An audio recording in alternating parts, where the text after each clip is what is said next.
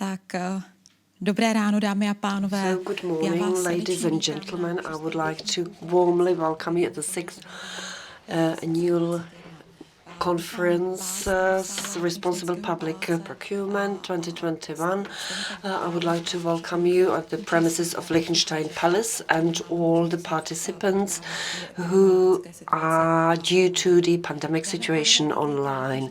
Ladies and gentlemen, welcome at Liechtenstein Palace, at the location where we hold already very first conference on responsible public procurement back in 2016.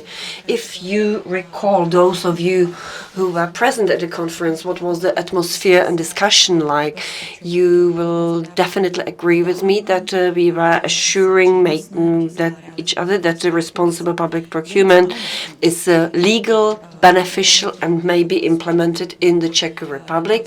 Mr. Sora then mentioned that he is convinced that we are at the beginning of a period when a responsible public procurement be spread into common practice, and we shall meet from the point that it's a good idea which cannot be implemented into real life, into a situation or position where we believe it can be implemented and is implemented.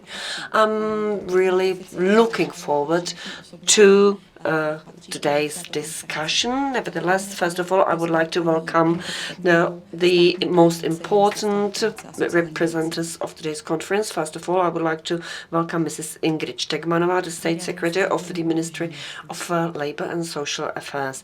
Good morning. I will put off the face mask for a short period of time. Dear ladies, gentlemen, colleagues, distinguished foreign guests, I also would like to welcome you at the 6th annual conference of responsible public procurement. I welcome both all those of you who are present in the hall and those who are on the online. We may perceive as a very few positives of the pandemic situation. The fact that we are meeting in person. Unfortunately, the situation is significantly changing.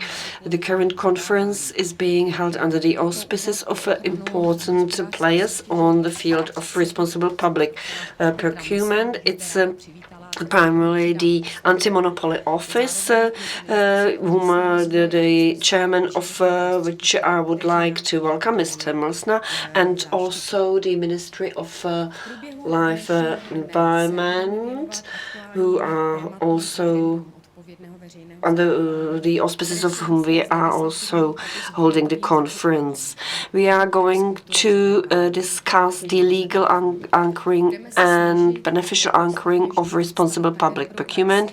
We shall also try to introduce, as always, good practice and award all those entities which are supporting actively responsible public procurement. The target of the conference is also to fit this topic into an international context.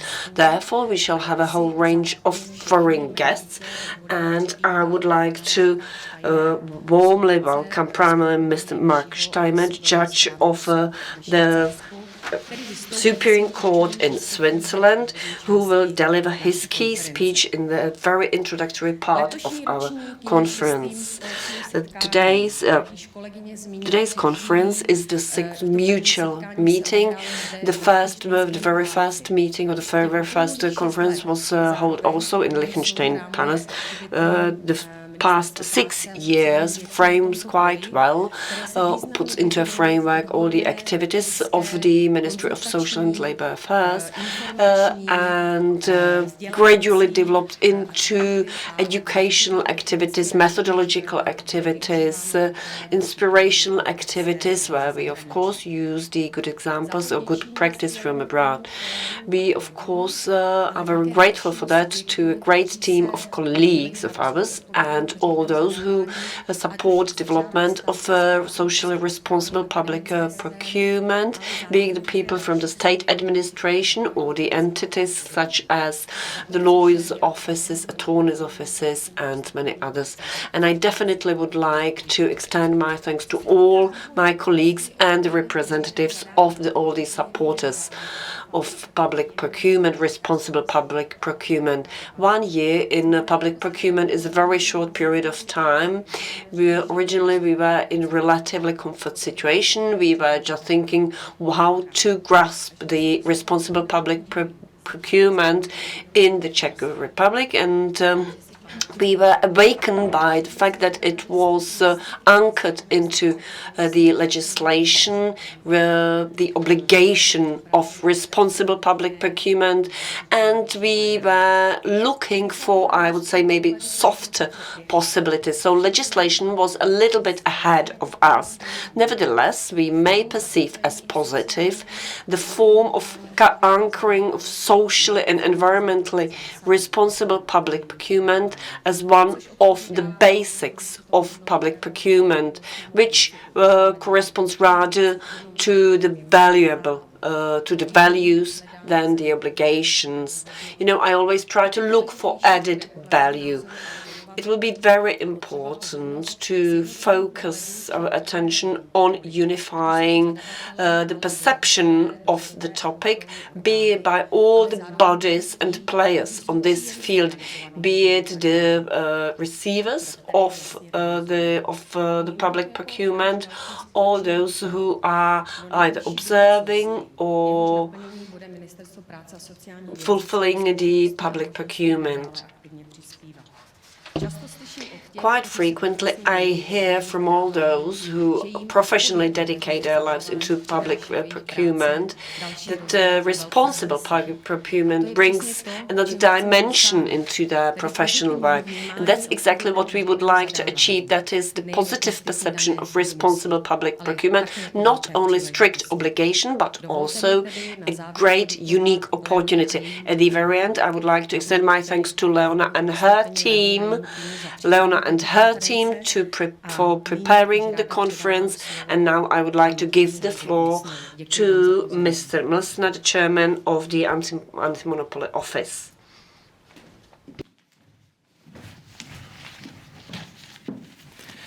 Dobrý den, vážené dámy, vážení pánové. Good morning, ladies and gentlemen. I also would like to welcome you, greet you on the occasion of today's conference focused on responsible public procurement, which is being held by the Ministry of Labour and Social Affairs.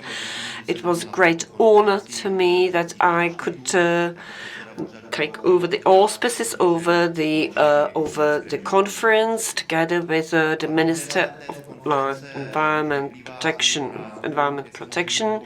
The main topic is responsible public procurement, as it has been mentioned by the State Secretary at the beginning of the current year. The amendment of public procurement went into effect, and that's the Section 6, Paragraph 4, and it's the social responsibility of the procurers in case of public procurement. Nevertheless, the responsible public procurement or the responsible approach is not a novelty as an idea. Responsibly and strategically approach the public procurement, that was possible ever since the public procurement law was not impeding it. Nevertheless, the fear of unknown impeded the procurers to be more creative, more active.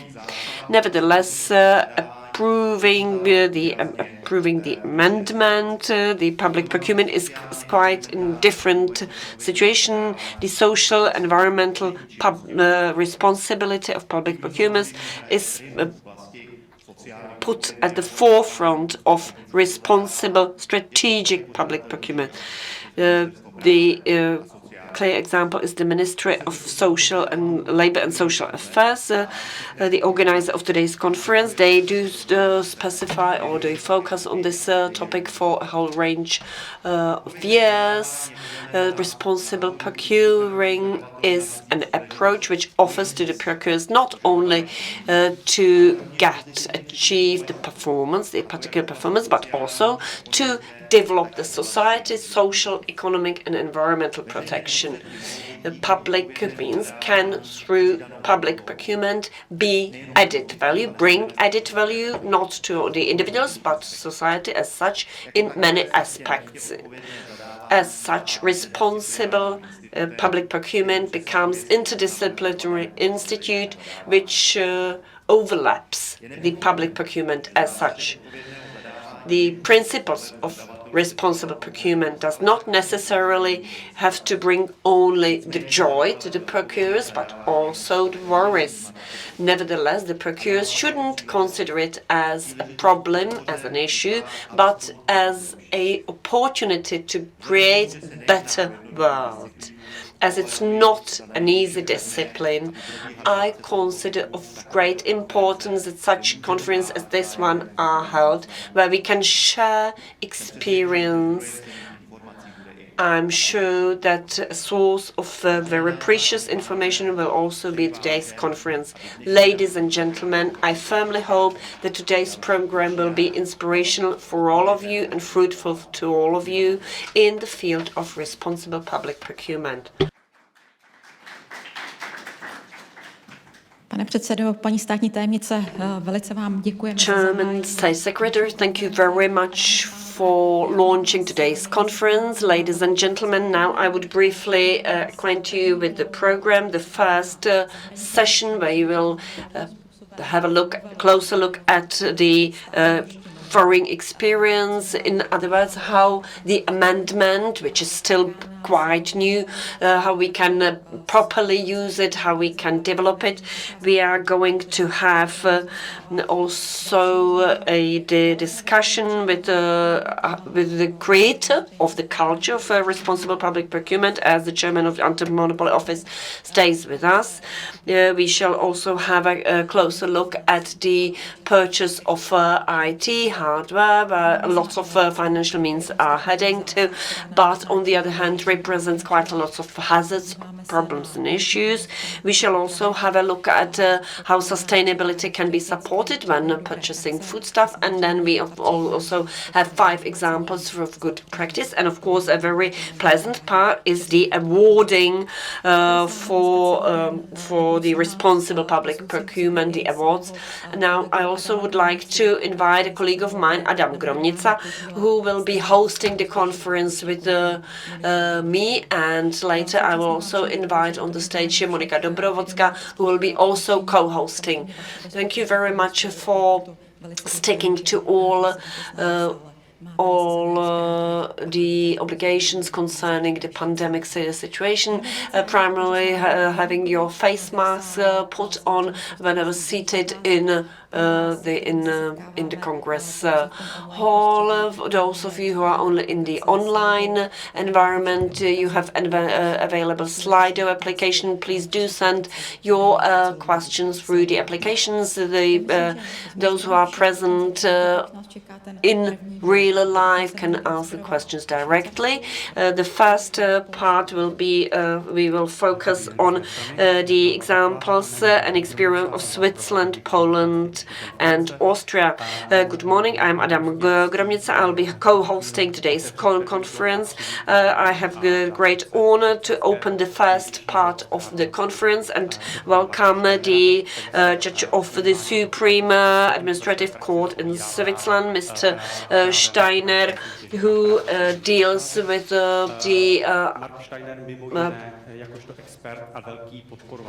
Mark Steiner, as a supporter of responsible public procurement, participated also in a public hearing within the committee of IMCO when modernization of public procurement was being dealt with. He also participated on the revision of guidelines on methodology of sustainable public procurement of environmental program of United Nations and co-participated on the meeting of WTO. Swiss legislation was amended as well as of the 1st January of the current year. So now I would like to invite Mr. Steiner to deliver his opinion on responsible, sustainable public procurement and introduce to us also the view of the Switzerland. Thank you so much. The last part, I got even the feeling to understand Czech, which gives me a good feeling. Morning, ladies and gentlemen. Be it remote or here in that wonderful Liechtenstein Palais, I'm still amazed what they could do at the time. I will speak to you during the next 30 minutes on the topic, is there a Swiss approach on competition based on quality and sustainable public procurement? But in order to do that, we will also discuss the European public procurement directives, because what I want to do is a comparison between European directives and the new Swiss legislation. And so we can see how Switzerland was inspired by the European directives. Yesterday evening, I had a wonderful discussion with Lydia Camparelli. She will be speaking to you this afternoon on innovation procurement. We know each other for decades, and she told me, why just don't we start telling people the truth? Because we need real change. And that's exactly the point. So back home we have two right-wing narratives saying our wealth is more important than the happiness of future generations. That one narrative. The second is we do enough to preserve the stability of the system of our planet, which is radically false. And the third narrative is there will be some technical innovation miracle saving us all. That's the three false narratives back home.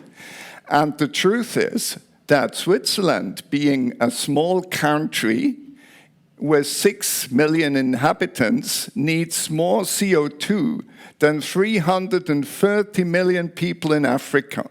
That's the truth. So the right-wing narrative that Switzerland being small, it's of no importance whether they have a good climate policy in place, is radically wrong.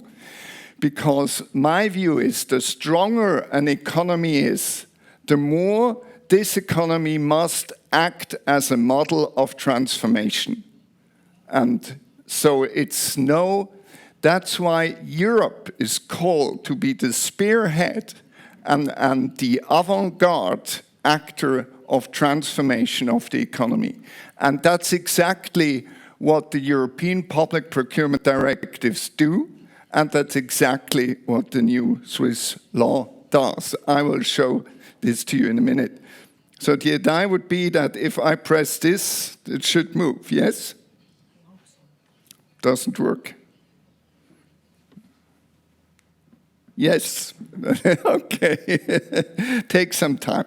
So the purpose and topics of the presentation are, as let's say, a short introduction to the WTO Government Procurement Agreement, then the EU approach, and the third of the presentation, the last third, will be the Swiss reform.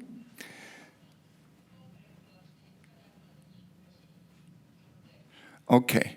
Before doing this, we need to discuss mindset layers. We are coming out in the 80s of the last centuries of a feeling that protectionism is sexy.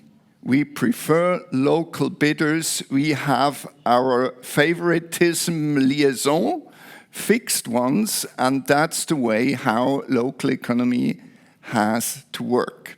That is the oldest layer in archaeology of mindsets. And then comes the European mindset of the 90s, also WTO mindset. What saves us is market access, competition, money, and nothing else is of any importance. And that means sustainability topics are strange to the system.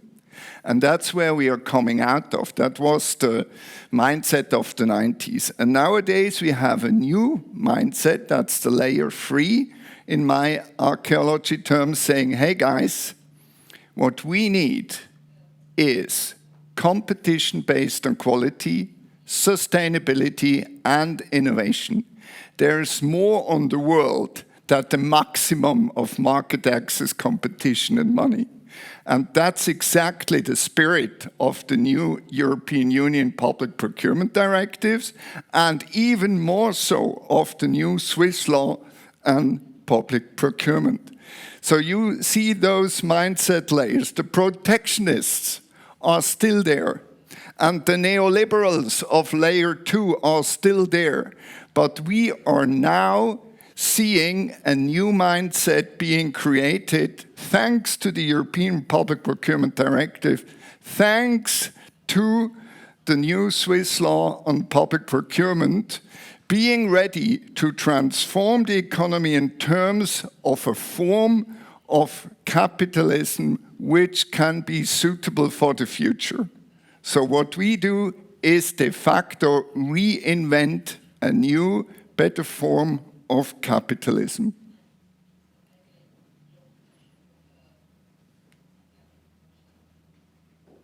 Okay. The GPA in the 90s was market access, competition, money, and nothing else. The new GPA 2012 is a layer 3 thing. We want more than just market access. We want also preventing corruption and promote sustainability. So nowadays we have a more holistic view on economy. And this is true for WTO, at least in public procurement, not in each area of the WTO, unfortunately.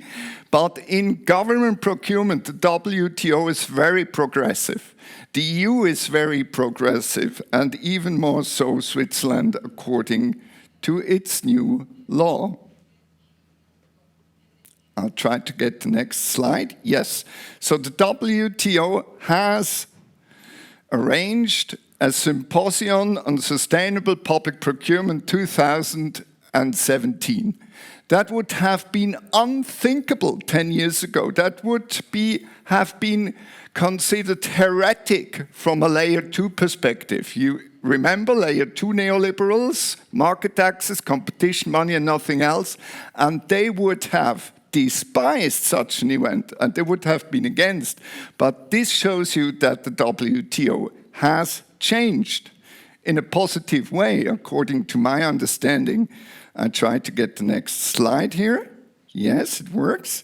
And the same is true for the European Union, because the primary law of the European Union has to be seen like a huge constitution of all Europe. And they say the Union shall ensure consistency between its policies. It means market access, competition, money cannot be seen absolute, but integrated in a more holistic view, including sustainability goals. So we have a constitutional obligation to move from layer 2 to layer 3, meaning quality, innovation, sustainability. The neoliberals are over. This means that public procurement has to be seen as a main tool for every Green New Deal, for every green recovery, for every Build Back Better strategy in the United States, wherever it might be. Public procurement is one of 4 huge levers to save the world. And that's exactly what the European Public Procurement Directives intend to do. That was explicit also the will of the European Parliament when preparing this reform. And so they say, hey guys, let's stop awards and public procurement based on price only. We need to move in a system where the balance between price and quality, and of course also sustainability is a kind of quality, the balance between price and quality is at core of public procurement, and certainly not the price only. That was exactly the idea of the European Parliament. So they said the dictatorship of the lowest price needs to end. And that's we have to recall when applying the new public procurement rules. The Parliament had a clear will to change the system. It's a transformation process. It's just not just some adaptations of a minor importance. It's a radical change. That's intended by the European Parliament. So strategic use of public procurement, that's exactly the difference. When we were lawyers in the years 2000 and after, then we knew, according to a German understanding, that sustainability was vergabefremd, strange to the concept of public procurement. And the new notion of strategic use of public procurement is exactly the opposite, which means that public procurement is a tool and a mean to achieve the sustainability goals. So it couldn't be more obvious how different the layer 3 is from the earlier understanding of layer 2. It's a radical change. And we need to get that, and we need to explain that to people. That's something entirely different. This includes, of course, also the concept of innovation, because quality, competition based on quality, innovation and sustainability have to be thought and politically sold together. That's the absolutely crucial thought of the European Parliament on public procurement. So what they say, you have to guarantee in public procurement that sustainability ideas are integrated in the procurement process. That was of the basic principles of Article 18 of the EU directives. And meanwhile, we have even a judgment of the European Court of Justice in Luxembourg saying that sustainability is a cardinal value. I mean, you couldn't possibly find a word better expressing the importance of something than saying it must be seen as a cardinal value of the whole system. And 15 years ago, the European Court of Justice probably wouldn't have said that. That's new. And there is a reason why we have that change, because it's already intrinsic. If you see the concept of the EU Directive 2014, they presuppose exactly that way of thinking. And I'm so happy that the European Court of Justice took the message and spread it even through those lawyers still believing in layer 2 concept, as is market access, competition, money, and nothing else. So the European Court of Justice says you're wrong. Now we are layer 3 people, quality, innovation, sustainability. I tried to get the next slide, but it will be there. Yes, and the logical consequence of is that there is a set of minimum standards in environmental and social perspective that you can't possibly discuss, because if you don't fulfill these, you're excluded as a bidder, to put it simply. Next slide, yes. And what is even more important, that you have a more holistic view. The layer 2 people, the neoliberals, they said us, let's keep it simple. What we need is market access, competition, money, and nothing else. That's true. That gives you a simple tool of public procurement. But the problem was there are huge collateral damages, including the planet. That's a little bit heavy. And because it is, the new mindset is more holistic and says we want to assess the true cost And that's something entirely different. And that's why the Article 68 of the directive says we want to discuss environmental externalities and integrate them even in pricing, but it could also be in the assessment of quality. The externalities can also be integrated in terms of quality. But they must be integrated somehow. That's the message of the directive. And yes, if you want the Green New Deal, as the European Commission and the European, let's say, leaders tell us, then sustainable public procurement is one of 4 big levers to do this. There is no Green New Deal without a credible, sustainable public procurement. I'm really convinced of that. And the problems for the Germans was they were so used to layer 2 that they had difficulties to adapt. But in 2016, the new German law said it clearly, the strategic use of public procurement to support sustainability goals is now the new message. So they transposed the European directives, and the German lawyers were slightly, yes, they felt uncomfortable because they couldn't use anymore their word vergabefremde Aspekte, because the sustainability aspects are not anymore strange to public procurement concepts, but an integrated part of it. That's the message also of the new German law on public procurement. And now we are turning to the Swiss understanding of the whole thing. The Swiss have gone a step further, saying, okay, if we want to get serious on this, we must declare at the beginning sustainability being aim and purpose of public procurement regulation. That's the idea of the thing. So the new thought is it's integrated at the beginning.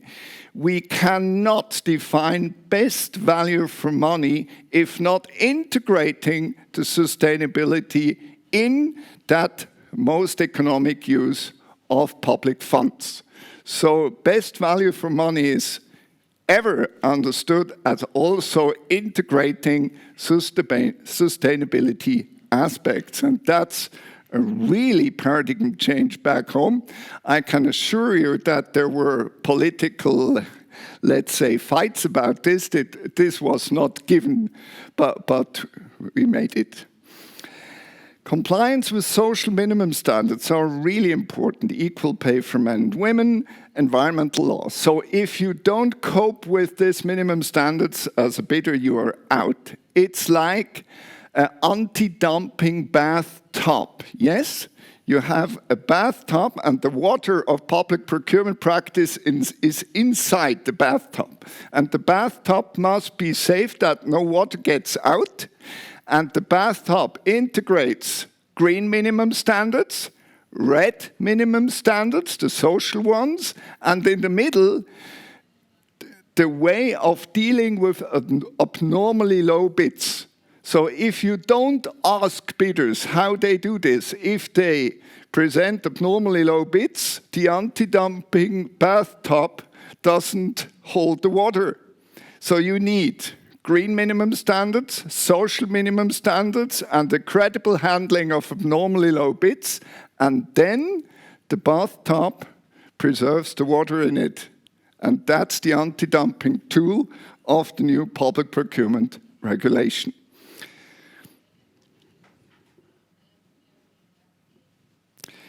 Yes, and what's interesting, earlier we said, okay, if there is no forced labor in it and if there is no child labor in it, we are fine.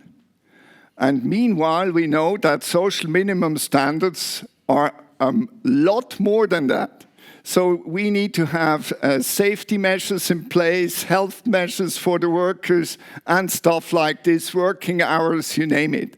So the social standards to be considered are much more ambitious according to the new law than it used to be in the layer 2 concept, neoliberal style we had before.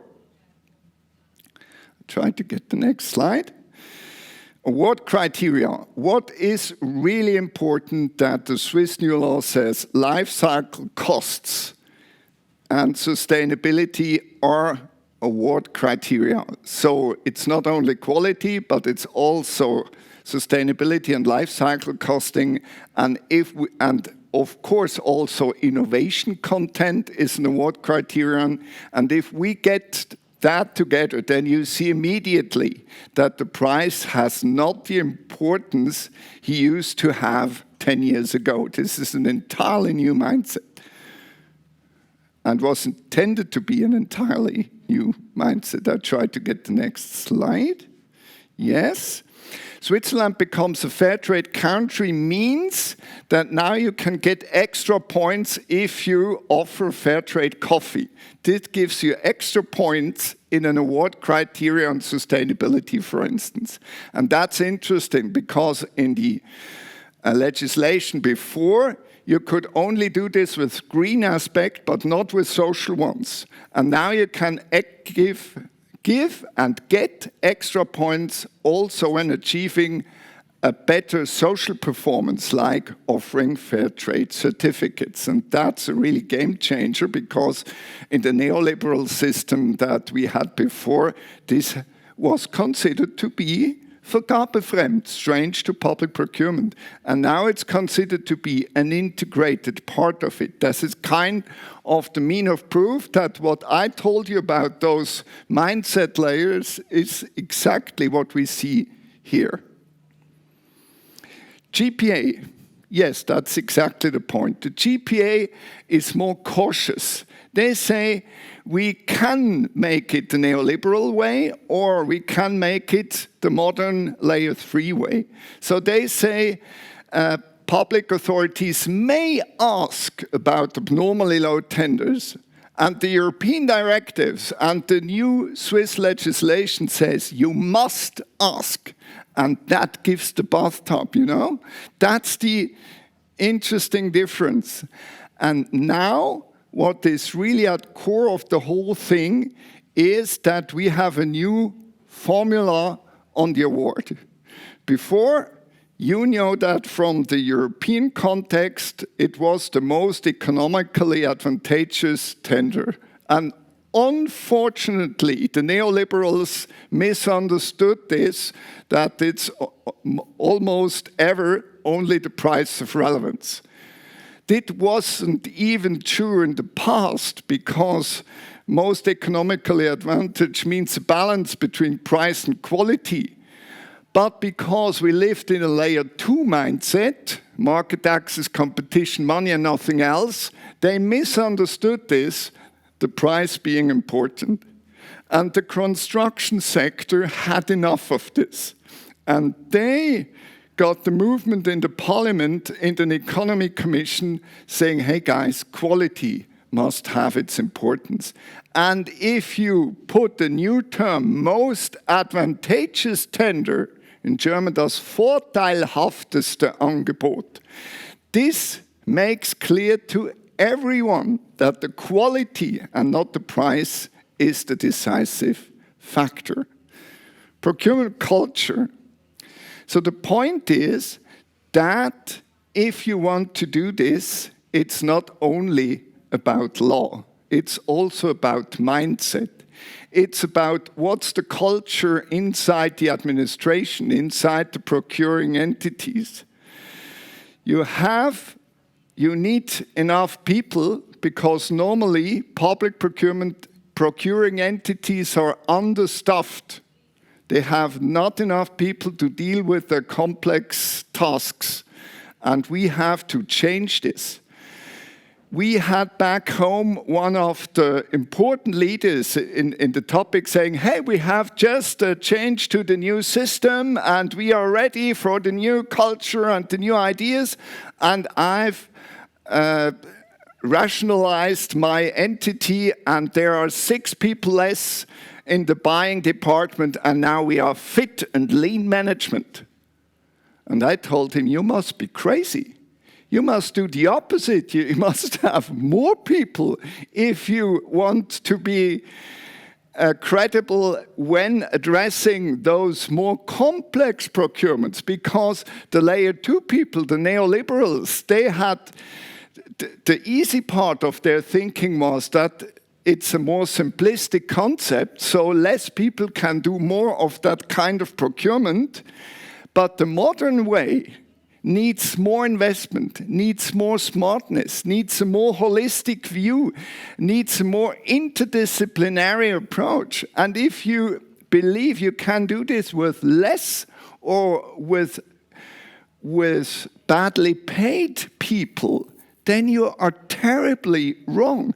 And that's what I mean by procurement culture. And the second thing is that normally in the public sector, people are looking for cover-my-ass strategies.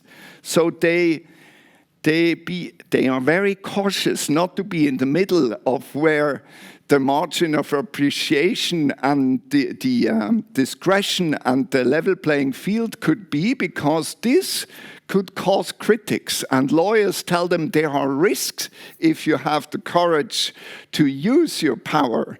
So the normal buyer is trying to cover his ass during the procurement procedure and not using the space he has. And what we need to have is a procurement culture saying, hey guys, if you make something that is a little bit critical, you are covered by your superiors. What we need is to move, and if there is a mistake, we discuss this, and we use this for collective learning. And not saying, we have a strict hierarchy, we want to do it like in military, and you have to obey, because this leads to cover-my-ass strategies, and then the transformation isn't done. And procurement culture means also to discuss what is quality in our context. And that's exactly the point you have to make. So you don't only have to change the law, but also the culture of your ministries, of your entities where things are procured, and then we are leading our way.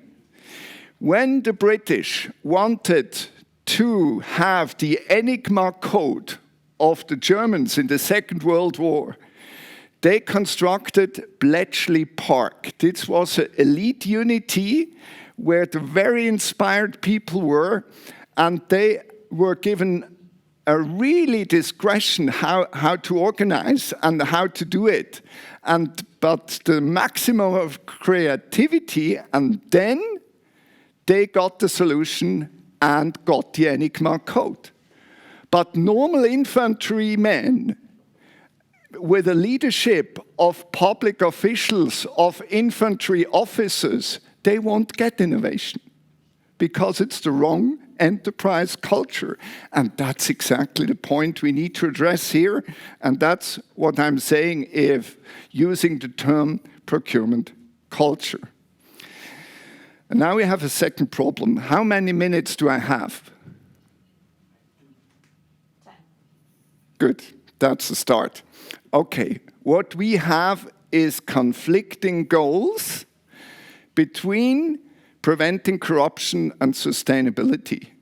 Because what you can do and how you can do sustainability issues depends on the maturity of your system in terms of governance. So if you take a Swedish sustainability concept and put it in Romania, then you have not sustainability but corruption. That's clear. Because if the system is not mature, you have to use different tools to foster sustainability compared to a more mature tool for a more mature system where you can allow more discretion. Transparency International tells us you shouldn't allow any discretion to public entities because every choice public entities can make leads to corruption. This is bullshit. Because in Sweden, you can trust the system, and there you can allow choices being made within public authorities going for a future-oriented demand in public procurement context, because you can trust the system. And you can do the most complex things when assessing quality and sustainability if the governance level of your administration is high enough to guarantee that there is not a distorted outcome in terms of corruption. So in Sweden, Transparency International is wrong. But in Ghana, Africa, Transparency International is right, saying you shouldn't allow any discretion for public servants, for civil servants. But in between, there is the rest of us. Switzerland is not as good as Sweden, but we have to assess how mature is our system and which instruments can we use in order to foster sustainability without having the distorting effects as a result. And what we need is an honest dialogue on the conflicting interest of those topics. And if we do that, then we will advance at the next level of mindset. I think you have more possibilities than Romania has. And that's the interesting thing. You can assess yourself, where are we? Let's say somewhere between Sweden and Romania. And okay, we can trust ourselves. And at the same time, we have to improve the governance of our system in order to allow more credible sustainability efforts. That's the point. So this must go in parallel. And then you have the wanted, desired effects and not the opposite of it, which would be seen as a distortion or even creating risks of legal non-compliance and of corruption in the worst form. So that's important to tell people. There are conflicts of interest. If you use sustainability only to disguise protectionism patterns, then the system is abused. If you make more than your governance standard can afford, then you have a risk of distortion in terms of corruption. But if you move to a credible renewable of the whole thing, then you can get what this law wants you to get. That's exactly the point. And the point I'm making is that Switzerland and the European Union want exactly the same. And why is that so? You know, Switzerland is not a member of the European Union, not even of the European Economic Area. We have some bilateral treaties being a substitute for the European Economic Area. So we are not obliged to take the mindset of the EU directives, but we do it because we have seen that this is the concept of the future. What we did to get the deal through back home, we didn't mention that we copy-paste the European directives because politicians back home are, in these days, not exactly fond of European thinking. So we took the system over without admitting where we got that from.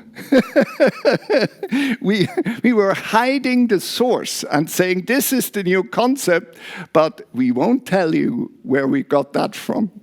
So that was the political success story of the new public procurement legislation. And now, that's the final word. What we don't need is a COVID protectionism. The right-wingers back home tell me, now we are in crisis, we should look for protectionism. It's only us that matter and the rest of the world is not important. That's bullshit. We are a strong export economy. We should not go for protectionism, but for reinventing capitalism in terms of a green recovery plan. And it doesn't matter where we are de jure, so legally bound, part of the green recovery plan of the European Union. The important is that we are doing de facto just the same. And that's exactly the point. In my view, the European Union and the United States doing Build Back Better, and Switzerland doing the new public procurement reform are doing just the same using different names. And what we want is a redesign of capitalism in terms of a concept that serves the future. Thank you so much.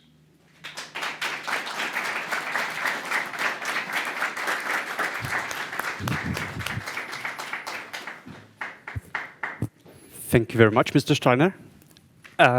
It was a very, very nice presentation, and I'm actually thinking about what to add, what question to ask more. There are some questions from the audience on Slido, Please. so I will try to translate them.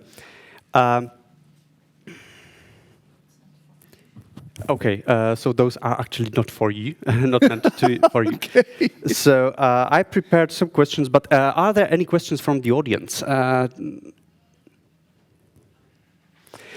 I will give you some time by asking my first question because I was interested. I'm interested in the thing you said, changing the culture and changing the officials who are responsible for public procurement, and especially the leading officials.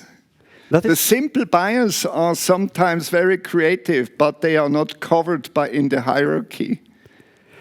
Yes, but how can you achieve such a goal? I can understand that educating a procurement professional on sustainable procurement might take some lessons, might take some courses, and it can work. But how exactly tackle the problem, the question of explaining the leaders, basically, to be more sustainable, to be more keen, to not cover the wrongdoings, but to be, let's say, a shelter for the officials. And you are free to fail. Don't avoid failing, but if you fail by trying something new, we will cover this failure.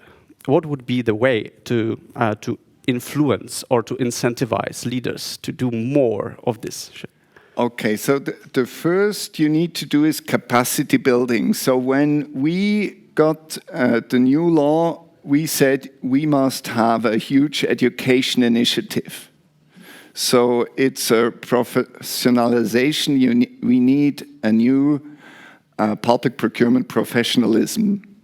So that is the first thing. But as you said, it is only the how to do it, and it's not a cultural thing, but it's only what are the rules and what are you allowed to do and what are you not allowed. So this is the knowledge, and this is only the basis of it. Culture is more than knowledge, and that's exactly the point you're making. So what we got through in the early 2000s was that we have wonderful buyers at the front doing wonderful things in terms of environmental public procurement, but because their superiors were cover-my-ass people, they let them do their pioneer work, but they were not rewarded. And the best they could get, but that they were not punished. So they were just left doing their progressive things, but without any recognition. So what you can do if you see a best practice example of something new and innovative, you say, the people in your ministry, this is an interesting project, and I give visibility to the people that were involved, and that's changed the things, because officials, they don't only want money, but they want also visibility. And if you create another kind of creating visibility to those doing the pioneer work and not to the cover-my-ass people, then things start changing. That's my experience back home. Thank you very much. I don't see any question coming from the audience, so I will switch to Czech. There is. Hello, thank you very much for your presentation. It was very inspiring. And I would like to ask you a question about the layer system. Mm-hmm. introduced us to the 3 layers. Yes. And in my opinion, sometimes we are still having some trouble making the step 2. And now what we are discussing is to make the step 3. And I was wondering whether it's advantageous to skip the step 2, or it's necessary to first make the step 2 and make it economical, and then we can add the environmental aspects. Or if being a bit backwards, maybe compared to Switzerland, can be advantageous. Yeah, that's a real problem. I totally agree with you that we have a risk falling back in a layer 1 concept if we are not gone through the layer 2 phase. But the solution of this is that you tell for the future we must have an intelligent mixture of layer 2 and layer 3 in order not to fall back in layer 1. Because the real risk we have is that for some people that have not gone through the layer 2, that they use the layer 3 to disguise a layer 1 concept. And that is exactly what we don't want to see. In Switzerland back home, we had an interesting public procurement case for judges. So there was a little municipality saying they had a trash service contract, so there were the trucks, let's say, bringing the trash away of this municipality. And they said, we want the enterprise being in 10 kilometers around our municipality for environmental reasons. And the judges asked them, why weren't you interested in the EU norms of the trucks doing the transport of the trash? And so the judges said, you are protectionists and not environmentally interested. So what you made is a layer 1 thing, pretending to do a layer 3 thing. And if we can make that distinction, it's no problem. We can run the risk to make the transformation without being thrown back to a layer 1 concept. It needs some intelligence, but it can be done. An excellent answer, and I do believe that it's a very interesting and very important message to be said, that sustainability basically doesn't mean favoritism. Genau, And exactly. really creating a system which contravenes free trade and other concepts. Unfortunately, There's another question. Another question, okay.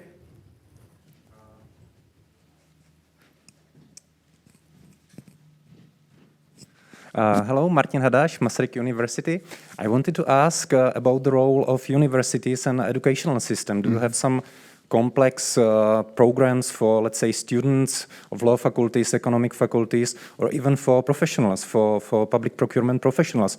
How does it look like in Switzerland? It depends. We have those universities that real are exposed to the market, because St. Gallen Economic University, that's a world famous faculty, and they know that they're in an international competition, so they start to get to layer 3 saying, we don't need anymore the neoliberal concept of the past, but what we need are design thinking concepts and modern economic concept of behavior, economy and stuff like this. So where they are in an international competition, they are changing from layer 2 to layer 3. But where they are in a national context, the university are not exactly innovation leaders. But we can change that, telling them also what we did with the Federal Institute on Technology in Zurich, the world famous ETHZ. I told them we had a round with the top board members of the university leading body. We had in the wonderful Semper Aula in Zurich, this is a magnificent hall, we had a meeting saying, if you want to students to sell credible messages on sustainability, you have to adopt yourself, because you are also a procuring entity, a modern procurement concept for the university itself. And that's exactly what the ETHZ did. They changed not only their education, but also their own procurement behavior to show the students how important it is. And that gives you the new mindset. I'm pretty convinced. You can look at the homepage of the ETHZ. They describe the process I've gone through with them, and it's very inspiring, I can tell you. Just one more specifically, what's the debate at law faculties? I would really be, because you're a lawyer, so yes. Is this like a major topic or really minor at law faculties? Because I would say that in our country it's a really minor topic at law faculties, but it's changing. Yes, thanks to the new law. In the past, it used to be a minor topic because the law was of a layer 2 nature, and so no one was interested in discussing alternatives. But now that we have a paradigm shift in the law, the universities have no other choice than to change their way of thinking if they want to comply with the new aims and purposes of the law. So it's absurd not the university are innovating, but the law forces the university to innovate. But the same is true for the European directives. They have the same purpose as the Swiss Public Procurement Regulation. And if you take seriously the EU directives 2014, this is an innovation tool also in terms of university thinking, in my mind. Thank you very much for your questions, for your answers, for your wonderful presentation. And I will ask you to stay a little bit longer here with me, and we are going to move forward closer to the Czech borders and Czech experience. And I will hand the mic, or hand the word to Poland, to Mr. Marcin Skowron. Marcin Skowron is a radca generalny at a Polish Public Procurement Authority, and he is a member of Department of International Cooperation and the European Union. He's been active in public procurement since 2000. For 16 years, and for 14 years, he's been an expert and growing expert in sustainable public procurement, especially. On the topic of sustainable public procurement, there are lectures and also also many publications given by Marcin Skowron. Marcin, dzień dobry.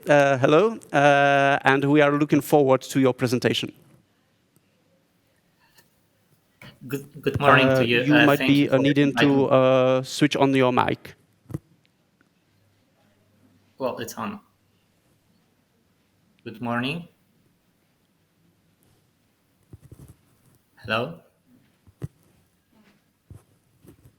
I heard you say hello. Yes. We hear you. My microphone is on. Okay. Can you hear me? Yes, we do. Yeah? Oh, okay, that's great.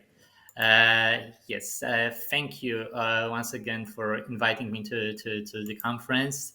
It's really a privilege to be able to participate in such an event. I will just provide you a brief insight into the sustainable public procurement in Poland and provide you the information on the state of play in our country. Okay, the internet clicker is somehow not working. Just next slide, please. Can I don't know.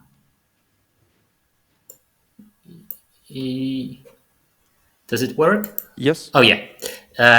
Yes. So let me start my presentation with a proverb. We do not inherit the earth from our ancestors, but we borrow it from our children. So to put it in other words, we have to act in more rational and sustainable manner, not to cause more to the earth and to make it more livable for the next generations. And it also translates into the new or different approach to public procurement. So we have to include the green and social aspects when tendering. Okay, next slide, please. Okay. As regards the legal aspects, in Poland we've got a new public procurement law which entered into force on the 1st January of this year. And well, it entails various possibilities of including green and social aspects into the tendering process. When we compare it to the old public procurement law, that was modified, amended numerous times. It basically, well, in general, duplicates the possibilities of procuring green and social with some minor modifications. In my presentation, I won't be focusing on all the legal possibilities because it's impossible to cover that broad topic in, let's say, 20 minutes. But I will just focus on something new that was added to our legal provisions. So next slide, please. Yes. As regards the tendering process, of course, there are numerous possibilities of including green and social aspects. There is, of course, the description of the subject matter of the contract, which is the most crucial part of the tendering process. Then we can reserve the contracts to certain types of economic operators. Then we've got the exclusion grounds, qualitative selection criteria in terms of technical and professional ability, in particular in case of green aspects. Then we've got the contract award criteria and contract performance requirements clauses. But let me just provide you some information on the first aspect, which I haven't mentioned yet. That is the analysis of needs of the contracting authority. That's the step that is taken before the commencement of the procedure. Next slide, please. So before the contracting authority decides to launch a new contract award procedure, the contracting authorities, in case of procurement of a higher value, so equal to or above the EU thresholds, are obliged to carry out an analysis. And they have to think through whether it's possible to meet their needs within the resources they actually have. And if they decide that it's possible, then they don't have to launch a new contract award procedure. Then they are also obliged to monitor the market and see whether there are alternative means of meeting their needs. So instead of, let's say, purchasing vehicles or let's say IT equipment, they can lease it. And also within that analysis of needs, the contracting authorities are obliged to consider whether it's possible to include some green, social, or innovative aspects. So actually, within the analysis of needs, the contracting authorities, they fulfill the, let's say, the main goals of the circular economy principles. Next slide, please. As regards the inclusion of green and social aspects in the contract award procedure, The use of environmental aspects based on our public procurement law is fully voluntary. So it's up to the discretion of the contracting authority whether to insert some conditions or not. Well, there are some obligations, but they actually derive from the EU legislation, as it was the case in terms of the clean vehicles directive. As regards the use of the social aspects, well, their use it's mostly voluntary with some exceptions. There are two obligations. One obligation refers to the description of the subject matter of contract, and the other one refers to the contract performance requirements. And on top of that, social aspects have received a significant boost from the governments in the form of the recommendations of the Council of Ministers of 2017 on the inclusion of social aspects into the tendering process conducted by the government administration units. Next slide, please. So, as regards the first obligatory social aspect, it refers to the inclusion of accessibility and design for all users requirements. It refers to procurement intended for use by natural persons, also including the staff of the contracting authority. Next slide, please. And the second one that is actually not covered by the EU directives refers to the contract performance requirements related to the employment by the economic operators and subcontractors under the employment contract of persons performing the activities within the contract performance, where these activities appear to fall within the labor code.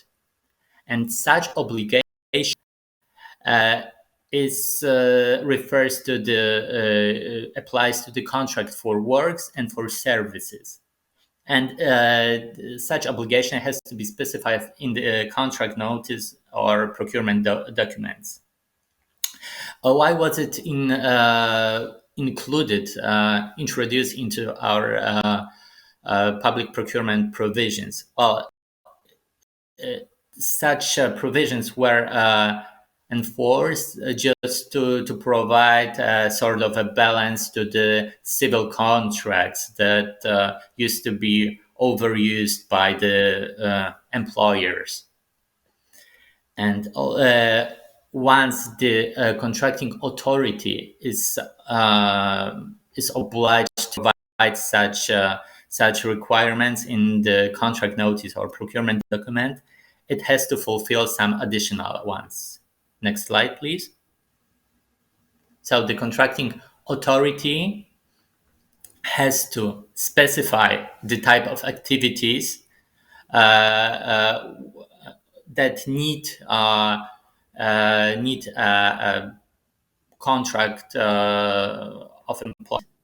Contracting authorities need to provide the verification method of the employment of those persons for the purpose of contract performance, and they have to provide for its own sake the powers of control, and they have to provide also for their purpose the powers to impose penalties if these requirements are not met during the contract performance phase. Next slide, please. And okay. Thank you. So maybe we'll skip this one then. So next slide, please. So okay. I've already gave you some insight that the GPP is totally voluntary, and in terms of socially responsible public procurement, there are some obligations, and that also translates into this statistic. So we can see that the use of green aspect is not that popular in Poland as it's the use of the social aspect, which very often are obligatory. So the share of GPP, let's say for 2020, was just 1%, whereas the share of the socially responsible public procurement was 21%. And the huge chunk of it are the obligatory inclusion of the contract performance requirements. And in terms of the value, the share of the socially responsible public procurement was 40%, whereas the share of the GPP was only 7%. Next slide, please. In terms of the statistics, it's based on the monitoring that the Public Procurement Office conducts based on the annual reports on the awarded contract, which each an individual contracting authority and contracting authority is obliged to submit to the Public Procurement Office by March the 1st of each year, and it contains the information for the previous calendar year. And in specific tables, table number 8 and 9, the contracting authorities specify the information for the awarded contracts in terms of the inclusion of green and social aspect. Next slide, please. So here you get the information. Each aspects can be actually reported based on the annual reports on awarded contracts. Next slide, please. Okay, what's the role of the Public Procurement Office? The Public Procurement Office is the main body responsible for the dissemination of the information on green and social aspects. We've been promoting GPP as of 2007 and socially responsible public procurement as of 2010. We have developed 4 national action plans. The first one was only on GPP, but the 3 next ones were on GPP and on socially responsible public procurement. What was characteristic for the national action plans? They included no obligation, only general recommendations. Let me just remind you that in case of the socially responsible public procurement, there are the recommendations of the Council of Ministers, the document that has been drafted by the Public Procurement Office, a recommendation on the inclusion of social aspects in public procurement carried out by the government administration units. And these recommendations actually do contain obligations put upon the government administration units to include the social aspects into the tendering process. Next slide, please. Yes, our main role as regards the GPP and socially responsible public procurement, dissemination and training events. So we've been organizing numerous events. We've been developing and issuing numerous publications and information materials. We launch and are updating on a current basis GPP and SRPP subpages at the PPO website. Next slide, please. And just names, let's say, more recent deliverables. We conducted in September socially responsible public procurement training events. We have developed various publications, a guide on the GPP-related provisions, guidebook on the use of environmental solutions in case of buildings.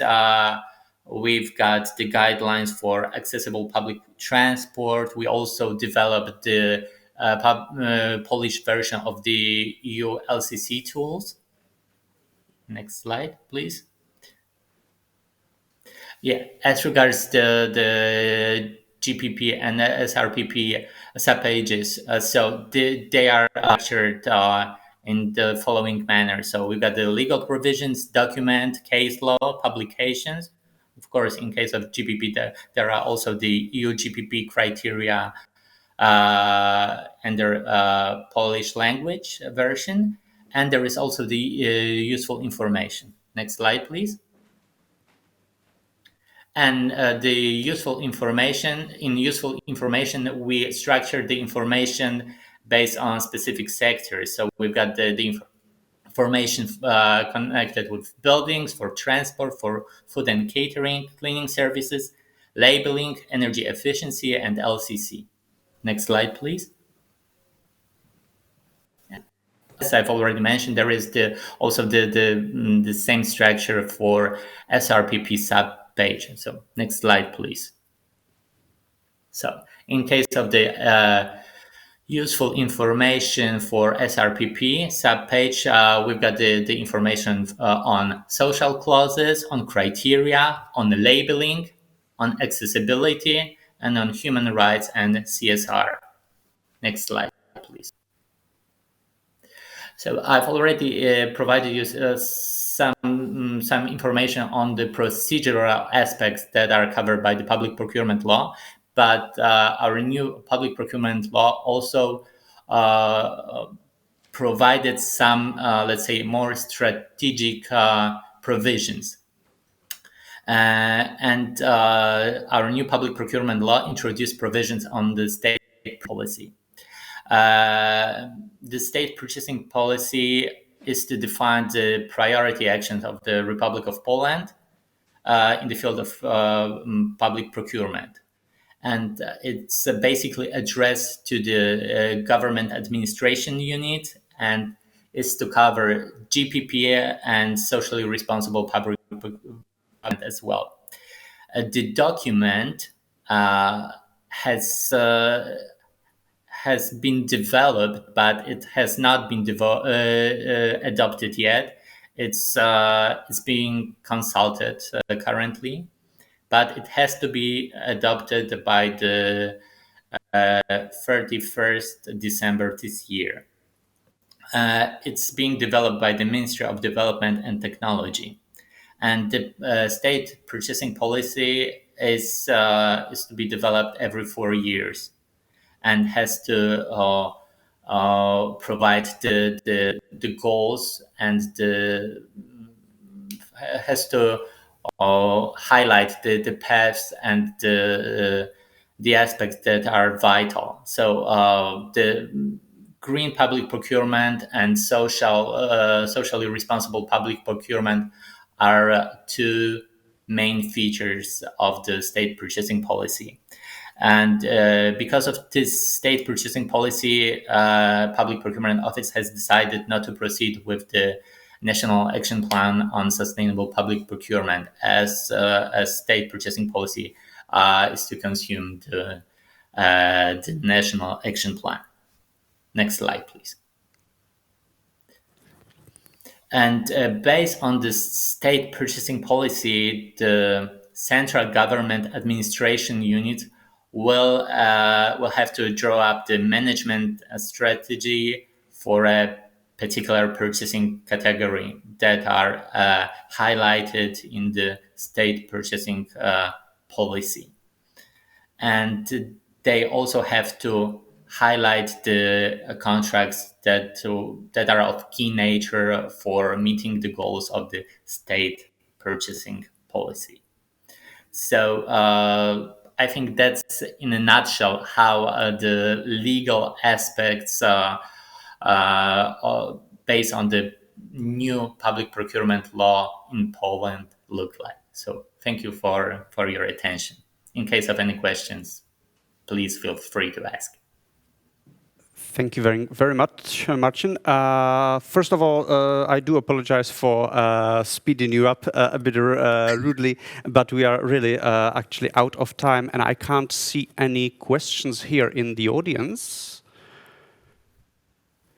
So at this moment, I will thank you very much for your presentation on especially strategic and systemic approach and especially creating a new government policy on sustainable public procurement and also on this analysis, which is basically set as an obligation for certain tenders and certain contracting authorities.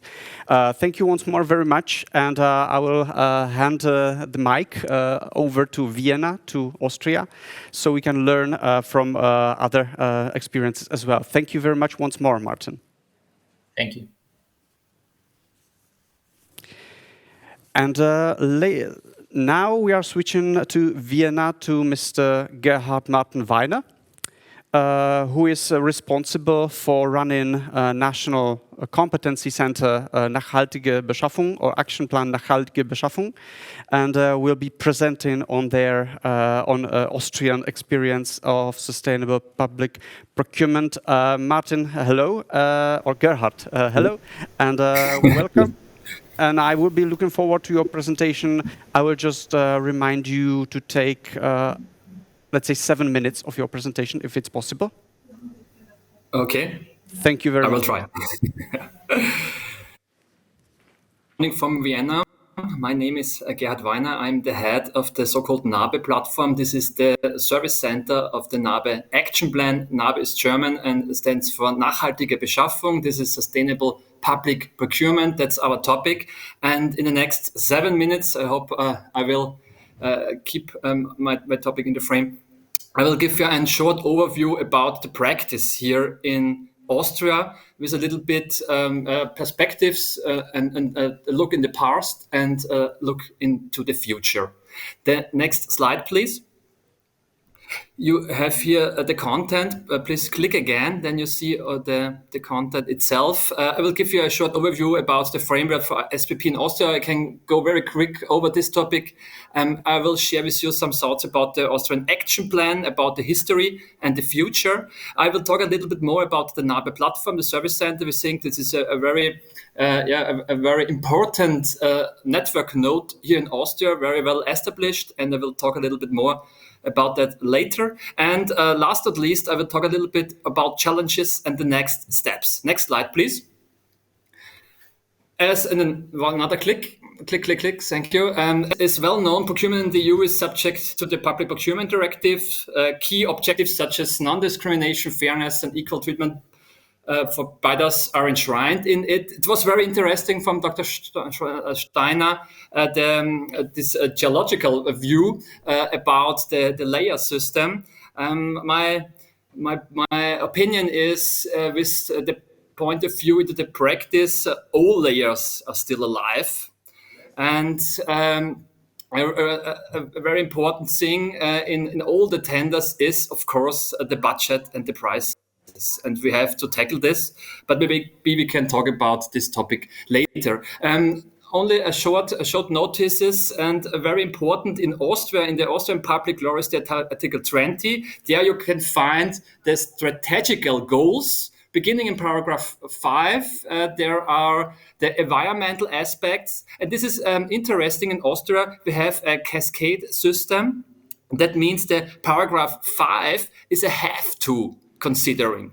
The public procurers have to consider environmental aspects in their tenderings. In paragraph 6, you can find the social aspects. They are only a can. And in the paragraph 7, you have the innovation aspects. They are also a can. This is an interesting side of the Public Procurement Directive. Other articles are also very important, but it's not the time to go inside this. Next slide, please. I will give you some words about the goals. The NABE action plan is composed of 3 main objectives. Firstly, it is the goal to implement the NABE action plan in all federal ministries and their subordinate departments. Furthermore, we in Austria want to take a front-runner position in the EU and beyond and network accordingly. And due to the federal structure in Austria, close coordination with the federal provinces via so-called harmonization groups in which the respective sets of criteria are agreed upon is also very important. The next slide, please.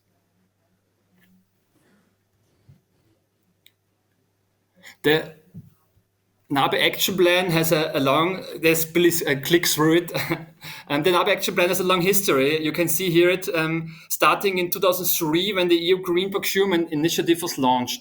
Austria reacted to this in 2007 by launching its own action plan. In 2010, this was then implemented in 16 procurement groups.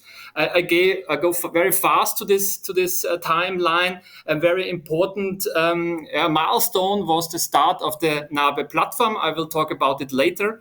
And also very important in 2021, the reform process for the new criteria catalog has implemented well and is now in action. The next slide, please. Briefly, and click 2 times. One more, thank you. Briefly, a few words on the NABE governance. The overall coordinator of the NABE Action Plan is the BMK, that is the Ministry of Climate Action, which is the lead ministry for the NABE initiative. However, it can only act as primus inter pares, as the other ministries are not required to implement the plan by law, but rather through voluntary commitments. That means through directives in the ministries. An important decision was to locate the NABE Service Center in the BBG, which is the central procurement agency in Austria. The procurement partner, BBG, is the partner of the federal government, of course, but also of the provinces and municipalities. The exchange with the strategic and operational departments in the BBG, which have an excellent overview of markets and customer groups, as well as the tender procedures, is particularly helpful in the further development and implementation of the NABE criteria. The NABE steering group will soon be installed, which will operate at the level of section heads in the ministries and will lead the initiative. Separate NABE officers are planned. That's only a working title, NABE officers. It's a concept in these times, are planned in the ministries to ensure the implementation. We think it's very important to have a clear contact person who is intrinsic motivated, also a very, very important aspect, intrinsic motivated, and have the competences to implement and push the sustainable procurement in the ministry itself. And of course, a KPI monitoring system, which is currently being developed, and a major external evaluation in 2024 are crucial for the success. The next slide, please.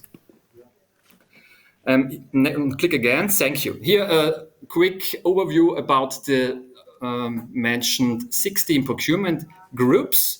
The aim of the criteria catalog is to offer a concretization, abstract Article 20 of the Federal Public Procurement Act.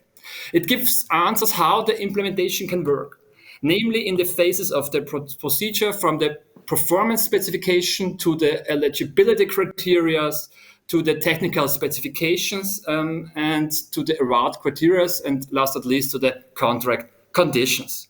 Clear formulations are provided that can be easily copied into the tender documents. And in addition, it's also really important, concrete target corridors are also defined in the procurement groups. For example, in the case of food, the ministries must meet an organic quota of 25% from 23, which increases to 35% in 2025 and 55% in 2030. In the area of electricity, all federal institutions will even be permitted to purchase only green electricity from 2022. In other areas, energy efficiency, recyclability, durability, and green packages, for example, are important issues. Next slide, please. As mentioned earlier, the governance section, the NABE Action Plan apply to all local authorities in the same way. Federal institutions and their subordinate departments must implement the NABE criteria catalog through voluntary commitment. This is handled differently in the case of outsourced federal companies. The already mentioned BBG has to apply the criteria by owner instruction of its parent. It is the Ministry of Finance. The so-called Bundesimmobiliengesellschaft, this is the federal real estate company, however, has no instructions, which would not even be possible under company law, but has committed itself. The federal states cannot be obliged by the federal government. So-called harmonization groups have been set up for this purpose, which prepare the criteria for the state decision makers and make them binding there. However, the process has not yet been completed. Also, it should be said that the federal states naturally also have their own sustainability guidelines in areas that are important to them, such as energy or food. The municipalities have to reach separately. They are not binding either. And due to local focus, regional aspects are to be appreciated here intensively. And we see here a binding to layer one. Next slide, please. Yes, click again. Thank you. And numerous measures have been, that was one time too much. Thank you. Numerous measures have been started. The website, nabe.gv.at is very important for us. It's the information hub in which you can find all the criteria groups. Soon there will be an English version. And you find all regular reports and events and topics on it. The exchange with stakeholders should also be mentioned here. For example, with the Federal Environment Agency, the environmental agencies of the provinces, the associations, the Chamber of Commerce, or the Chamber of Agriculture. Universities are also involved in working groups, of course, especially in the field of public procurement law, which must always be interpreted in the accordance with the EU internal market. As far as the collection of key figures is concerned, there is an exchange with the Council of Technology. Next slide, please. May I remind you, one last minute, please. I'm running out of time. Please, next slide. You know what the service center have to do. Here only an announcement. Please go to our website. In the next weeks, you can find the English version. You can find the criteria I talked about in a English formulated way. The newsletter is German, sorry for that. And maybe we can stay in touch about over LinkedIn. The next slide, please. I have only 3, if I got it right. Current activities, you got the slides. You can read it later, maybe if you're interested, or you come to me bilateral. Please write me email. I show in the last slide my coordinates. Next slide, please. Maybe some thoughts and one connection again to the European Union. I recommend to read the last exercise report concerning the procurement directive from the European Commission.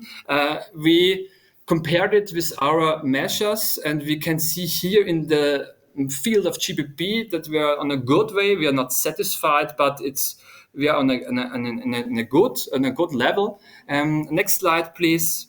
Also on the social responsible public procurement field, but here we have such more things to do. I didn't mention it before. The NABE action plan has a strong impetus on ecological criteria, but we have still work to do to find more and appropriate social criteria. That's an important next step. Next slide, please. This is the last, I promise. What is still to do in Austria? I already mentioned it now. Strengthen social responsibility in public procurement. We have to go further. We have to go further in the criteria. In ICT, for example, we didn't reach yet the data centers, also smartphones and textiles. We shouldn't work alone. We are in good hands in associations, for example, the ICT Pact, which was started from the colleagues in Netherlands. We are also part of it, and we have to find EU criteria levels. You also know the GBP criteria. They are a very good start, but I think we can work much more in other fields together. These associations are here a good leverage for this to do. Yes, I already mentioned it, that we have to bring up the governance system of NABE. The steering group is really important. Also, external evaluation at its best from another country, from experts from another country who give us a deep insight, a corrective to can go further.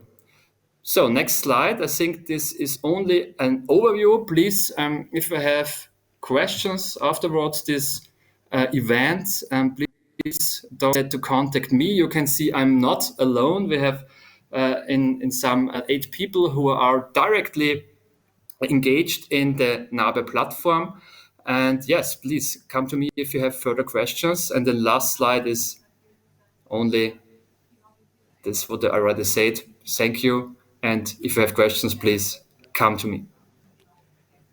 Thank you very much, Gerhard. Unfortunately, we are really running out of time. Thank you very much for your presentation, for your insightful and interesting presentation on Austrian experience, which highlighted several very important points in sustainable public procurement. And I would like to ask you, Mark, just one question.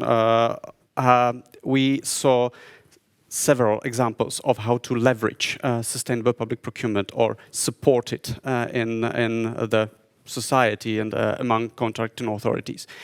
Can you have just very briefly reflect on that, please? What I've heard is very interesting also in terms on how to develop the system. From Austria, we have the statement that we were, let's say, accustomed to green public procurement. This was common for us even during the last decade. And now when it comes to social aspects, that's another issue.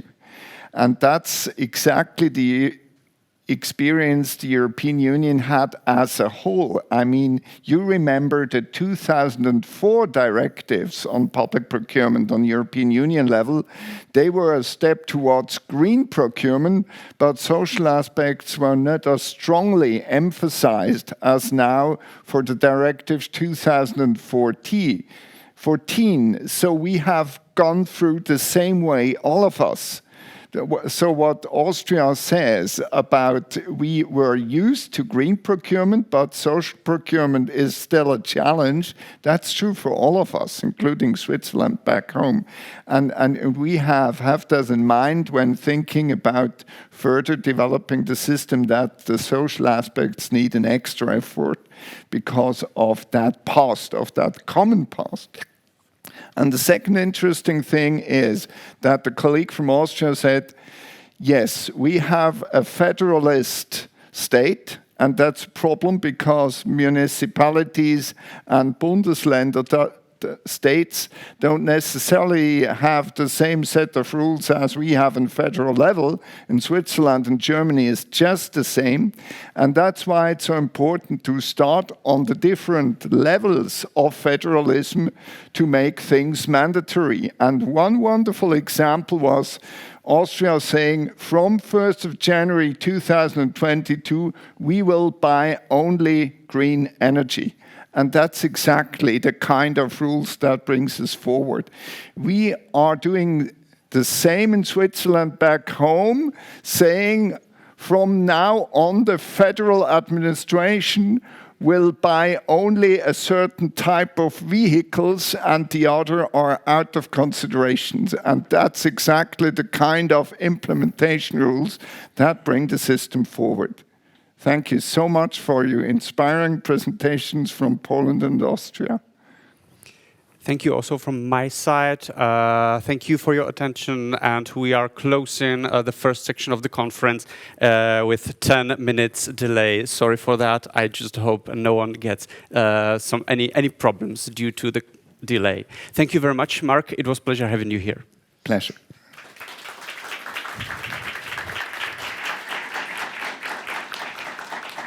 Dámy a pánové, inspirativní jsme Ladies byli. and gentlemen, we've been inspiring. We've been in Switzerland, Poland and Austria. Now, we have the pleasure to recognize those who were really successful in this area. I'd like to remind the award winner, which is Transport Authority of Prague, Czech TV, and the statutory city of Děčín. These were the entities that were awarded the prize last year. And now I would like to ask the State Secretary to join me on the stage, and I would like to ask for the first award D for the contribution to the sustainable procurement. So the first awardee is Charles University. I'd like to ask the representative of Charles University. Congratulations, Dr. Tomáš Horáček, questor from Charles University, is coming to accept the award for a long-term systemic approach and link to overall strategy focus on monitoring and searching for new innovative aspects. The manager of sustainable procurement was used for the first time, and also for the promotion of this trend in the Czech Republic. Would Dr. Horáček like to say a few words? The floor is yours. Thank you. Thank you very much,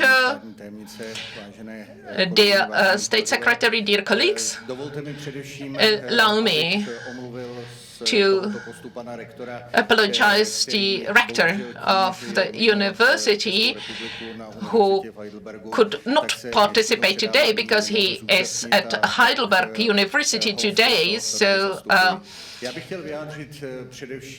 I'm here on behalf of, on his behalf. I would like to express my thanks for this award. We really appreciate this recognition. I was prepared to say a few words on the best practice examples, and I wanted to speak also about positives and negatives, and about difficulties when transferring good theoretical practice into practice. And Charles University is really a big complex. We have 17 faculties. So I would like to say that this is very important, the award, and the sustainable procurement is very important, and it is as important as good legal regulation.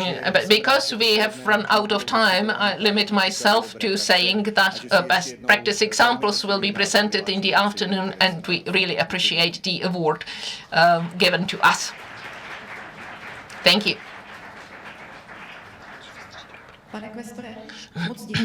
Thank you very much. As has been said, we will see the presentation of Dr. Zwein from Charles University in the afternoon at Market Practice. And the second awardee, I'd like to say once again that in the introductory word I talked about the entities that really actively contribute to sustainable procurement, and I also mentioned the academic community. Last year it was also Masaryk University who was awarded a prize, and now it is Charles University. And now the second awardee is the Czech the Technical University from Brno. Congratulations. Let's welcome Ms. Chancellor, Mr. Kamil Gregorek, who is here to accept the prize for being an innovator, for searching for new methods, for being a pioneer in innovative methods, and also in best value methods, and how this method can contribute to sustainable procurement. This is something we will also hear about in the afternoon session. Thank you, dear ladies and gentlemen. Just like the previous speaker, I'd like to be very brief.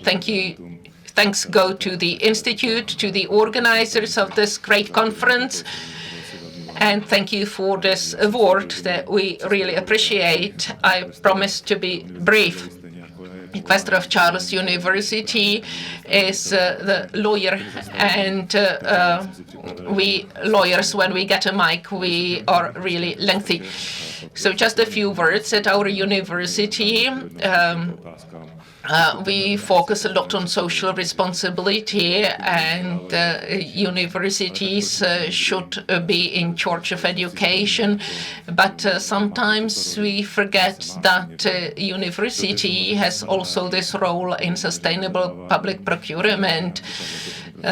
This year, when we prepared the new strategic intent, we actually declared that we want to promote these values. Regarding public procurement at our university, we are trying to coordinate these public procurements through our vision and mission, and we want to prepare these tenders several years ago.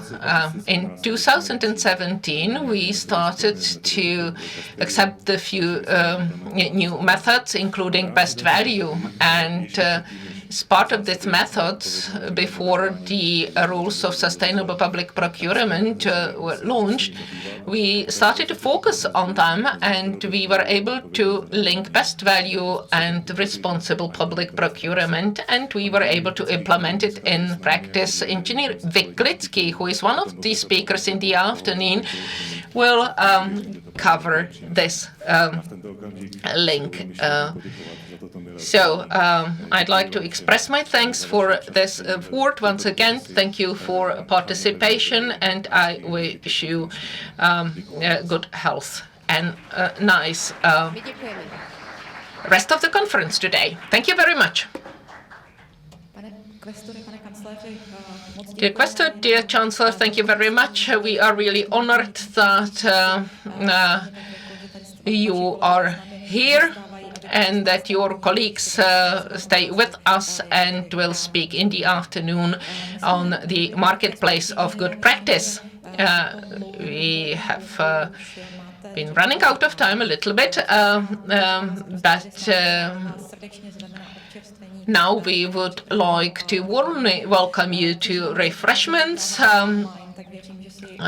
Those who are speaking online can have their coffees at their offices or at homes, and then after the break, we will meet again with Mr. Mlsna, the topic of responsible public procurement. Thank you very much, and see you soon.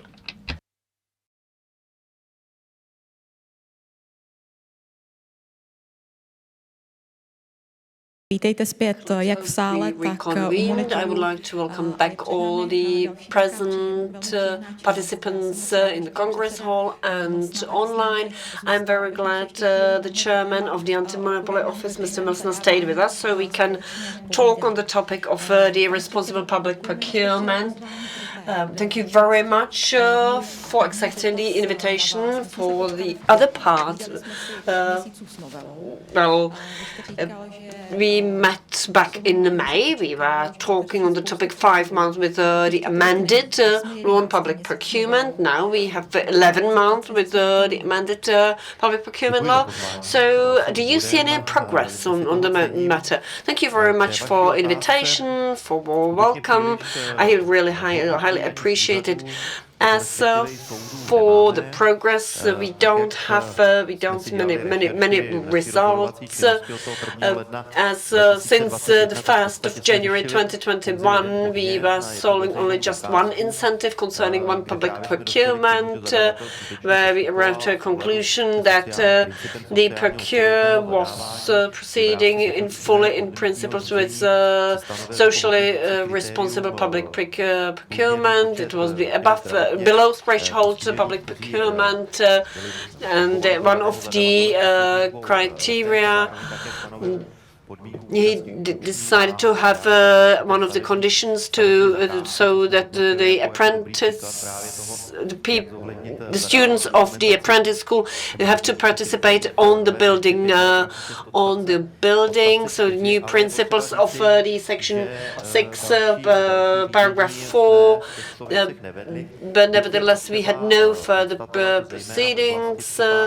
I have to mention that, for example, in case of public transport, new buses, new trolley buses run by the hydrogen, powered by hydrogen. So the municipalities have started to launch such green public procurements. Nevertheless, seen through the new principles, the outcomes are quite positive. The procurers do try to reflect both social aspects and green aspects in case of public procurement. So this is a positive news. Nevertheless, during the morning session, we had our colleagues from abroad looking outside the borders of the Czech Republic. The report of the European Commission basically describes what is the current situation in procurement policy through Europe. What we perceive and see also abroad, there are lots of barriers, challenges. Where do you personally perceive major barriers where neither methodology nor amendments to the law can help us, actually? Well, maybe I have mentioned it briefly or touched it briefly in my introductory speech at the beginning of the conference.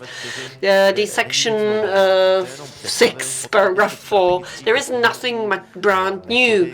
It only introduces methods which are now transposed into legislation. Not even in the past, the procurers could proceed in compliance with social responsibility, taking into account social aspects, green aspects.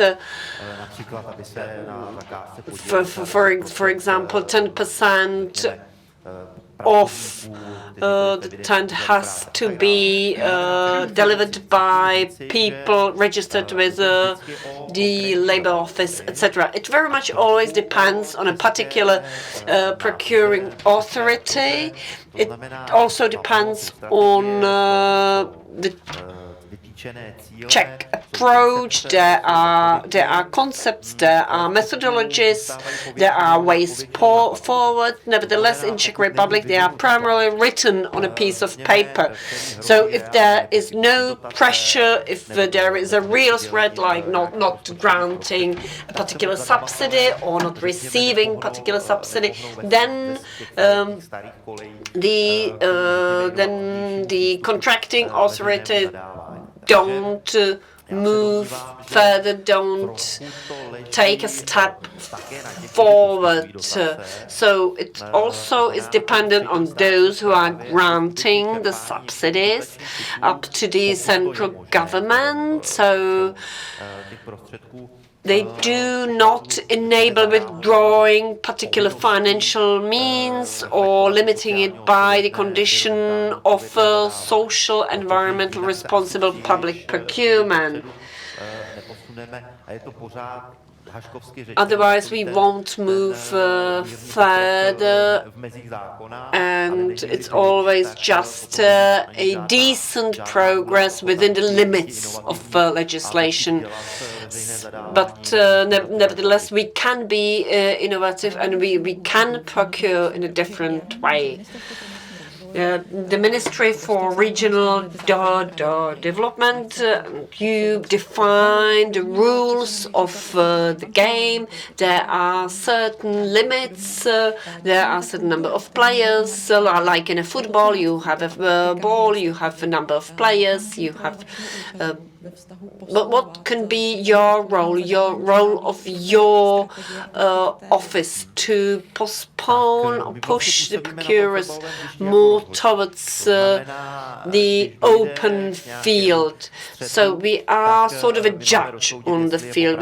In case there is a conflict, we have to decide who is right. Of course, without the incentives from the players, we can't take any steps.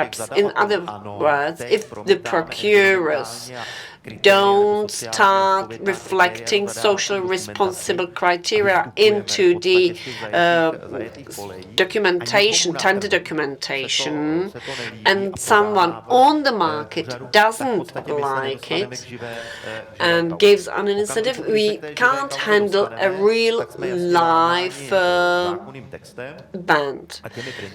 In case there is a certain incentive for any of the players on the field, then of course we have to proceed in compliance with the new legislation, the discrimination or the principle of adequacy, equality, etc., whatever is included in the section 6.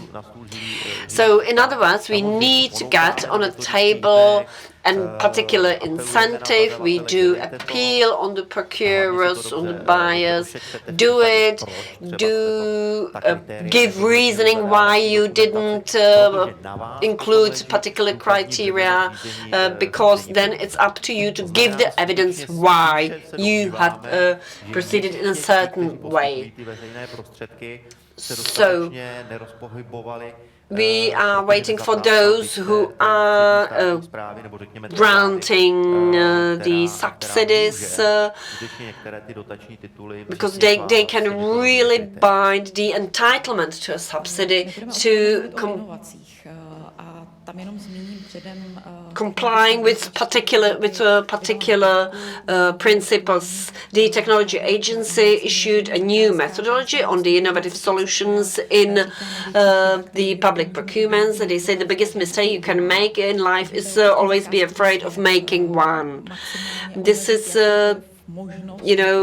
nevertheless, I would say that everyone tries to limit the possibility to make a mistake, to commit a mistake. That, of course, is in contradiction with the section 6, paragraph 4. How do you perceive, this discrepancy? We are not being allowed to make mistakes. It's very much on the responsible people who are responsible for the innovation on the side of contracting authority. They should be brave enough, of course, supported by the methodology, by legislation, etc. At the same time, I do understand the fear of committing a mistake, because in case there is a problem, the particular tender is closed down, or the police starts to investigate in it. So usually they address the person who is in charge, who was, for example, drafting the bidding documents, etc. And then the person is standing there alone. This is one of the reasons why they do not want to leave already known way forwards. But it's up to the management of the ministries, the mayors of municipalities and cities to support all these responsible people. So it's sort of a vicious circle. We have started to educate, disseminate information, even to inform police and prosecutors, so they know more about public procurement. We do train them, particularly at the level of at the level of criminal officers, so they know how the public, what the public procurement looks like. That the bidding documents have to be drafted. There are also certain judgments, rulings, and decisions already taken. Everything has to be somehow defined. So we try, of course, from our position to inform both police and prosecutors. We have a training at the Justice Academy next week. So we really do not want police to investigate into an issue which is which ends up in nowhere. For the contracting authority, it's of course always very, very difficult. You are under great pressure.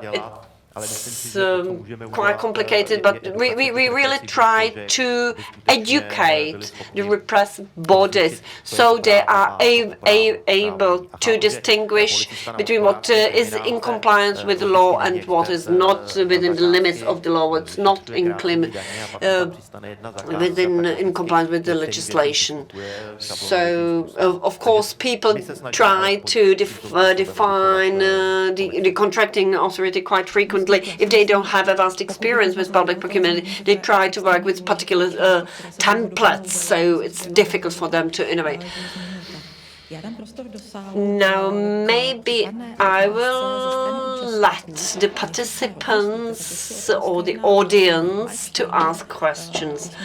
Before they think of any questions, then I will continue with our interview. Mark Steiner talk about the education, development of capacity, close cooperation with universities, and maybe setting up a system of education, not only in the legislative part, but also in the techniques concerning the purchasing, buying powers. What is your opinion about building capacities in the Czech Republic? You know, I would say, of course, this is my personal point of view, I would say we do not have any strategy how to increase the capacities in public procurement. If you have a look around the universities, around the law faculties, you even don't have a subject of public procurement. So majority of the people, whether they work as the attorneys or whether they work in state administration, they will have to deal with public procurement, or at least they will be in touch with it.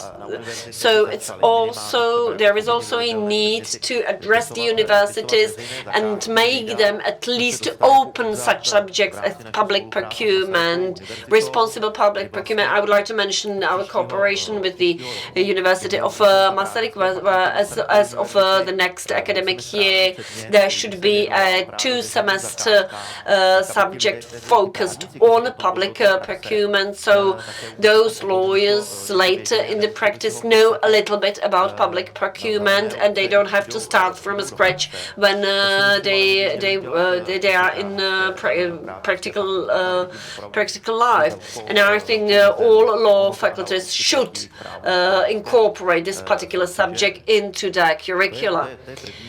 So this is the first important moment, and the buyers, contracting authorities should be able to retain high-quality employees. If you have a high-quality employee, you can, for example, pay them quite well in compliance with the current rules. So these people really have to be well paid, so they don't run away, don't leave us. Of course, they can be overpaid by someone else. That happens even in the case of our anti-monopoly office. If we have a good expert that in public procurement, then the attorney's office approaches such a person, and they overpay him. They double his or her wage. So it's quite logical that they do follow a better offer. But to retain these employees, we should stress this fact. You know, I am to study the subject of public procurement in Austria, where it's nevertheless offered by the Faculty of Economy. Yes, mentioning the University of Maastricht, the cooperation with the university as such is very close, because we are anyway based in Brno. So we launched cooperation not only with the law faculty, but also with the Faculty of Economy and Business Administration, where we foster the competitiveness subjects like focus on competitiveness, public procurement. It can be later on used in methodologies, or we can use these people in our own activities within the Anti-Monopoly Office. And now we are opening cooperation with the High School of Economics in Prague. We really try to connect legal lawyers and economists, that also within the Anti-Monopoly Office. And many people working with us are not only lawyers, but are also economists. It has to be well-balanced structure. Thank you very much. I'd like to ask whether there were any questions in the auditorium. Anyone would like to ask a question? If it is not the case, Mrs. Havlova, she's rather shy, and she tried to take off the respirator, so it seems to be a challenge. I'd like to ask for the mic.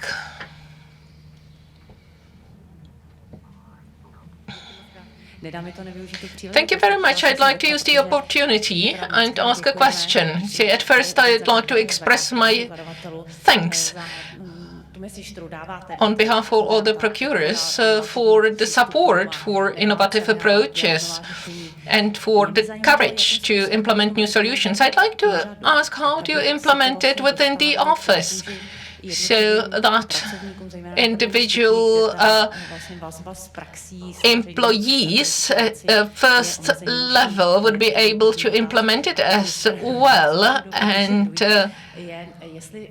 I would also like to ask you whether you have considered, either on behalf of the office or in cooperation with the ministry, about some consultations for various associations or unions, where the office could actually issue some declarations regarding the advanced concept, for example, setting of in-house structures, whether this is a never-ending topic, and also concepts on responsible procurement. Thank you very much. Regarding the first question, over the year I've been the head of the office. I'd like to emphasize, also at second level, that the colleagues should not make their decision, should not make formalistic decisions. We don't want any ultima ratio. We don't want these remedial measures to implement. If yes, it needs to be based on a relevant analysis of the market. I think that quite uniquely in the Czech Republic, tenders and procurement is actually under one roof. Provides for a good situation. We have made a very relevant analysis of the market. We analyzed the barriers and also who was the provider of the performance. And based on the data, you find out that on the market where there is, let's say, 5 potential suppliers, but over the past 10 years, there is only one winning supplier, it's quite logical that there is something wrong on the market. Either the tender specifications are not adequate, or the market, and this is related to innovation, it's so innovative that someone is well ahead of the others, and it is up to us to say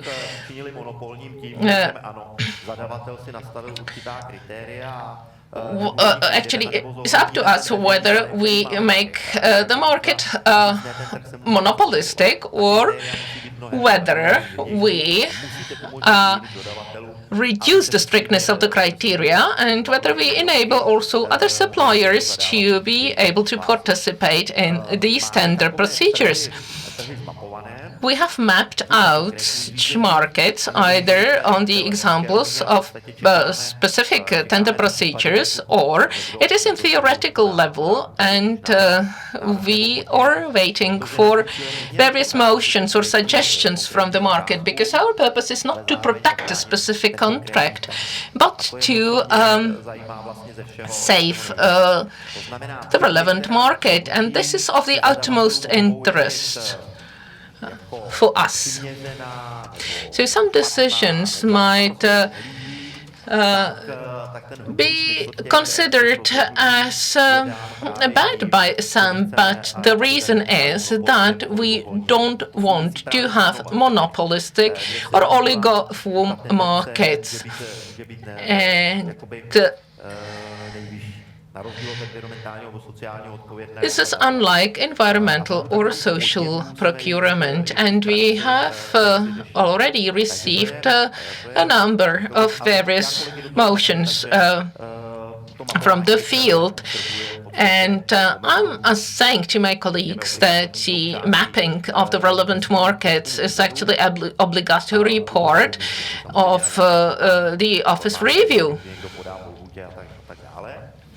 And we are not speaking about some formal mistakes, but I'm speaking about meritorial review or substance review, and we will try to improve in this aspect as that. And of course, external entities can also provide very good know-how.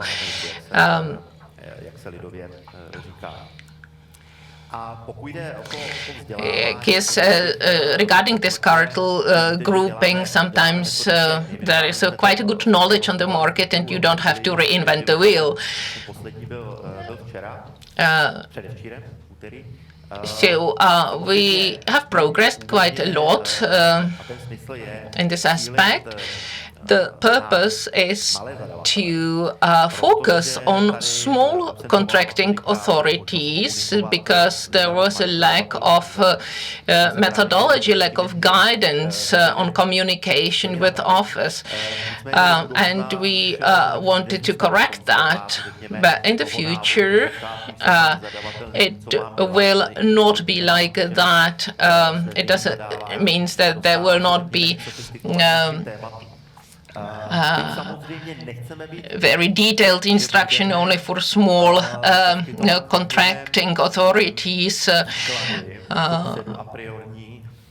I think they should also get to some more complicated contracts and more comprehensive tenders. On Tuesday, on methodology guidance days, I could see a lot of lawyers as participants. And they used a very specific term in Czech that they came to acquire knowledge. It means to become smarter, to smarten themselves. But we have to also say that the case law is changing. The regional court in Brno issued a very nice judgment in which they defined in-house issues very clearly.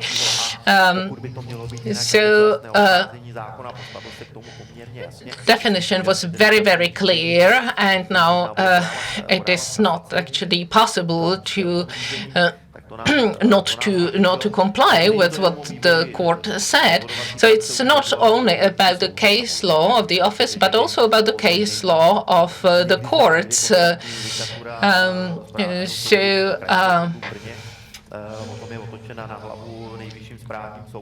Sometimes it happens that the judgments of the regional courts are appealed, and then the judgments are dismissed by the Supreme Administrative Court, and then we will start again. So the last idea, in the morning, I said what happened 5 years ago and how far we've got since that time. When we will meet again in 5 years' time, where would you like us to meet, on the basis of what?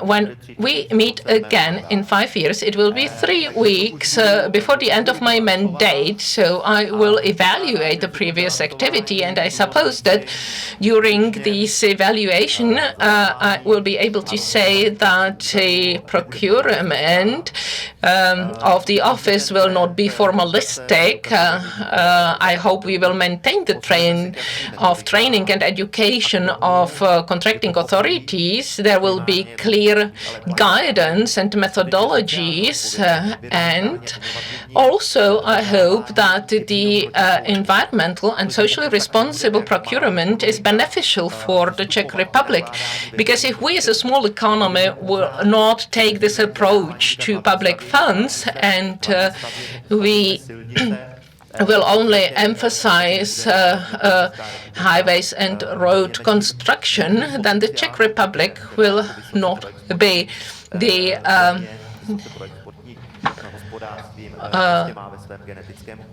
potential sustainable contracting authority, and I believe we will remain a pro-export country as well. So I hope as well. Thank you very much for this interview, and thank you for the invitation. Ladies and gentlemen, I'd like to apologize that we can't take any questions at the moment because we have run out of time. So I would like to open the next session. One of the key areas of sustainable procurement is the purchasing of ICT hardware.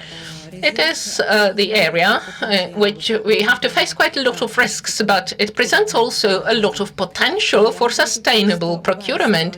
I have the honor to open another panel on this topic. At first, I'd like to invite foreign speakers to the stage, the global perspective, because this is a global perspective, but DeVos, the director of Responsible Business Alliance Board, please come to the stage. And I would also like to invite Mr. Dimitro Kapotia, which is from TCO Certified. We will speak quite a lot about TCO Certified today. And I'm also happy that the third speaker is here, but it was a narrow escape. Martin Reimann is the head of central purchasing from Czech TV. Welcome. We are happy that we can connect online at least with you. Good morning. Thank you for the invitation. And I would like to ask Adam to guide you through this panel discussion.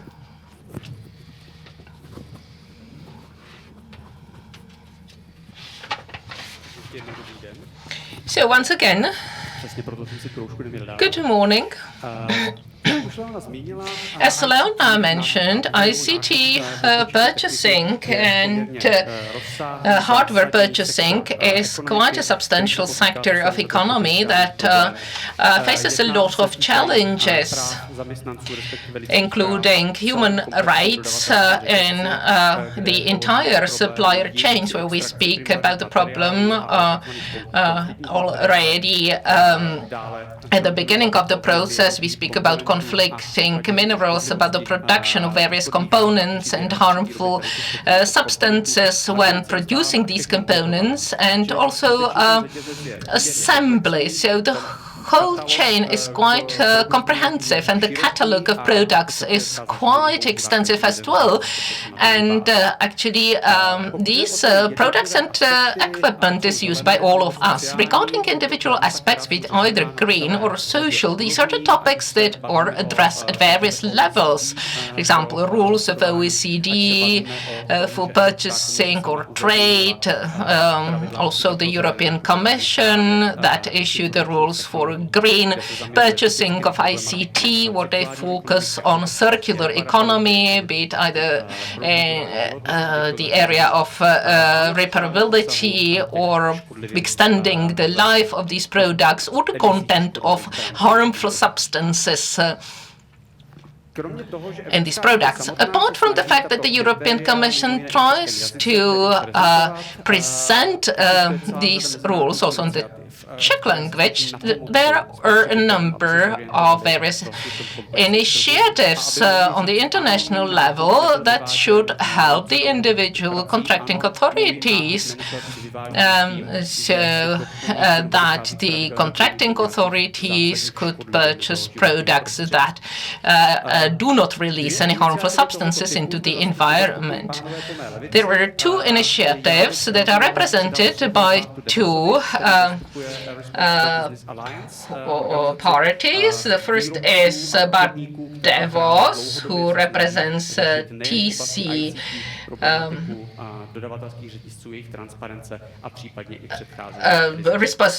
Responsible Business Alliance, and the floor is yours. Everyone, it's a pleasure to be here. Really would also like to congratulate the organizers for putting this conference together. It's been very inspirational to listen to the authorities from different countries this morning, and congrats on running this hybrid event very efficiently. I know it's difficult in a COVID context to manage this kind of events. We've got some initial experience with that at the RBA, and congrats on making this smooth interaction between online and in-person attendance possible.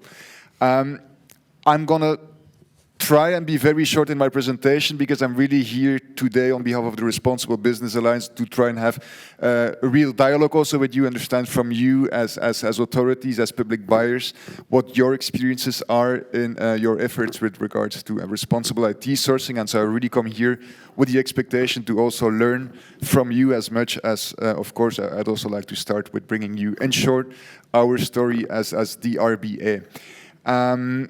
Who are we, the Responsible Business Alliance? Basically, you should understand our creation and the mandate we have as an organization against the background of almost 2 decades back, when businesses started to take responsible business conduct more serious in light of increasing stakeholder expectations. That's when some of the leading tech brands, so I'm not going to name names here, but some of the leading American, Asian technology brands that we all know, came together to work together around their efforts in driving sustainability, and in particular human rights due diligence in their supply chains. Because, and I think that my colleague is going to touch on that, and perhaps even in more detail than I'll do here, but IT supply chains are very complex.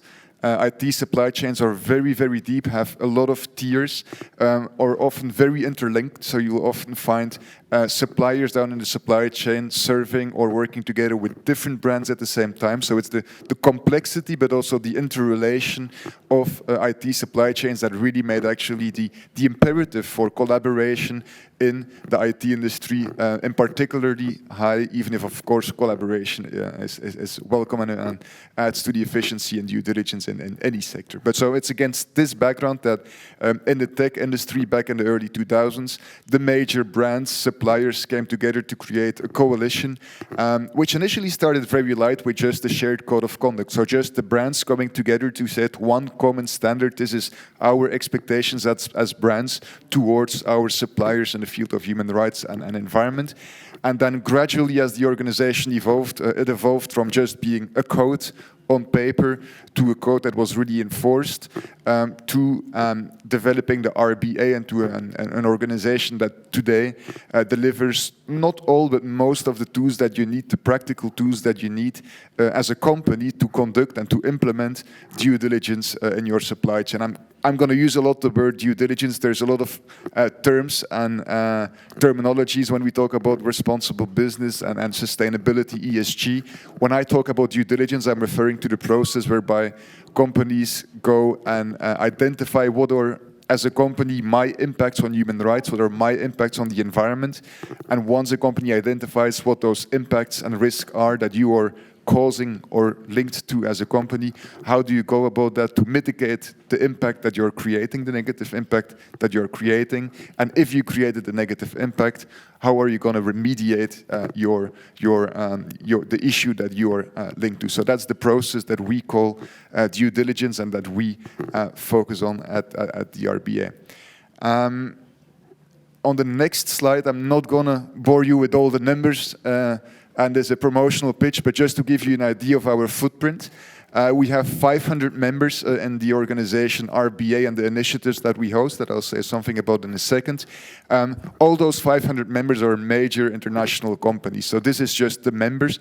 That does not cover all the suppliers that are behind it, that are covered and that have to apply the code that RBA sets.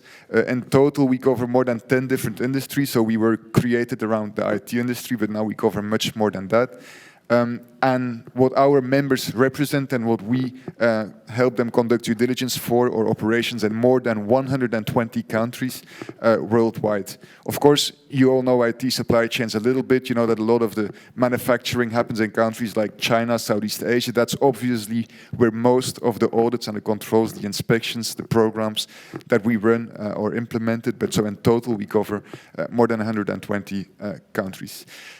Just a word on the initiatives before I go a bit more into the specifics. So the RBA is an organization that was created by the tech industry around due diligence generally. But of course, you all know what are some of the most salient thematic issues that the tech industry is associated with. So we're talking about thematic issues like responsible minerals mining, the issue of conflict minerals, the issue of other raw materials mining that is associated to human rights impacts. We're talking about issues like forced labor, child labor. And to effectively tackle those issues, of course, you need absolutely as an individual company to work together with your industry. But actually, even the whole industry coming together or the whole industry sector coming together is often not efficient, not enough. And that's why around thematic issues like forced labor, like conflict minerals, we set up dedicated initiatives where we don't only have the tech or our other core industries involved, but also all the other industries that are linked to that thematic issue so that we can be more effective in tackling the issues that are at stake. Because of course, one thing is having a code and enforcing it, but another is how do you really tackle the root causes behind the issues we're talking about, like when you talk about forced labor and child labor. Not sure how much time we have here to go deep dive on that, but just to give one example on forced labor. Forced labor issues often turn around international migrant workers being sourced from one country to another country to go work in. There's often a lot of change of labor agents intervening in that process. And so as one company, it's impossible to change the practice that creates the practice of that force of that labor agency model as a company alone. As an industry, you're stronger already, but if you, as an industry, change approach, but if the demand for certain practices keeps coming from another industry, you're still not effectively tackling the root cause behind the issue. And that's where we create initiatives like the Responsible Minerals Initiative, Responsible Labor Initiative, that really look at, for instance, in the case of RLI for forced labor, how do you drive market transformation in the labor agent model in Southeast Asia to really tackle the root cause behind the issues. This is just an overview of the core members at the organization that we have.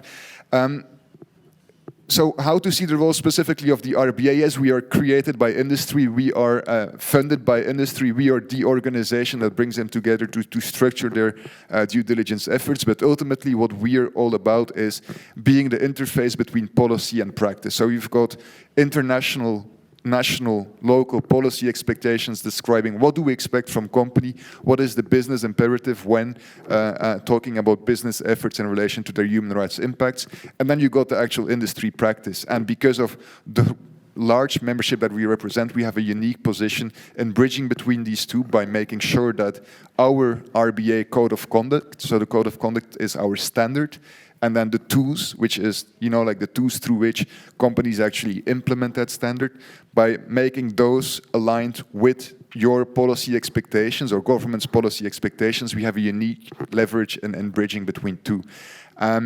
I put on this slide, perhaps one of the colleagues in the panels will mention this later. So when talking about what are the policy expectations from companies today, the main international frameworks, legal but soft law frameworks that we are aligning with are the UN Guiding Principles on Business and Human Rights, the OECD guidance and the ILO standards. So these are the key international policy frameworks that we try to anchor around what we do. Now the EU is coming up with what is probably going to be very impactful legislation that it's going to make companies legally obliged to conduct due diligence. That's going to mean that what the actual expectation is from a policy perspective will not only change or evolve, but also become much harder in terms of law.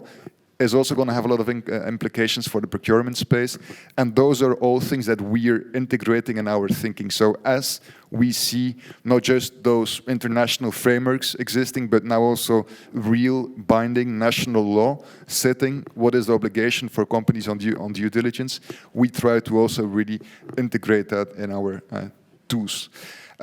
These are the issues we cover in our code of conduct. You see it's 360 degrees. It covers issues from, like labor, forced labor, freedom of association, all the way to environmental issues. I will tell you that the ambition level on human rights is definitely much higher. We really go above and beyond compliance with local regulation.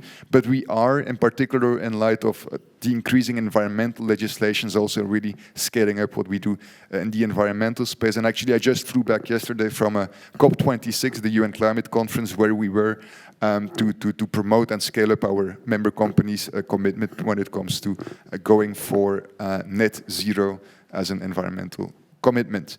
I'm going a bit too fast, but just in the interest of time now. So this is kind of like how you can see the process of how members go through due diligence when you're an RBA member. So it all starts with, as a member company, mapping out where are your risks and impacts as a company situated in your global map of thousands of suppliers across the world. Where are the highest risks? We have a tool that helps member companies both based on country information and company-specific information, understand where are the highest risks. Based on that, they will focus and prioritize their due diligence efforts, have suppliers at a very basic step first conduct self-assessment questionnaires, and then based on that, you go really with the more thorough inspections, which includes the third-party independent audit, the VAP audit, and then process always also includes a corrective action. So an audit in itself means not a lot. So we say as an organization, we are really convinced that social audits play an important role because they're today unparalleled in terms of like gathering access and grasping the issues that you're confronted with. But they're of course only the very first step of the process, and an audit doesn't solve any problem if it's not followed up with corrective action, with capacity building of the supplier that you're auditing and where you find issues. And that's why then a VAP audit after corrective action is being first agreed on, designed and then implemented. You always have a VAP closure audit to take stock on whether issues have been closed out. Now, just to come back, so I've made a very clear disclaimer that yes, social audits we think are very important, but they're not that they're just one step in the process. I do also want to say that, of course, you've probably read reports about, like social audits, issues that are occasionally found. We think that there's definitely an issue with the fact that in terms of quality, there is a big difference between one and the other social audit program, certainly in between sectors. There are sectors where this is definitely an issue. We believe that with the VAP audit, we have a very strong quality assurance for different reasons. I'm not going to go in detail here. You see them on the slide, and I'm very happy to talk you through some of these elements bilaterally. But in particular, so not only is the audit third-party independent, but we actually also have a fourth-party quality auditor overseeing the work on a confidential basis of the third-party independent audit. We have shadow auditors controlling the work, literally watching with auditors for 50% of the audits we conduct. Our audits always include going literally on the ground with at least 2 auditors for multiple days. I think now the minimum is 3, if I'm not mistaken. And we always triangulate the evidence of issues. Just before I conclude, so what does this mean for public buyers? How can you use this? These VAP audits, we have a VAP recognition program whereby we issue certificates to factories based on their performance, but also how effectively and meaningfully they closed out the problems that were found through the audits. And based on that, you can get the platinum, gold, or silver certificate. Here I also want to link to, like a practical example, how have buyers in reality used RBA and its tools in their procurement work. The German government is a good example. So in Germany, there's now something called the Bitkom Declaration of Commitment, which is a declaration of commitment that was negotiated between the German government and between industry, whereby there is actually a template declaration whereby when a IT supplier to a German public buyer is awarded a contract, he commits to implement the contract in full respect of certain minimum standards, and those standards include in particular the ILO core conventions, the ILO labor conventions. But the declaration also contains a pre-agreed process on how are you actually going to supervise the compliance and monitor the compliance with the declaration of commitment as a buyer, and what are you going to do if issues are still found. And so in that declaration, whereby all IT suppliers to German government contracts under that declaration commit to respect ILO standards. There is reference to, and actually not only RBA, but also to TCO. So our audits are accepted as proof of conformance with those ILO standards. So that's one way of integrating this in your processes. And then, terribly sorry for disturbing, but how many more minutes? I do believe 2 more minutes. 2 more. Okay, I'll skip this slide. So this is on RBA membership categories. So depending on, I'll tell you very also transparently here that not all our members are at the same place in their maturity when it comes to due diligence and their journey of conducting due diligence. We think that's a reality that we accept. We are there to help companies move forward on their spectrum of maturity when it comes to conducting due diligence. Here you see what that means in terms of membership categories, that from January is going to be fully public information. One thing that we really see as a key expectation and a key concern is the inclusion of worker voices. I hope I can go back. The inclusion of worker voices. So we now have actually a worker grievance mechanism. It includes an app, but it's not limited to the app. So it's a grievance mechanism that we can roll out over any factory in the IT industry that wants to subscribe to this, and that allows workers to submit grievance, but also affected communities to submit grievance on any issue in the supply chains of our members, so that we then can use our shared leverage as an organization to provide remediation for issues that we find to be confirmed. And that's really one of the key things of RBA that I have not stressed yet. It's our role is not just around making audits and controls more efficient or more feasible. It's also to let companies use shared leverage when resolving issues or addressing worker concern. For instance, in particular, when it comes to forced labor in Malaysia, when we find, for instance, very concretely, illegal recruitment fees that were illegally charged by a labor agent to workers. Often that happens at the level of the sub-supplier that is linked to many of our brand member companies. And what we will do then is bring the companies together, make them use their shared leverage, their shared power, as the combination of several buyers of the supplier's services to drive effective change. I'm going to skip this just to drop here that we have a learning academy that has very deep dive learning modules on issues in the IT industry, how due diligence in the IT industry works, is available to our members, but we're also very happy to work with buyers on thinking how can we open up some of this content to buyers to help train your staff, your colleagues on understanding IT industry issues. I'm just going to go through the end now. Perhaps I propose that when the slide deck, if it is shared, that we include there the links to all these tools that we have available that you can use. I just want to drop here also that we have an RBA public guide on our website, responsiblebusiness.org, a guide that maps all the tools we have, all the standards we have, and how you can concretely use them as a buyer in your process from the, pre-tendering phase to the award criteria to the contract enforcement.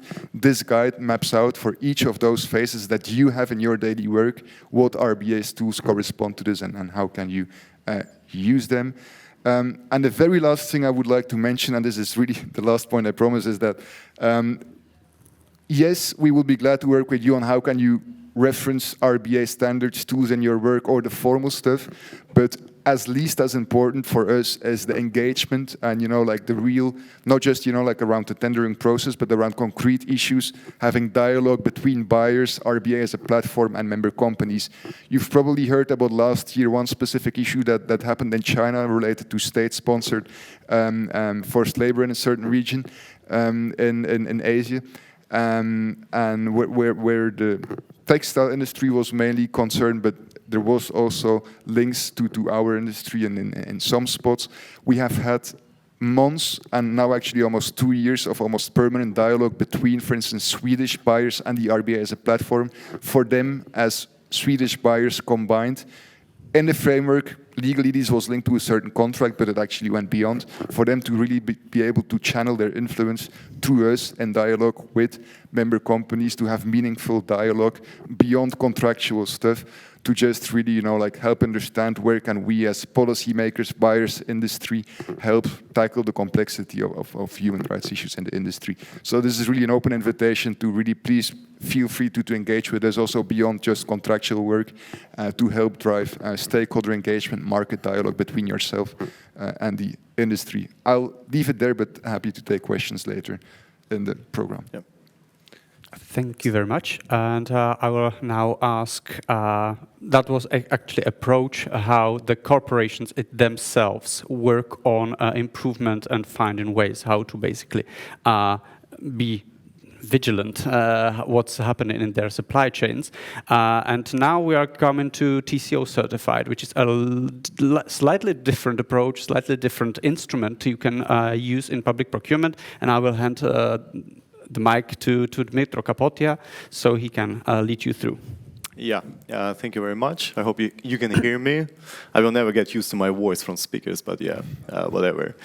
My name is Dmytro Kapotia, and I work with purchasers engagement at an organization called TCO Development.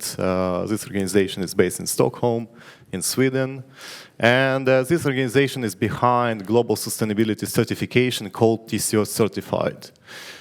First of all, I'd like to thank you for inviting me to this conference and for arranging everything. It happens that earlier this year I found out about the changes in local legislation, public procurement law, and I was actually actively looking for contacts in your ministry because I knew that there is a network. There are people working in this direction, and I was looking for these contacts. And as I realized later, from your side, you also learned a little about TCO Certified and started to actually discuss it as a tool with your procurement network. And then at some point, I had a chance to work a little with Martin Reimann, Czech television, and today I'm here. And we had wonderful presentations today, to some extent about legislation and policies, so more like theoretical. Now Bart brought more practical aspect.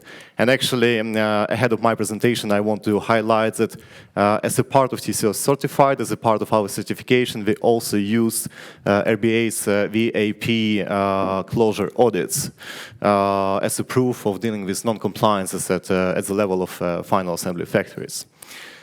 But really brief information about ISO certified, because I guess yesterday many people heard from me about this certification. So what it is. As I mentioned, global sustainability certification for office IT products and network equipment. As for now, it covers 11 product categories. Just to name a few, it's all kinds of computers, notebooks, smartphones, projectors, headsets, and recently we added new product categories such as data storage and network equipment. And a little ahead, again, I can tell you that we're also working on a new product category and for imaging equipment.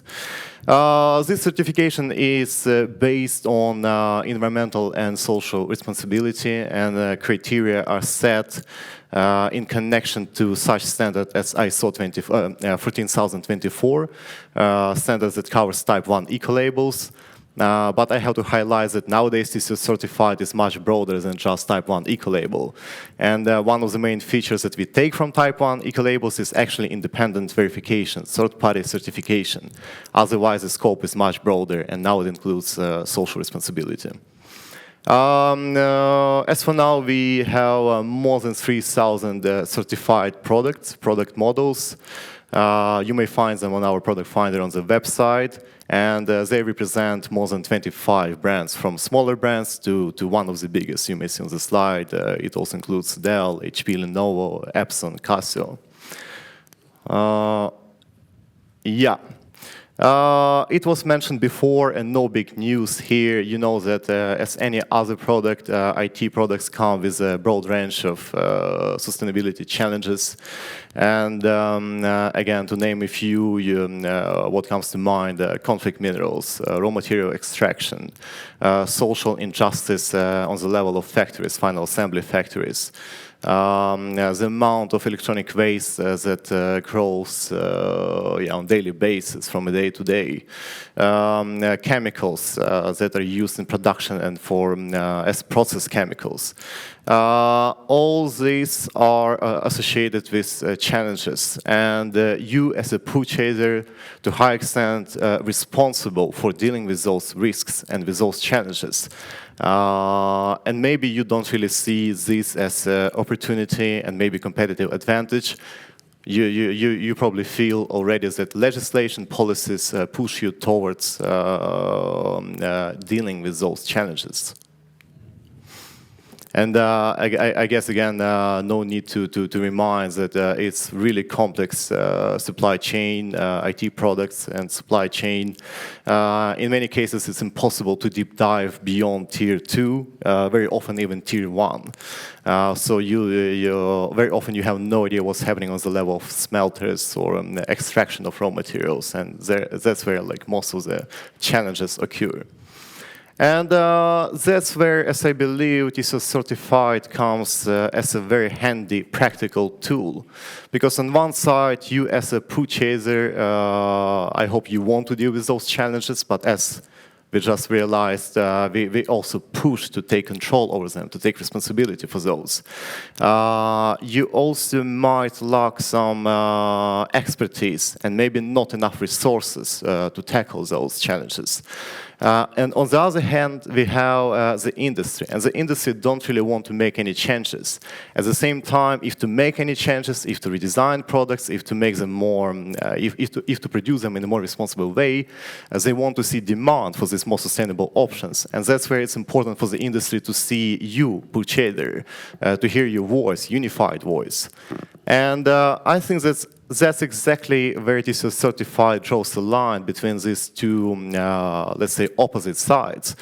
And we do it through our vigorous certification system that is based, as I mentioned, on environmental and social criteria.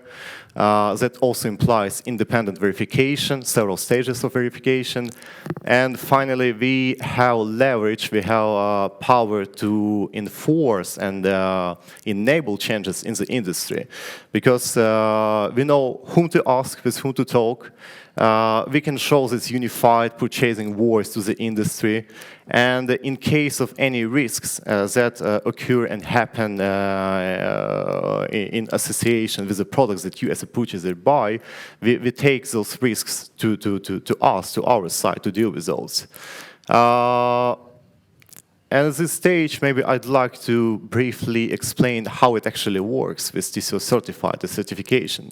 So you may see three main stages. First of all, pre and post certification, and then the mid stage when the brand owner actually, with the help of verifiers, submits application. And the applications that we assess in TCO development. So as a part of pre-certification, first of all, we assess and we audit final assembly factory where a potentially certified product is produced. At the same time, we add this factory to our risk category list, and it goes as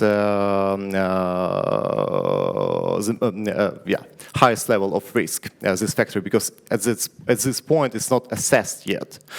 At the same time, we conduct product testing to check compliance in terms of product performance and some other aspects like energy efficiency, for example. When independent verification conducted, and if we see that everything is in compliance, we give a green light to brand owner to finally apply for certification, and together with the help of independent verifiers, they upload all required documents to our portal, where we do second round of assessment. Again, based on the situation at the final assembly factory, based on the kind of non-compliances there, whether they are major or minor, it also depends, or also depending on the country where the factory is located. We decide what risk level to assign to this factory, 1, 2, 3. I will talk about this a little later. It's one of our big tools. Again, we enable follow-up audits to see whether closures were done with all these non-compliances on the factory level. And we also continue to monitor product compliance in terms of performance and other aspects. At the same time, on annual basis, we work with the brand owner in terms of their code of conduct. And on annual basis, we meet and we work together with senior management representatives of this brand owner. Just to briefly mention, because obviously since it is a certification, it relies on a set of requirements. And these requirements are connected to product life cycle. At the production stage, we focus a lot on environmental and especially social responsibility of a brand owner. At this stage, we also we go a little beyond of existing legislation on conflict minerals. And if we can expect that at some point, at least within the European Union, the list of conflict minerals will be expanded by adding cobalt, we already actually work in this way, and we are in this direction. And we already added cobalt, so now we cover such core elements as tungsten, tin, tantalum, gold, and cobalt.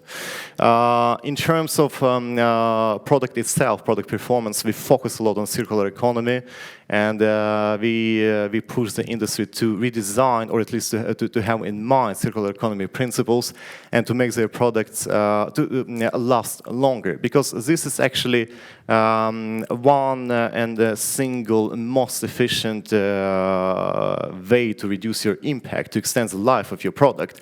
And I mean, I'm happy if you buy products certified by us and they have label TCO certified, but if you can extend the life cycle, the lifetime of the equipment that you use right now, right here, this is much better and much more efficient, and it greatly reduces your impact. Just as an example, 80% of emissions, for example, for notebooks occur at the production stage. So if tomorrow you want to buy a little more energy efficient notebook to replace your current setup, it will take another 20, 30 years to equalize the impact from buying new equipment compared to the case if you continued using your previous equipment. Again, criteria are quite broad, and we have a special book on our requirements connected to every life cycle stage. And again, I'm happy to talk about this. Just find me around and we can discuss in details. But at this point, I would like to highlight maybe two important tools that we use as a part of TCO Certified and that we actively promote within the industry. So these tools are open for use for anyone in the industry. So first of all, accepted factory list. And as I mentioned, whenever we conduct the first audit as a final assembly factory where potentially certified products are produced that will be under certification process, we advance as this factory to risk category number 1 because not clear what's the situation there. And based on the non-compliances that we found there, we decide how much time we can give to deal with those non-compliances and how often a follow-up audit should be conducted at this factory. Again, important to highlight that in case of not dealing with those incompliances within a set amount of time, we withdraw certificates for certified products. And if it happens repeatedly, we remove this factory from our list of accepted factories. And we have bright cases in our history when brand owners, quite big brand owners, I will not name them here, but they actually had to move production capacity facility from China to Japan. Obviously, it costs extra costs, quite high costs, but still is a bright case when we enable the change. And just to give you,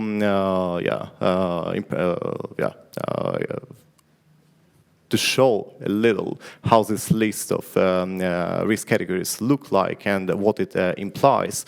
Here's the slide. And again, you may see that based on the kind of non-compliances and based on where is this final assembly factory located, we decide how often we want to conduct follow-up audits.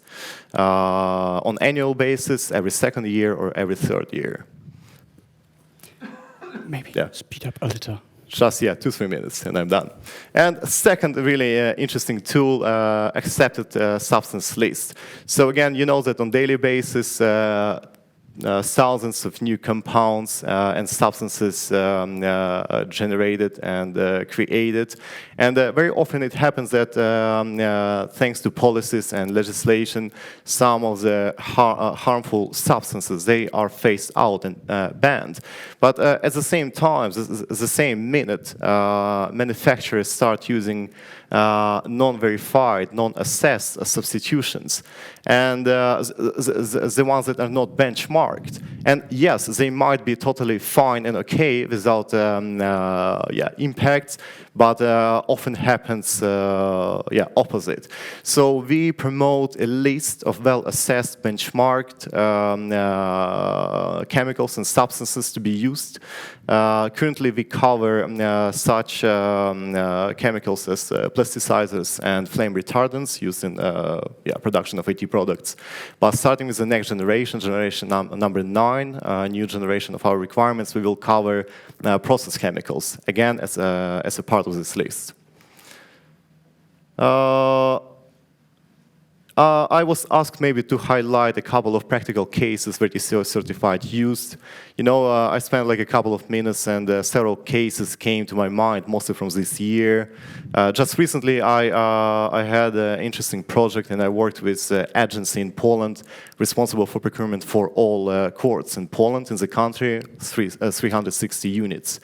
And they made TCO certified a compulsory requirement. They had a really extensive dialogue dispute with local brand owners who were afraid that they cannot pass certification. But we managed to explain that everything is possible and it's not, doesn't require that much investment. It's really about desire and motivation to do it.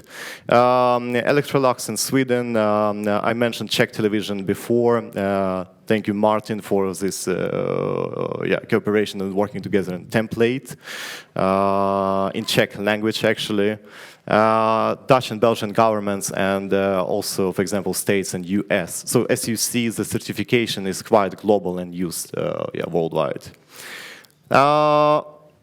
just a couple of, two more slides really briefly. I mean, on our website, you may find all materials. And again, everything is free. You as purchaser get access to quite extended materials on how to use sustainability certifications in general, not only TCO certified, not necessarily TCO certified. What kind of language to use in contracts, what to require if you want to guarantee and use equivalent proof, because not everyone bidder will want to certify products, and maybe they have capacity and resources to comply with the requirements, sustainability requirements, by providing documents that they can gather. This option is also allowed, again, not to create market distortion. And again, we have extended explanation on our requirements, social and environmental responsibility. And I know that Ministry of Labor in Czech Republic, they already translated a couple of our guidelines, and they're available in Czech. Amazing. Finally, just a couple of our reports, the most recent reports. Again, you can find them on our website. In report from 2019, we look deeper in final assembly factories and show what kind of progress we managed to achieve within 3 years, basically generation number 7 from 2015 to 2018. The next year, 2020, we published a report on practical application of sustainability certifications, how to enable them in tenders, in procurement, and cases, how it's done by other stakeholders. Finally, this year's report is about greenwashing, blue washing, and how to avoid this and what to consider, and again, more information about certifications and what it implies. Thank you very much. Thank you very much, Bart and Dmitro, for your presentations. And as you could heard, I will switch to Czech. Slyšeli jsme tedy příklady We have had particular examples how we may cater for the risks in the supply chain of IT supply chains. Now I would like to give the floor to Martin Reimann, who has already tested it in real life, would like to share his experience, how it was in real life. Martin, we are really glad to see that you have relieved and you can join us at least online. Thank you very much for the floor. I have to apologize for my voice and a little bit improvised conditions. I would like to introduce to you the result of a work group for sustainable purchase of ICT, work group which was created within the platform of responsible procurement. At the end of this presentation, you will find a address of the web pages where you can find all these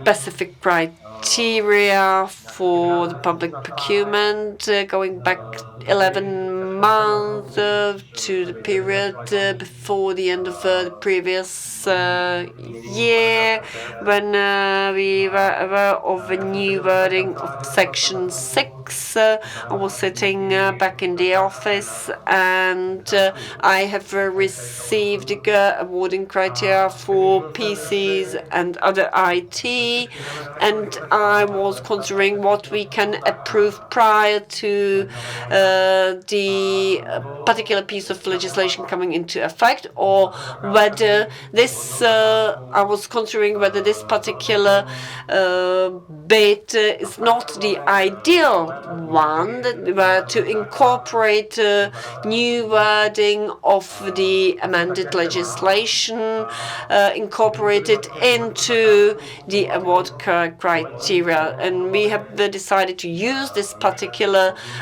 tender to show show to our colleagues how this can be grasped and approached.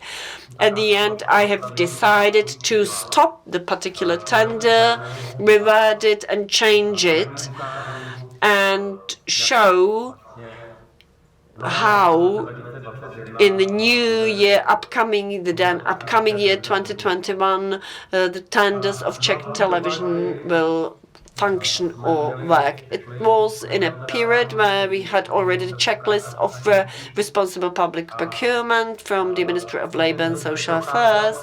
Of course, when you were going through it, it was quite obvious that ICT technologies cannot be purchased anymore without taking into account responsible public procurement, as there is a whole range of risks. And as a matter of fact, through the whole year, there was no performance, did not take that into account. The ICT technology is being manufactured through complicated, long supply chains, global supply chains, where a whole range of risks arises, be it the human rights, labor codes, international conventions, use of child work, forced work, the topic of energy performance, conflict minerals, waste, all that. There is a whole range of risks. And I tried hard to get inspiration from the internet, and while being able to find quite a good description of all the risks, I couldn't find inspiration how to take that into account when drafting the award criteria for public procurement. So this procurement of IT was for the first time when I tried to somehow take into account all these risks within the awarding criteria. So, first of all, there was the obligation to comply with all the valid labor codes within the whole supply chain. Then I somehow was looking around how to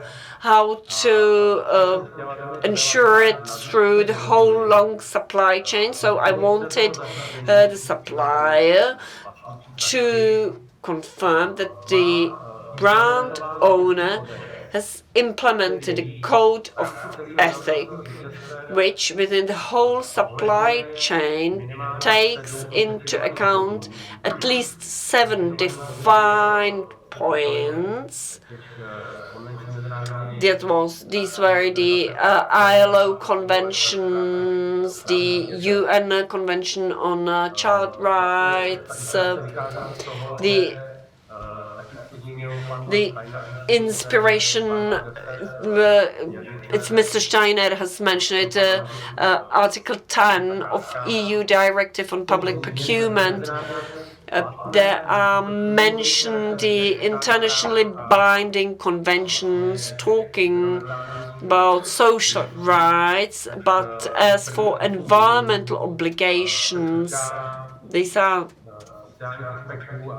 8 points focus on social aspects, and actually, I have managed to include it into the 7 defined points throughout the supply chain.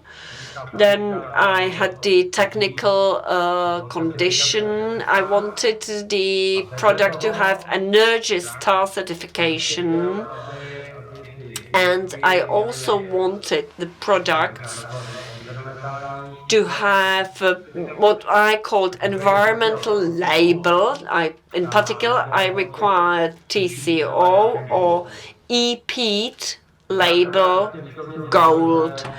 I have mentioned in particular that whoever doesn't have that, they can supply us with a statutory declaration that they are complying with all these obligations and requirements. The result was we have received 2 offers.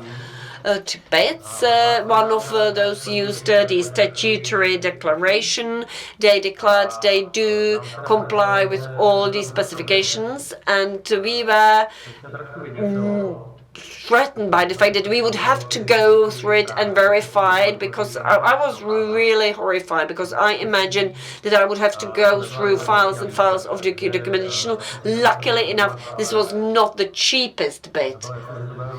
So we didn't have to deal with that. It was clear that in the future we will have to deal with that. Then another of the instances was the supplies of hardware for the renewal of operating systems of RPC. This is one of the most important information systems for news coverage and sports. The system was outdated, 5 years old, and we wanted to replace some hardware and software. And in this tender, there was also an obligation to comply with labor law regulations, and I wanted the bidders to submit a proof of code of conduct of the manufacturer. The tender had 4 parts.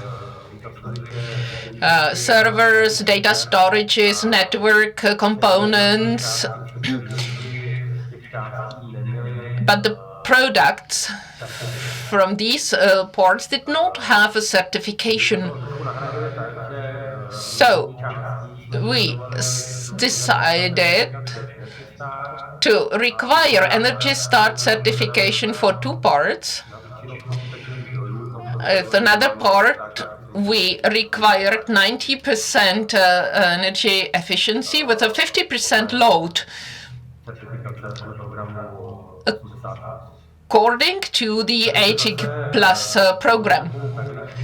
Now, I'd like to say that when we received the bids, we actually analyzed the codes of conduct, whether they include all the requirements, and one of that is the ban on discrimination based on gender or skin color and so on.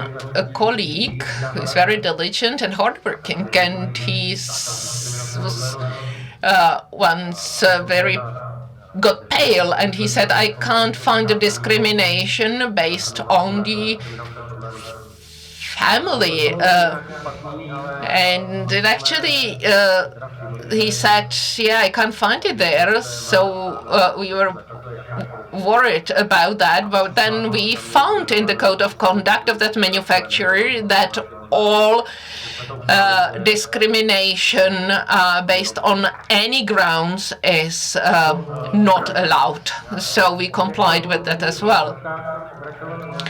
So after those first 2 instances, I continued with market consultations with many suppliers in order to learn more.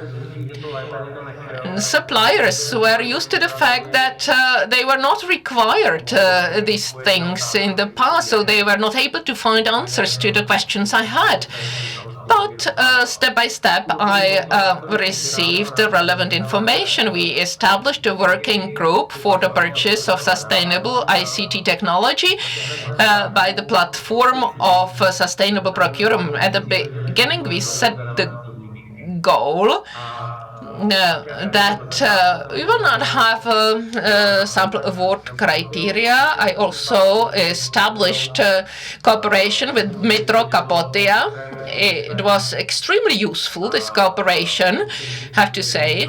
And the Metro is very communicative and willing to help.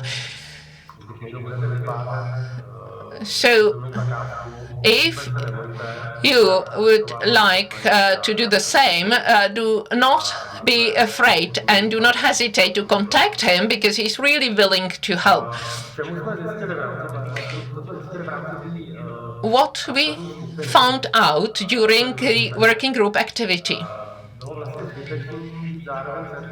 it was not useful to require TCO certify and Energy Star at the same time, because Energy Star certification is a condition for TCO certify. So it was a kind of duplicity in the award criteria.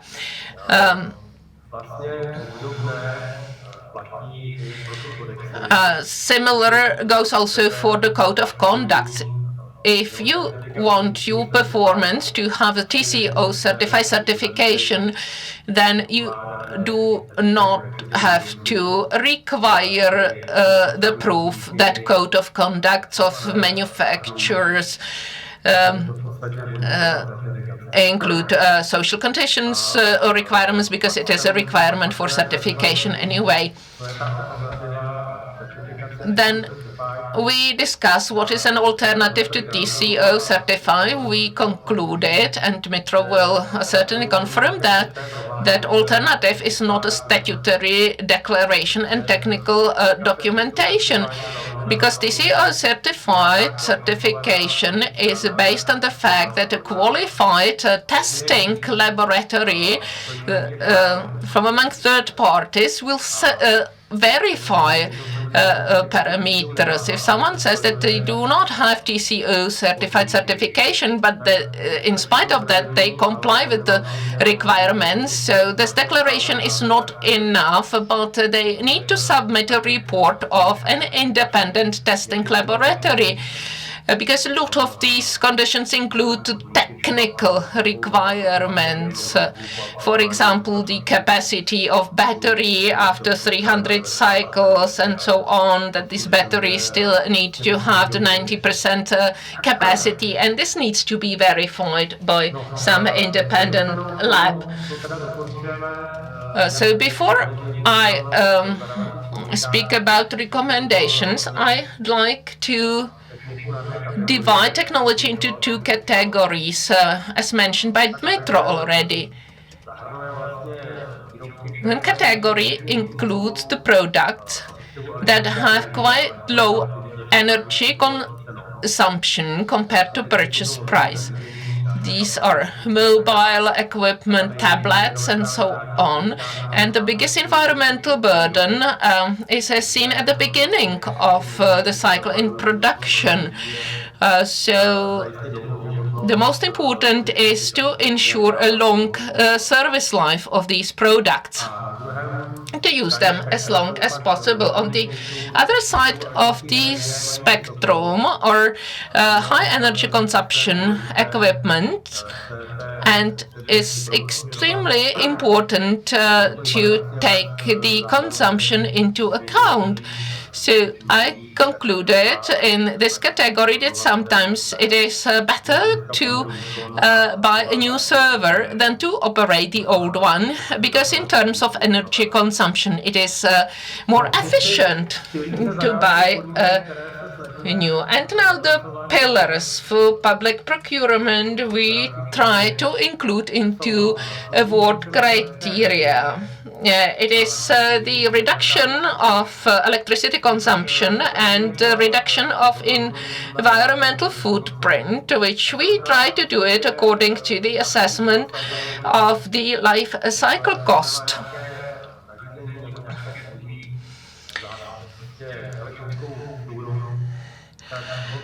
So, if I would simply say that if an equipment has a cable, we actually assess it according to the life cycle cost.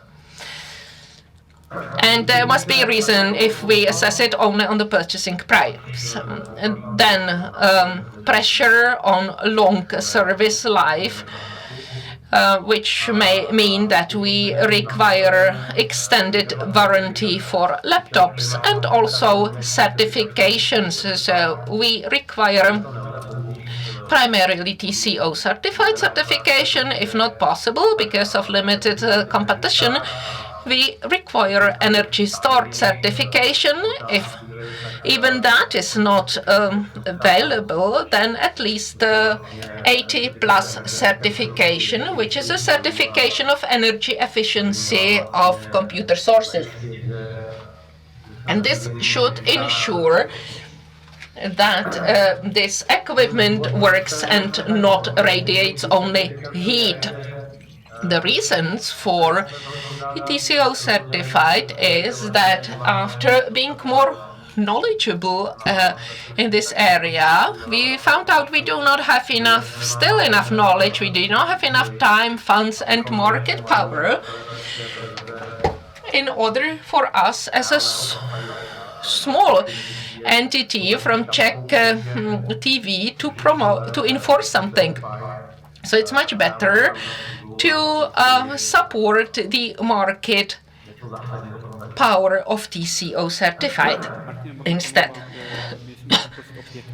I'd like to apologize for interrupting you. You have 5 more minutes. So, reduction of electricity consumption. There are 2 tools. We require certification because the part of the certification is that the products need to be efficient, and the second is the life cycle cost, which includes at least purchasing cost and energy cost. In most contracting authorities, the person who is responsible for that is outside of the ICT department. So the requirements actually are combined at purchasing department. So the initiatives must come from us, and then we need to include the life cycle cost and include also the electricity consumption. The second note, when we assess the life cycle cost and the energy consumption, the energy consumption should not be included in any other award criteria, because then we would actually assess twice the same thing. For example, in technical specifications for energy efficiency. Regarding efficiency, I'd like to recommend not to require a specific percentage, for example, to require a 90% efficiency, because this percentage changes with the load. And this is actually reflected in 80+ certification. They have gold, platinum, silver stages that actually express the amount of efficiency. And they realize that load needs to be taken into account. Regarding the price, the electricity has 2 parts, which is amount and the price. So please do not forget that the price of electricity has a distribution component. In Prague, it is PRE, and then it has a power component. The power component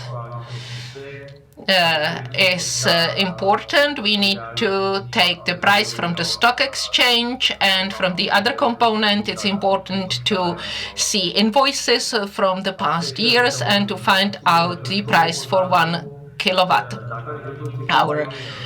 Life cycle cost should also include the financial value of externalities, for example, CO2 emissions, but it's difficult to express it financially.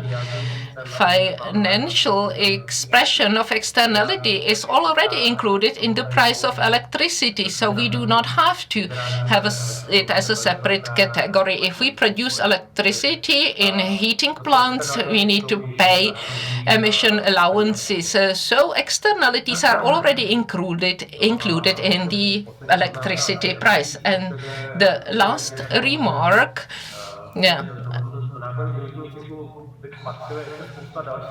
the life cycle cost should include many other aspects, such as the price of replacement parts or spare parts, availability, repairability, and so on.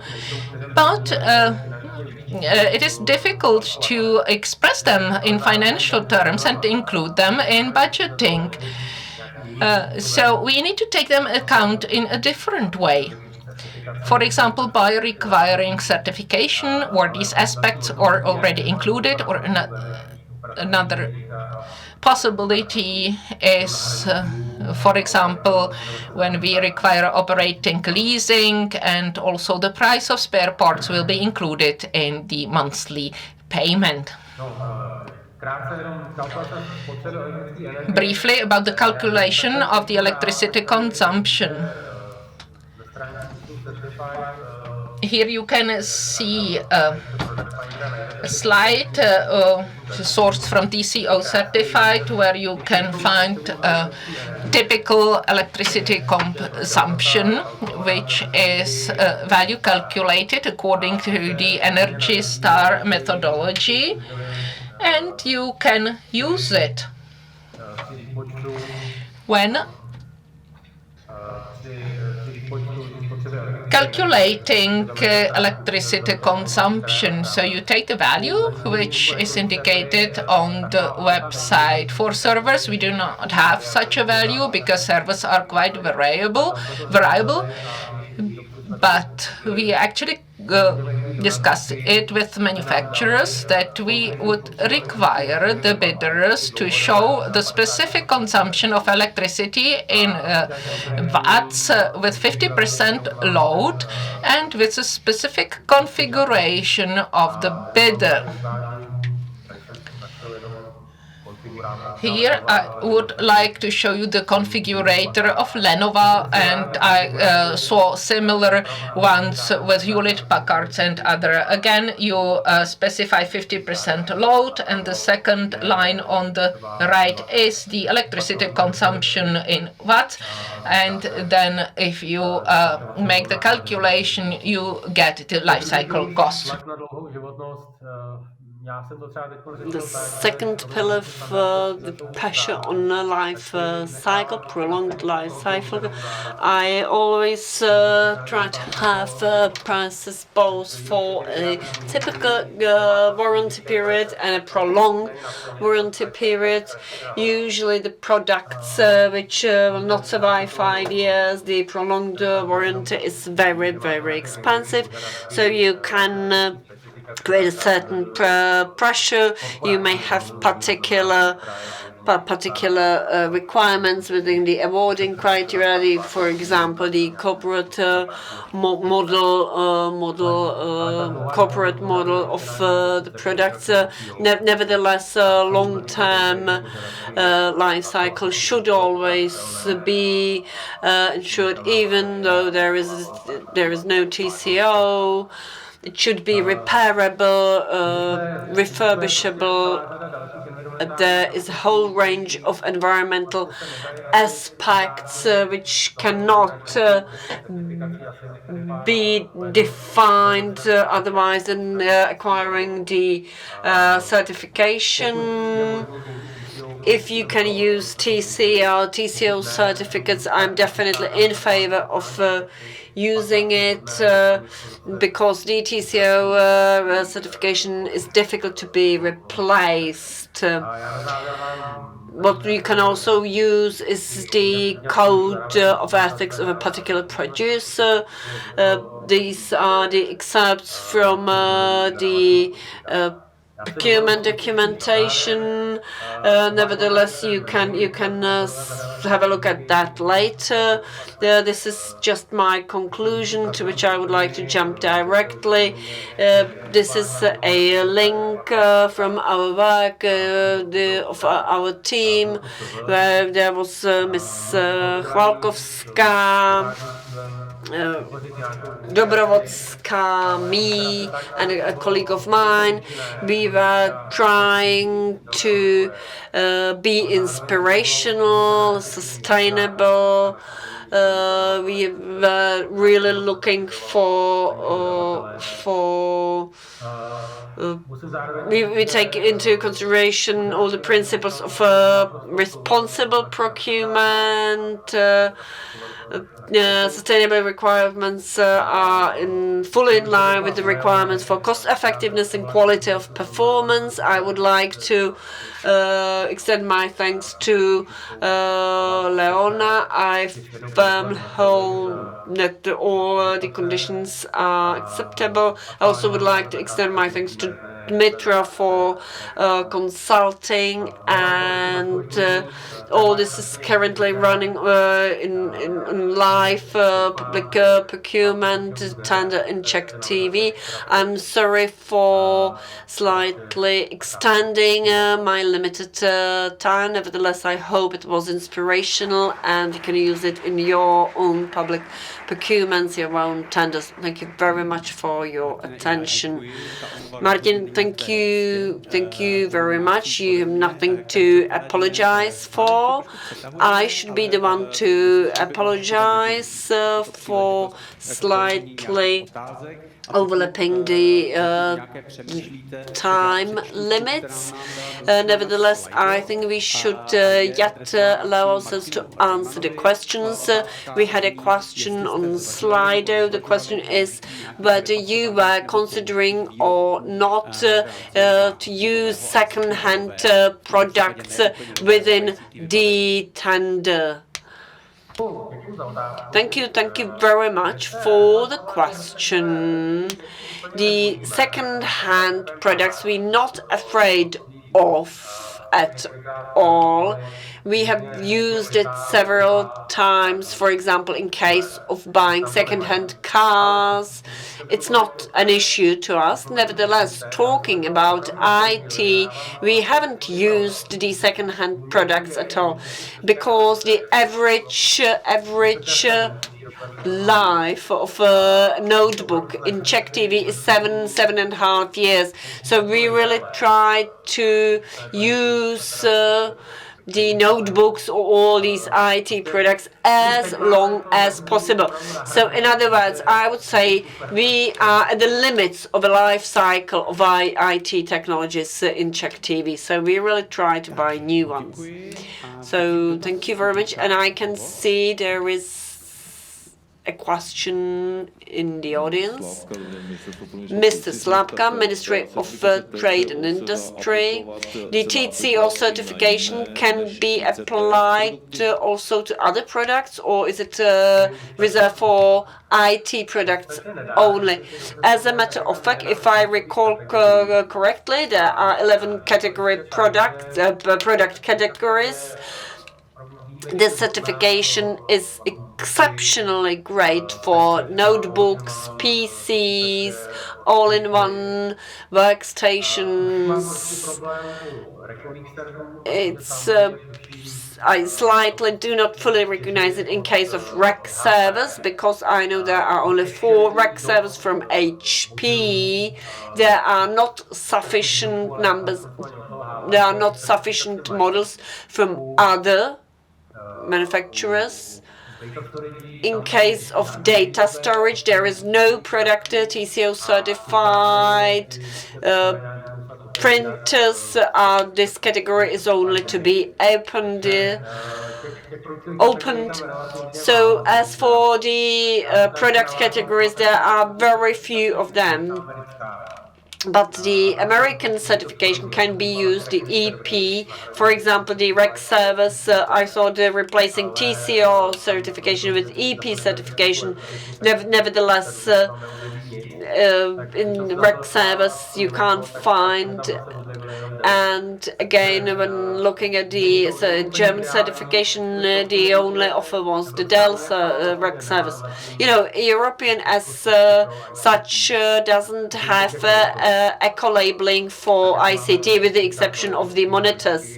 You know, we have the eco-labelings for fridges, dishwashers, washing machines, but not for the IT. I do want to comment on that question. Chtěl byste? Yeah, okay. Yeah, I mean, I could add, answering this question, that yes, Martin, you're right. We cover 11 product categories. And as I mentioned earlier, some of them are quite new, recent, like data storage and network equipment. And that's why we don't have enough certified models there yet. And let's see how it goes. It also comes to some historic prerequisites, because, for example, in some product categories, there always should be this first brand owner to pass certification, and then other brands look at this leader and then they follow. So for some product categories, it really takes time to populate them with certified product models. And maybe just a note regarding EPEAT. I mean, again, in all cases, we in TCO development, we don't really want to compare like TCO certified certification with EPEAT, because we would like independent comparison by someone else. But there is one big difference, because TCO certified is a certification and EPEAT is a registry. So basically, you as a brand owner, you can register your product if you comply with requirements. While in case of TCO certified, it implies like long verification process, independent verification. Yeah, thanks. Ještě jeden dotaz. I see questions from Lydia. Thank you for your presentations.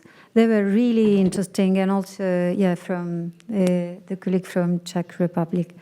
I would like to know from both of you, so from Business Alliance and from TCO, which is the percentage of the products and of the producers that are into your basket? And especially for IT. So this is a very important question for procurers, of course.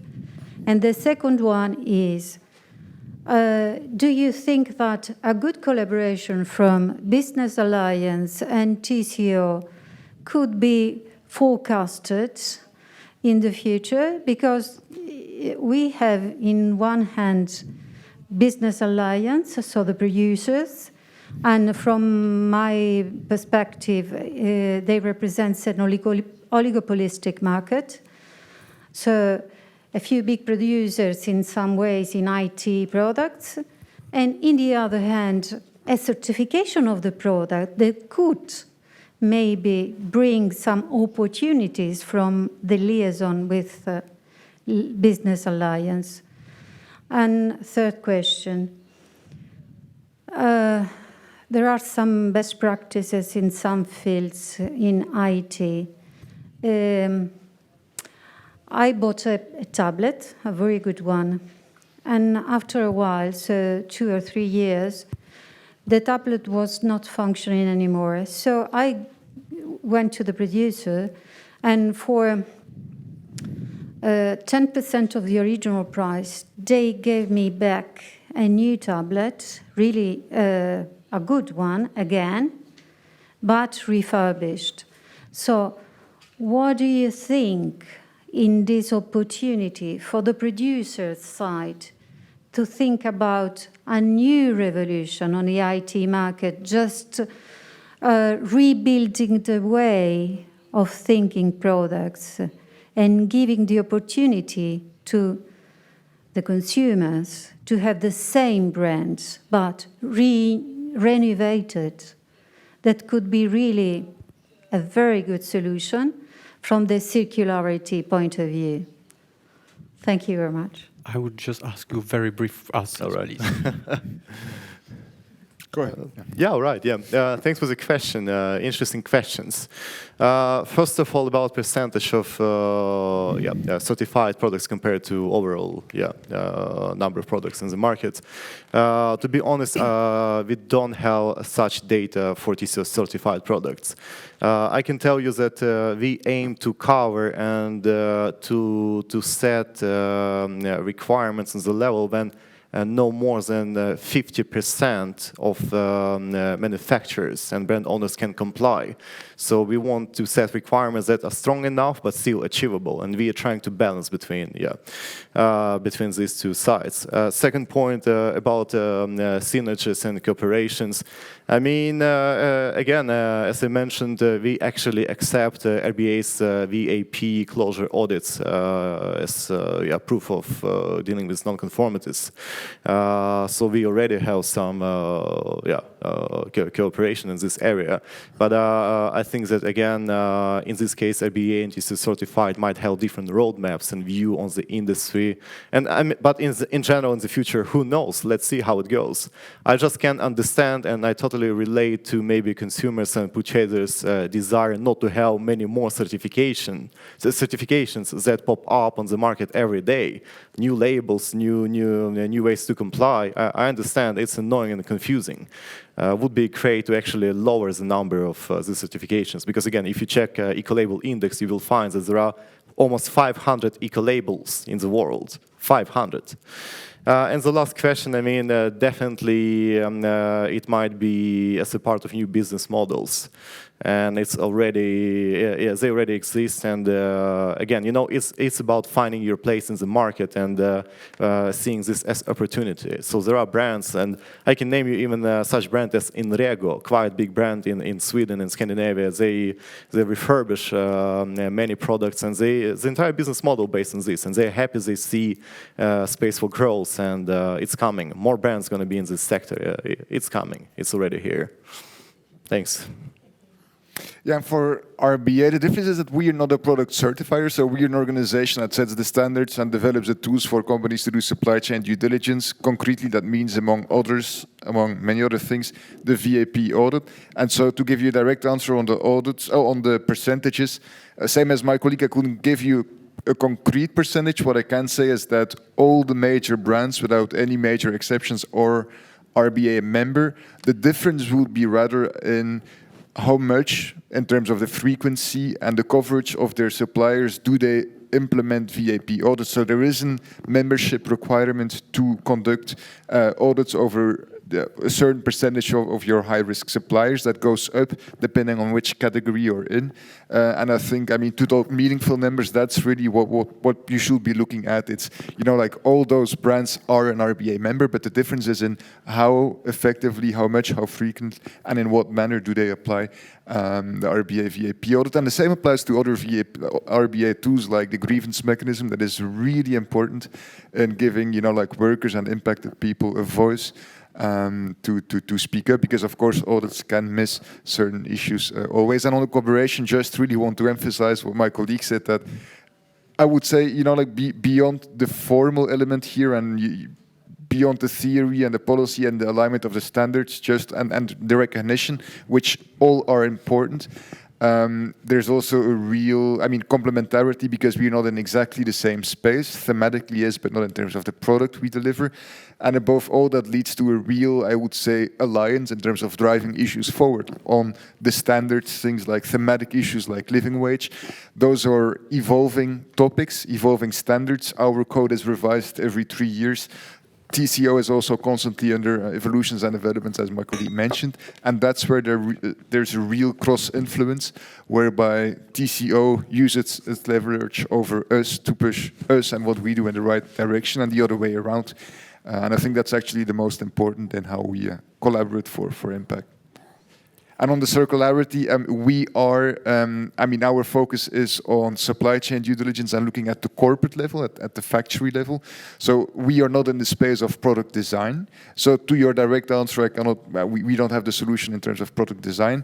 What we are doing is identifying in a circular world, which will lead to, you know, like new value chains, new product flows. What are the changing and evolving human rights risks there, and what do the new circular value chains mean in terms of human rights risks? Where and how should we be doing human rights and environmental due diligence in these new flows, in terms of, like, you know, like new material flows, recycling, that also comes with operation, that also cause human rights risks. So that's more the space that we look at from an RBA point of view. Thank you very much. Moc krát děkuju. S 13 hodin 26 minut. Thank you very much. 1:26, we have run out of time, really the highest time delay we've ever had, but and I would like to apologize for a delayed lunch, but still we would like to give you some time for refreshment. and for networking.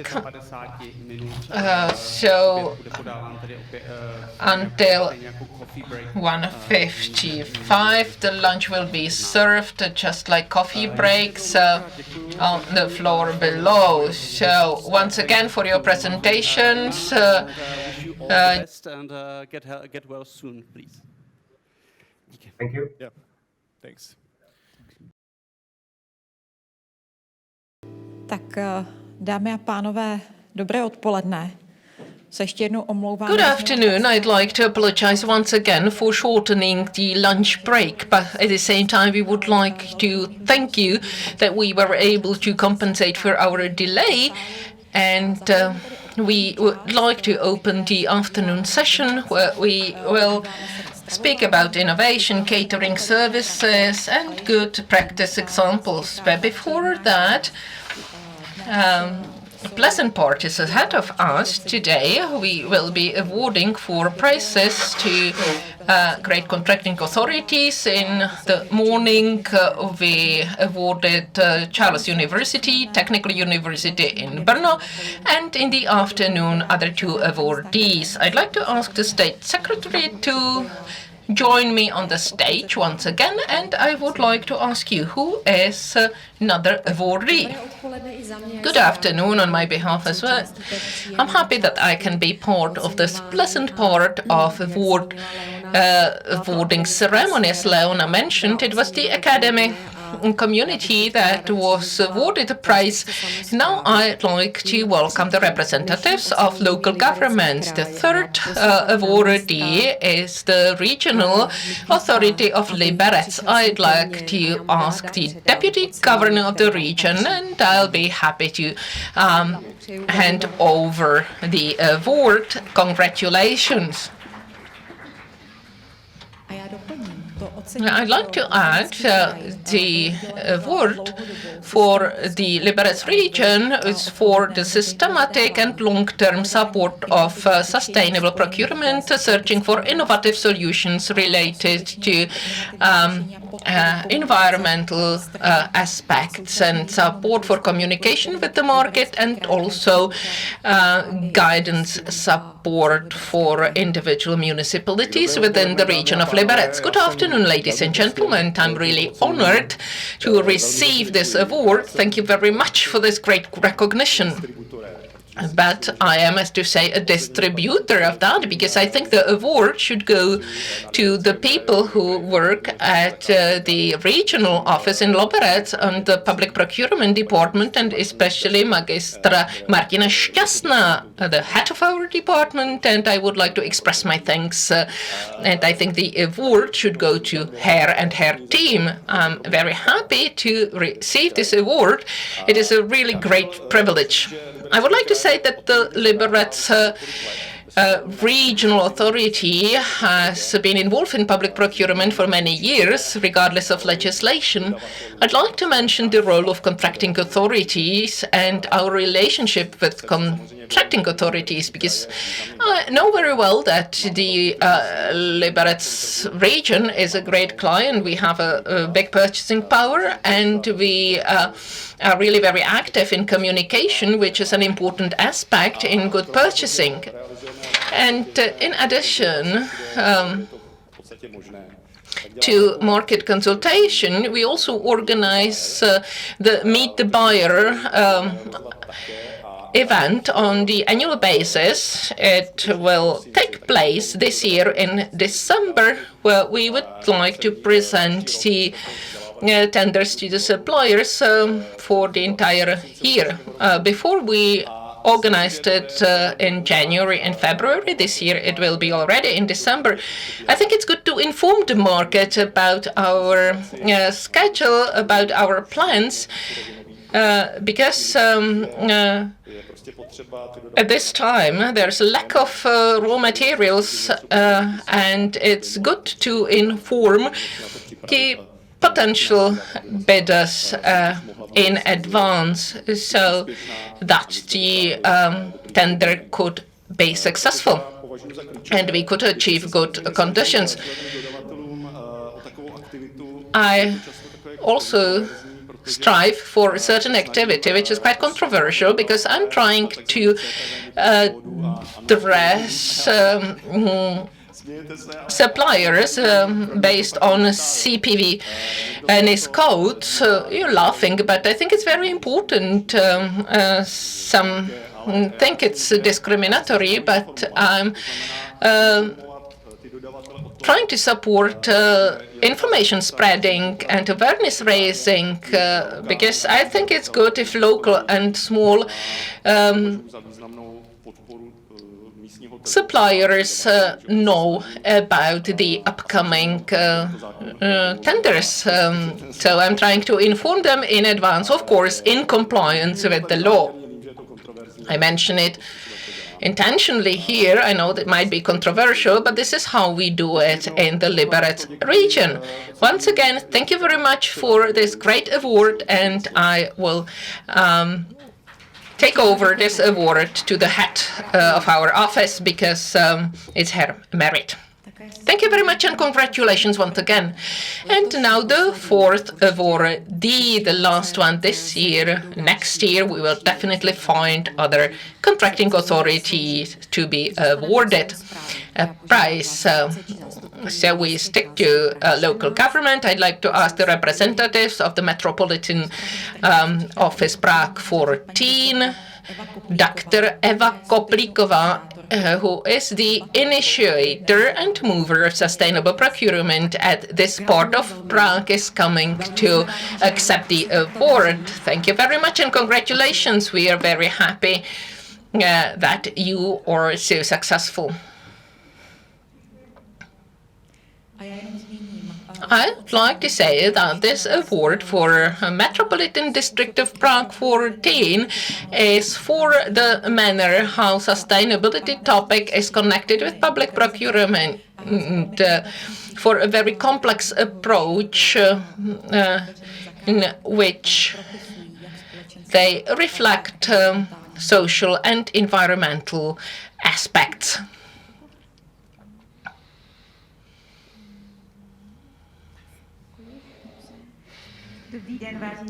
Good afternoon,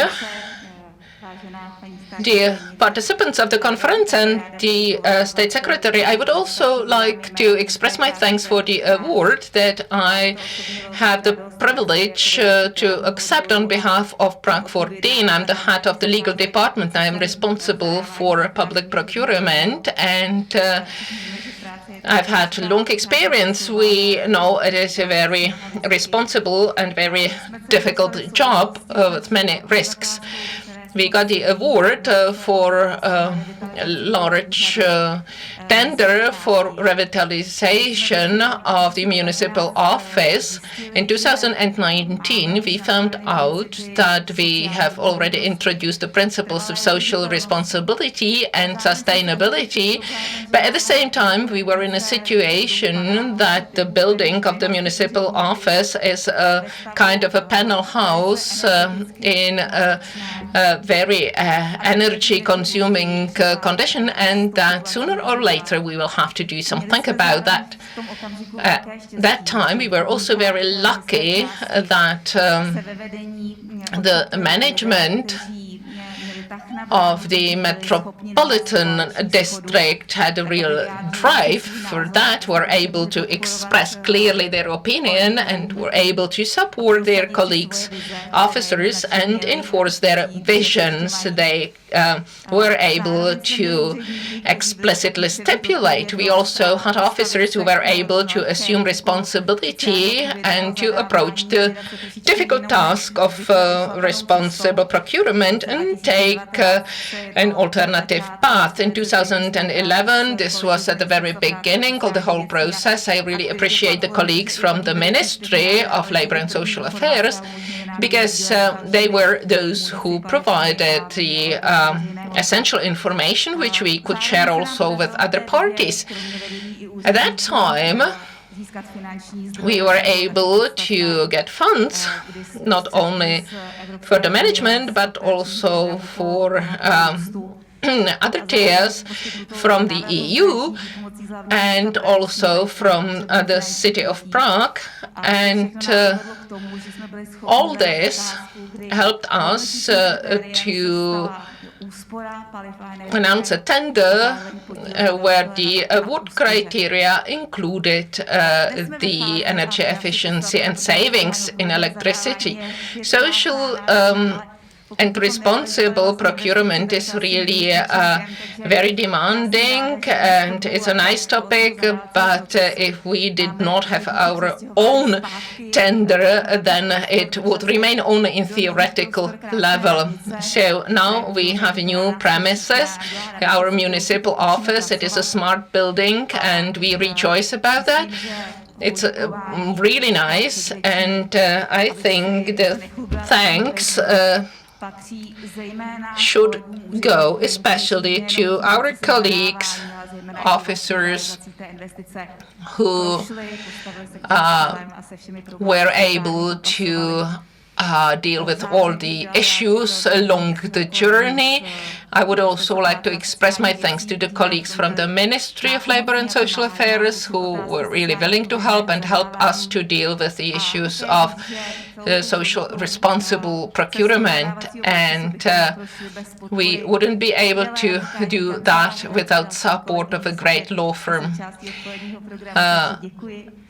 One of the colleagues from that law firm will have a presentation in the afternoon. So it was great that we could get help from them and from other colleagues, and thank you very much. I'm grateful for that, and I would like to say the colleague who might be watching online, the award goes to you. Thank you very much. Congratulations once again. I look forward to another year of awards ceremony because there are definitely other entities that deserve this award. Thank you. I believe that you will spend this year in a way that next year we will have a lot of nominees to choose from. We will have a jury and we will select the best one. So please let us know about yourself or your colleagues you know that would deserve such an award. And mentioning award, I should say that at the European level, where the awards go to entities at international level, we have two nominees, one regional office with the treatment facility and the treatment facility, so we keep our fingers crossed for them. So now let's go back to the topic that has already been envisaged. When I remember the topics from the beginning of the year, we spoke about socially responsible, environmental. We know what it is about. Well, we don't know what innovation is about. We reached a consensus that it's very important for the private sector. It's taken for granted for public sector. It is much more difficult. So therefore, we included this topic into today's conference, and we asked two ladies to share their experience and views in how innovations can be supported in public procurement and how we can comply with Section 6, paragraph 4. I believe that you agree with me that for the future goals and aims we actually set in the field of sustainability, innovations are the key. I'd like to invite two ladies we invited to this section. Thank you very much. The first one is the representative of the European Commission. EC is an important supporter for this topic, and after that I will introduce another lady from the certain central purchasing body from Italy. So now let's listen to what the European European Commission has prepared for us Mrs. Anita Port, who has great experience from the contracting authority environment because she helped the city of Amsterdam with public procurement. But this year she has shifted her focus to DG Growth, where she deals with innovative and strategic public procurement, saying that she works for the public procurement of the future team. Just start my presentation. And this presentation we made actually as a new team because I joined the Commission in March. There was a big reorganization. We work in the strategic procurement team, but brainstorming, we thought it should be called the future of public procurement. So that's why I give the title. And you're the first audience to have this briefing, what will be the activities of our new team. So I'm very curious what you think of it. The power of the public purse. Public procurement is, of course, the flywheel for public value within our democratic system with taxpayers' money. I'm not a technician, but a flywheel accelerates speed or energy, and I think that should be the function of public procurement, very important in the center of it, increasing impact and democratic value, using the public purse. I will try to speak slowly for the translation. In our team, we talked a lot about that we need a sort of Henry Fordification of our processes, and that's why this quotation of quote of Henry Ford came to my mind. There's also a famous quote of Einstein that is, stupidity is doing the same thing and expecting different outcomes. And we need to do more experimenting because we need different outcomes. Why do we need different outcomes? We need to become faster, or faster outcomes. We need to have better outcomes, and we have to have more affordable outcomes, which will come when there's much more scaling. Why do we need these outcomes in these ways? Well, if we look in 2050, and we count back, we already should start it tomorrow. This is the strategic foresight report of the European Commission, naming 4 very important themes that we should concern. And I will call out 2, which is the climate change and the hyperconnectivity.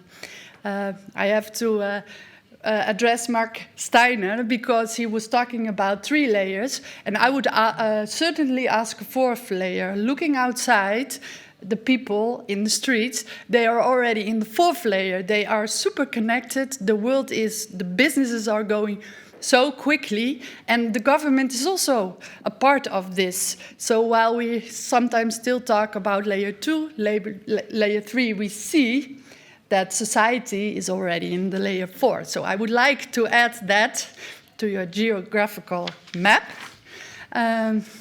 as something that I thought listening to your story. Now, the procurement directives, this I can be very short because you, Mark Steiner, already explained this really well. What I've thought. Oh yeah, there's a lot about discussion about what is possible within the directives of not. And listening to your story, I must confirm your analysis because the legal framework supports ambition. And it's just about doing it that is now what we are in front of. So I would just like to skip this whole legal analysis because it's perfectly done with you. I will just add a very practical example from our guide on innovation. Very important, it's also translated and available in Czech language. I think it's just been published October, very recently, so you should really Google for it, and otherwise look in the links I will give later, where we keep you as an audience updates about the work we do. But in this guidance, there is an example of Copenhagen, which I think shows it's not about just buying some new streetlights. innovation procurement is always about much more than just replacing product A with product B. And this example will show you. Because what they wanted was custom-designed LED lantern for the streets. But they also wanted to save energy and CO2. But I had more in mind, because they want to improve the lighting and increase of security and comfort in the streets. And, last but not least, as a public authority, they wanted to centrally manage the lights and integrate it with traffic density, because what better would it be if the lights were only used when the people are there, and when there's only birds and squirrels, we put the lights out. Well, they had a different approach to procurement. They used a different procedure, the competitive dialogue. They used different award criteria. Price was only a quarter. They awarded on task performance, organization, lighting solution, energy, and environmental qualities. And take time, prepare, consult the market. The preparation was 16 months till signature of the contract. Oh, wait. There it is. And I heard somebody earlier talk about doing a needs assessment. And my experience is, if you prepare a procurement really well, you slow down in the beginning, but you can accelerate after contract phase, because you've done something, you procured something that is really up to date. And in the contract management, you're so much aligned with your contractor about what is the common objective. You can really catch up on the time you really took to prepare the procurement really well. And they got their different outcomes taking this risk. They reduced energy consumption with 57%, and yearly the CO2 saving is not only for the green, but it really saves in the end also money. They had a 1.6 million a year reduction of maintenance cost on a total investment of 26 million. I put some links for you also in my presentations, which the organization will make available. So if you want to look at the links and also the work we do, you can have an easy look at this presentation and click the links. They should work. Well, the challenge, this is the challenge when you start your journey of procurement of innovation. But we have to admit, legal officers cannot do it by themselves. They have to do it with the entire organization. You cannot hold back in the rest of the organization and say, please procure me something very innovative. That won't work, unfortunately. Everybody has to work along with it. And coming from Amsterdam and working with Mayor van der Laan, which I learned from a lot, he would always ask me, Anita, get with me, get out of the details and get with me in the helicopter. What do we see? Explain me, what do you see? What's happening? And I want to invite you now to come in my helicopter and see what public authorities in Europe are experiencing. Innovating means losing silos, working across departmental and cross-organizational. I see professionalization of the procurement function, a topic that has been worked on so seriously by the organization that has invited me today. But also we need to work on risk management. Innovating the risk profiles of what you are buying, of the procurement will go up, so you will need professional risk managements to deal with this risk coming up in innovation. If we look more to the outside, I see an increase of collaboration, sharing resources and costs between public authorities working on the same issues. Innovation is a costly business, and what would it be better if we could work together, replicate each other's models, and more specific, not make the mistakes somebody else has already made and that are already paid for with public market money. This would allow us to increase speed and to duplicate best practices. So if I would give your organization one advice is think about these strategic alliances, think about collaboration in your strategic approach when you want to start your procurement on innovation. Maybe somebody else is already doing something that could be really interesting for you to use and to duplicate. I say nothing is so good as a stolen idea and to even do it better than the original thinker of that idea. Well, and then we come to the reality. Starting innovation of procurement, we talked about the layers, is not an easy business. Being in, I think, layer 1, the road looks really shiny with the sun shining. But when you go into the different layers that come after, you see that the reality is quite tough to deal with. We need to be able to share our experience, including our mistakes. This is important knowledge for yourself, but also for others that are working on the same to reuse. So, as a collective, public buyers in Europe, we can move faster towards our shared objectives. The European Commission is in full support of this idea of collectiveness. And we want to support public buyers all over Europe and also very much in the Czech Republic in their risky and difficult endeavors. And as a team, we are trying to figure out what we can do to create value in that. And unfortunately, my flight is already in the afternoon, but I would love also from you to hear very much direct feedback on what you think we should do to help public buyers that are having these difficulties on the floor. So, but I will put links in, and then there are ways to keep in touch after this conference. So, I just would like to, am I still in time, Adam? Oh, okay. Yeah, it's not too long any longer. I just would like to explain a little bit better. No, two? No, one.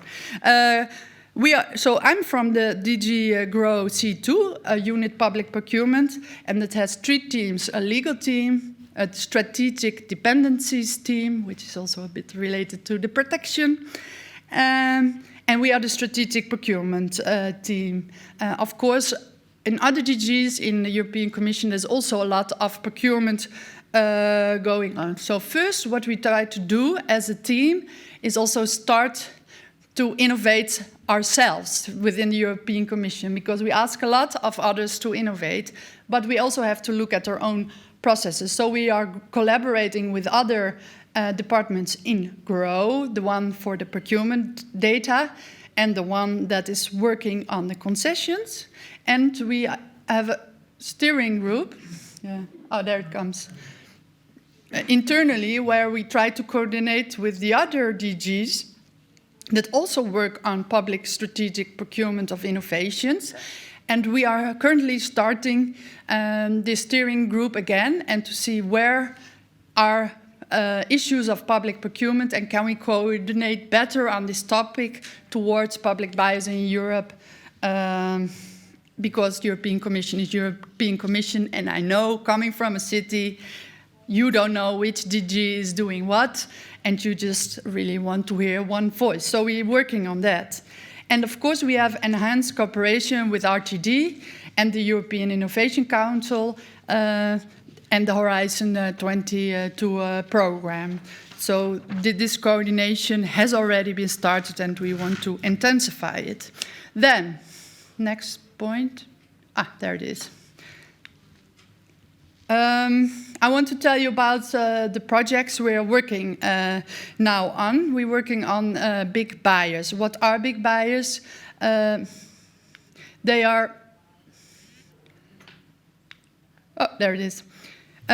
They are groups of public procurers in Europe that are joining action and also try to develop joint market intelligence on topics on markets that have really like European perspective. They try to aggregate demands, but also unify their way of asking those markets for products, so there can be like a systematic approach in which this market can be influenced by having a unified demand. We are funding broker roles And we are funding also, our department is also funding public procurement of innovation calls that consider public buyers from multiple countries. We have also training schemes for central purchasing bodies or central ministries, departments that have a similar function. This is actually done by an Austrian university who won the call for doing so. And on this website you can find more information. And what is a topic I mostly work on, and that is trying to create a digital collaborative space for European public buyers, because I've told you that we should learn from each other, that we should connect to each other, we should not do the same things twice, we should learn from others' mistakes. And I'm really convinced that if our department will create a digital space where all public buyers can unite on specific topics, can talk to each other, can use each other and reuse each other's knowledge, there can be an enormous acceleration of speed and impact on the topics we aim for. So I wrote new. I'm really working hard with the team on this, and I will also ask you to keep the links I will give later in your mind, because if there's any new developments, we of sure will inform you about that. We also do knowledge building, we do guidances. I think both are available in all member state languages, and we organize webinars on topics. And one webinar in the future will also be about risk management. One will be about IPR. The first upcoming one, unfortunately, these webinars are at the moment only in English, but the first upcoming webinar will be connecting to the ecosystem and will be held 16 November. We also do a study of the value of innovation. So this is the first following webinar on the LinkedIn groups. Oh, no, first I will do my conclusion and then I will tell you about the link. So my conclusion is change is here to stay, and you will be operating in a very fast changing world. So that is something you should really consider planning your procurements. It will be a very dynamic world. It will have an effect on your procurement function, not only on your procurement function, it will have an effect on the entire organization. A good example I can give of this impact from the city I worked for, the city of Amsterdam, was of course the whole idea of Airbnb. That developments went so much faster than the city was prepared for. The city said, okay, we have to really go into this new digital developments. We have to think about innovation. We have to see what's around us. So we're not surprised by this action. And actually now in digital mobility, they are trying to regain the digital public space, because of course there's all operator like Uber offering digital mobility, and the city is trying to also become the government in the digital space, because what I would like to say is that you should be dealing with it already before it starts dealing with you. You don't want to lose space to private companies like Facebook, Apple, Google, Uber, whatever is happening in your city, and notice, hey, they behave like a government, but they're not really chosen democratically. So that are the dangers we are dealing with. And a lot of the actions you would like to do will entail procurement as well. So now the final, let's keep in touch, I would say. We have a website, we have 2 LinkedIn groups, we have an email address, and I hope really to tell you soon much more about the collaborative platform where I would like to invite you all to join and to engage with us and with other public buyers in Europe. And for now, I would like to thank you very much for having me, for having your attention, and I hope to get much more exchanges with you in the future. So thank you. Thank you. thank you, Anita, for the wonderful overview. Please join us in the first row if there are any questions. And thank you for mentioning the training scheme prepared by Vienna University and BBG in Austria, because it's really great and it's a great opportunity. And you know, many of my colleagues during the studies mentioned CONSIP. CONSIP in Italy as a wonderful central purchasing body, and especially Lydia Caparelli. Lydia, warmly welcome. I would like to ask you for your presentation concerning your very practical view on innovation and sustainability in this area. And the floor is yours. I guess 15 minutes is okay? Yeah. Thank you. So, good afternoon. And thank you to be inviting me to give this presentation today. It was a really inspiring morning with a lot of insights. So I wish that you will find interesting the experience I will show you. So let's get to the brief introduction. So I will talk about the definition of innovation, and then some differences between research and development, and then public procurement of innovative solutions. And this is a very important distinction. And then CONSIP PPI, so the offer that we give about innovative procurement, so public procurement of innovative solutions that we provide for public authorities in Italy. And then I will talk about energy performance contract, which is a very interesting model of a contract, and then other examples. So let's start. You already know the evolution from green public procurement to sustainable procurement.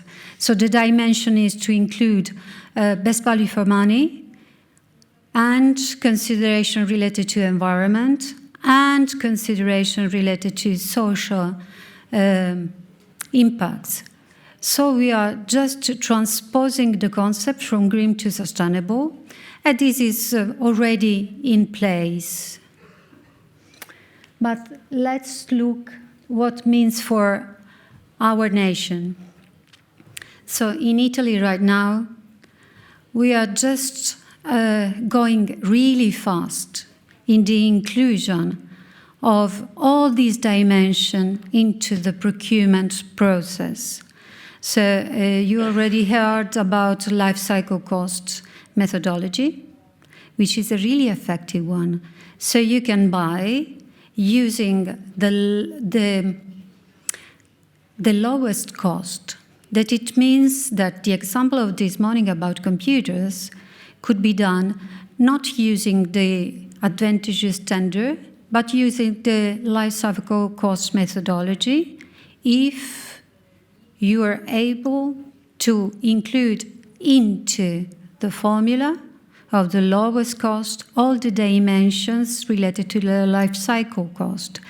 It means that you can include price, and then maintenance costs, and then consideration about spare parts, and all the costs related to maintaining the product in a healthy manner to be usable, and then the electricity cost. The fourth dimension would be to add the costs related to the disposal, but as you know, the directive on waste of electric and electronic equipment include the cost of the disposal. So it could be a simplified formula for the life cycle cost methodology if the economic operators are ready for that, and you have to include, of course, the cost of electricity, which is the cost of kilowatts per hour in your country. So look at the life cycle cost methodology. It's really an important issue to deal with an innovative process to select the best product, and taking into consideration also not only the best value for money, also the environment and social criteria.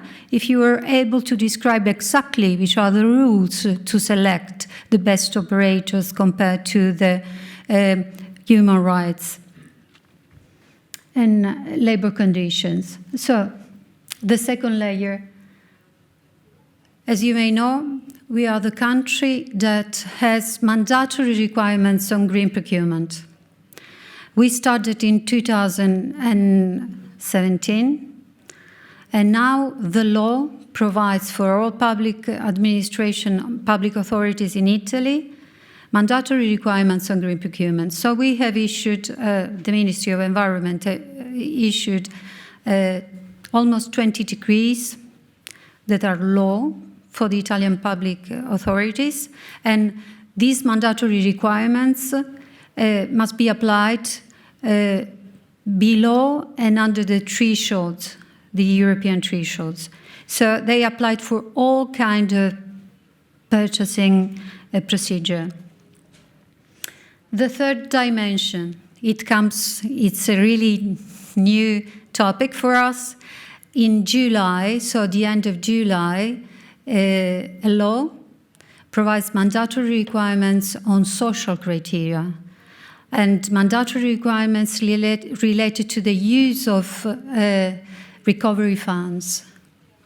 And which is the aim of this law is to apply gender and generation equality in public procurement. You can see the meaning of that. So how important it is to talk to economic operators and ask if they want to participate in a procurement procedure related to the recovery funds, to comply with gender, generation equality, and to the inclusion of disabled people in a percentage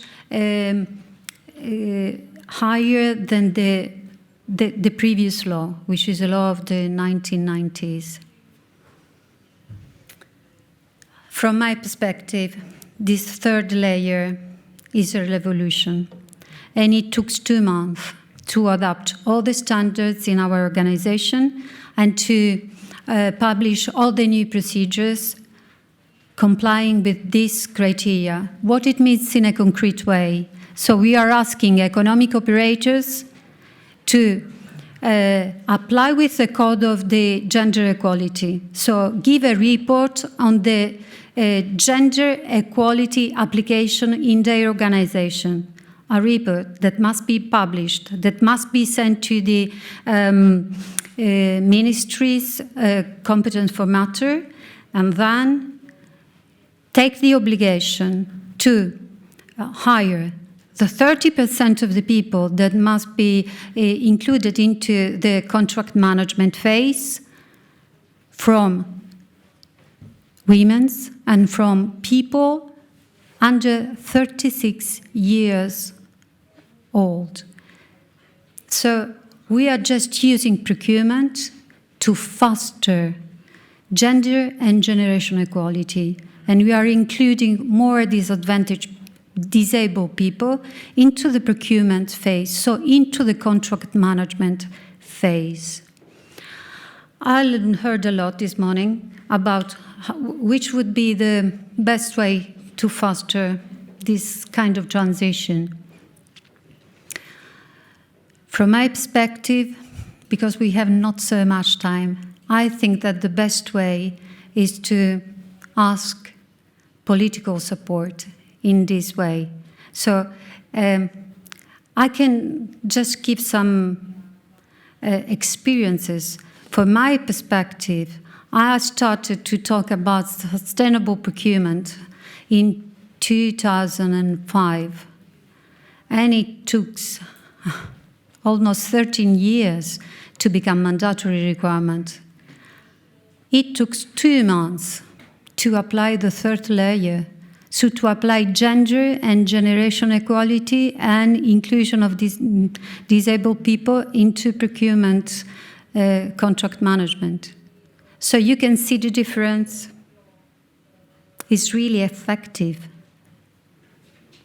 And I wish that it could be useful also for you, this experience, because in a few months, all the procurement in Italy will include this kind of consideration. And these obligations are related to the penalties, and there are some minimum requirements that do not allow the economic operators to participate anymore in a procurement procedure if they do not comply with minimum requirements about gender equality and also the inclusion of disabled people. And let's say about what does it mean, innovation? So let's look at the definition. So the implementation of a new or significantly improved product, service, process, work, whatever. So new, significantly improved. But with the purpose of helping to solve societal challenges or to support Europe 2020 strategy for smart, sustainable and inclusive growth. So now you understand which is innovative. So it's not a new product. Not a new product without a mining. And the mining is to challenge societal goals. And for us, climate changes is a goal. The inclusion of people is a goal. Let's look at the statistics from my country. After 2 years of COVID, 98% of people that loses the job was female. 98%. So it's not a percentage that could allow you to say that we are such a gender supporting this kind of issue. So it doesn't mean that women works only to clean houses or as a in other restaurants or canteens or in the bar. So it means something that must be taken carefully. So in this kind of environment, we can understand which is the goal of the inclusion and also the goal of gender equality. That means that gender equality is not participating into a company, but have the right to have the same access to education, same access for money, same possibility of career. And if you look at the gender equality index statistics, you will find that the difference in money paid between women and males would be at least 25%. But when the positions are higher, the difference would be 45%. So this could be a question to evaluate, and also a question about the good balance between works and time at work. But let's go to the next slide, because you can see also the Considerandum 47, which is really interesting because it talks about the meaning of innovation, and it compares to the best value for money in terms of environmental challenges, in terms of social inclusion, and benefits for the society that generates new ideas, translating them into innovative products and services, and thus promoting sustainable economic growth. And this is a very illuminating definition, because it means that when you assess innovation, you cannot avoid to include sustainability in terms of environmental effects and inclusion and benefits for the society. What does it mean? If I'm just assessing a new solution, it means that a new car, a new vehicle, a new engine, a new innovative idea, I have to have an advantage from the perspective of the money, so best value for money. It must be efficient. I have to do more with less resources. And this is the first meaning you have to take in mind. The second one is that I have not to charge my footprint. So I have to combat the climate changes. So I have to have an impact on the environment which is less than the previous solution. Otherwise, I'm losing something. Is not innovative. And the third dimension is that I have to give an advantage for the society in terms of inclusion, in terms of gender, generation equality. So important are these issues and are included into the definition of innovation in procurement. So this is important to understand. So it's not a new solution or significantly improved. It doesn't mean anything for the definition of the innovation from the European directive perspective. It means that the advantages must be altogether concentrated in the best value for money concept that includes environment, that includes socially responsible procurement. Okay. And now, of course, this is the new regulation, and you can find also the public opinion that is very important in this context. Lydia, yeah. Can I ask you 3 minutes? Is it Okay, I have so to quickly, skip. I'm sorry. So we will talk about not to acquire the process of innovation, but to acquire only the products, innovative products created by others. So which is the meaning of this? I have to skip, sorry. I want to introduce the concept of energy efficiency directive. So this example would allow you to understand which is the meaning of applying a new method in the contract for buying energy services. Look at this picture. So you have, if I can just show you the picture. In this chart. So you have real costs. Oh, thank you. Real costs. So what you're paying right now, okay? And this is here. And you can just say, I'm buying fuel to heating this room.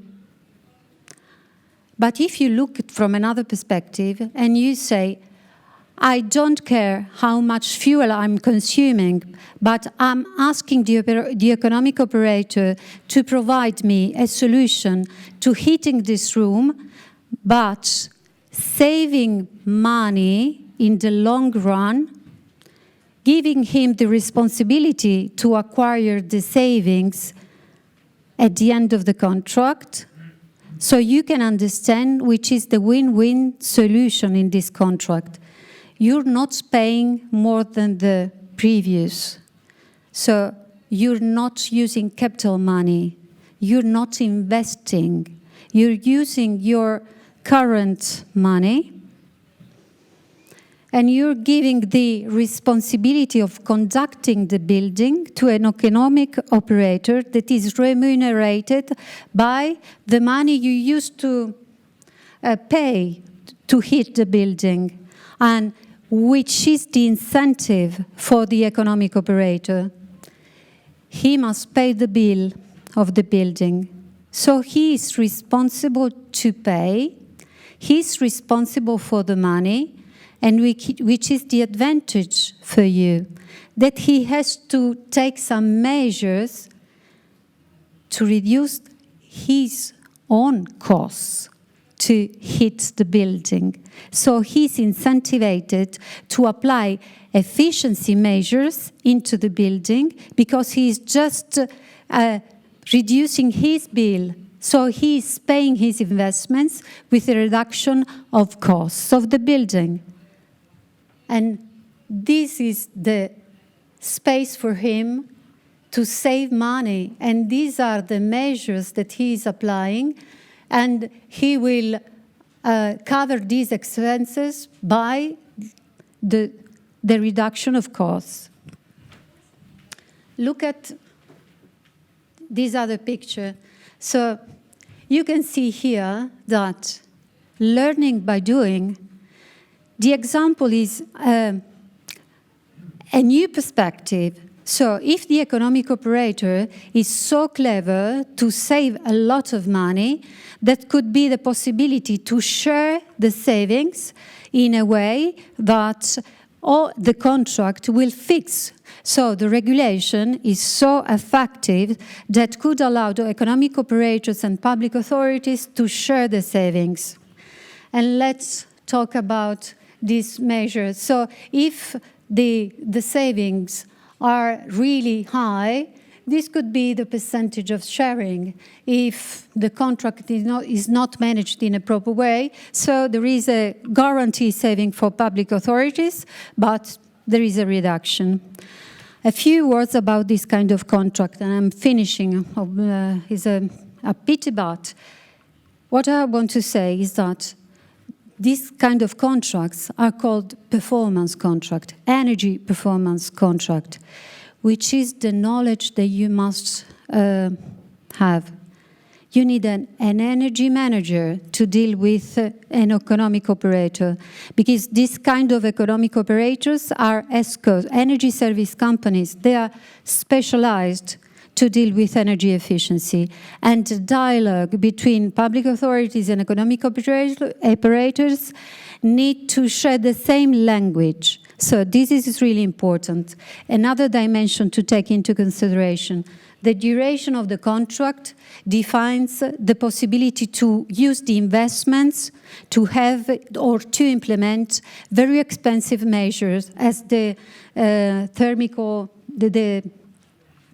insulation of the building, or to change the heating plant, or to have other measures that allowed the building to be more efficient. So the duration of the contract allowed also to have a social dimension. Because of the duration of the contract, the economic operator could apply much more employees, and the duration is a guarantee for these employees to continue in this kind of contracts. So this is a way to say that there is a win-win situation, and in this way, the innovation is not something that you can buy really new. So we are not talking about new appliances, new measures, no. We're talking about a new process. We're not buying any more liters of fuel or cubic meters of gas. We are just buying a temperature. So the thermohygrometric temperature, the value of this comfort, the value of the contract is to have a measurable environment where the temperature is the performance. So you can see how innovative is this concept. You're not related to buying a physical kilowatt hour or cubic meter of gas. You are buying a temperature, a comfort into your building. So I wish you enjoyed this kind of contract. And I want to say also something about, I will leave this presentation, but I want you to know that you could also look at a network where I work with, which is Procure to Innovate. So this network represents the network of the Competence Center and Innovation Procurement. Let's look at the network. Let's look at what provides for you. And if you want to know more, please ask me, and I will be pleased to give you feedback on whatever you need. So thank you very much for your time.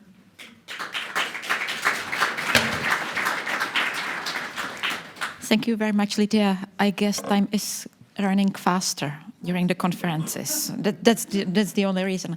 I guess your presentation is really quite long, so we will distribute it to all the participants to know it. So, thank you, Anita. Thank you, Lydia. I will switch back to Czech. Dámy a pánové, to byla část, která se týkala inovací. Ladies and gentlemen, that was a part on innovation. I wanted to mention also one thing. I have promised that to the head of the technology agency of Czech Republic. There is a new technology, new booklet or guidebook on small-scale public procurement. You may have a look at the web pages of technology agency or the web pages of the Institute of Responsible Public Procurement. So I promise to the head of the technology agency to mention this fact, the methodology on the small-scale public procurement. Now we shall have a look at the sustainability, because there is a strategy to support sustainable consumption, sustainable agriculture. Then we have also the amendment to the law, the section 37A, and hopefully a ground amendment will be approved by the Parliament later, and it's an amendment on the foodstuff purchasing. And the next session focuses on the sustainability of in foodstuff purchasing. I would like to invite Mr. Jakub Kodin, the head of public procurement in the field of logistics and services of the European Parliament. Then Ms. Adela Havlova. She has been already mentioned by the municipality of Prague 14. Then I also would like to invite Mr. Tomáš Václavík, who is the head of the project Really Healthy Canteen, Healthy School, and a colleague of mine, Monika Dobrovodská, who within our team is in charge of this particular topic. So, good afternoon. Thank you very much for introducing, and thank you very much for your participation. The topic of food products is very close to all of us. It's a very personal topic. All of us have history, tradition, relationship towards food as such, but let's try to forget about the personal approach, and let's have a look at how the food is being purchased in case of public administrations, senior houses, hospitals, etc. The purchase of food in the Czech Republic. As far as I know, these are primarily pilot public procurements, public tenders, focusing rather on refreshments, where we were using the environmental aspects, that is minimizing the packaging, minimizing the waste. For example, the tap water is being served instead of bottles of water, purchasing the products from the bioagricultural then definitely the fair trade purchases, where the child work, forced work is eliminated, and there are slightly different business relationships set up. So that's all been tested, tried out. We also have, we do support social criteria. That is again only in case of refreshment on the individual events. As usually, social operators do participate on delivering these this sort of refreshments.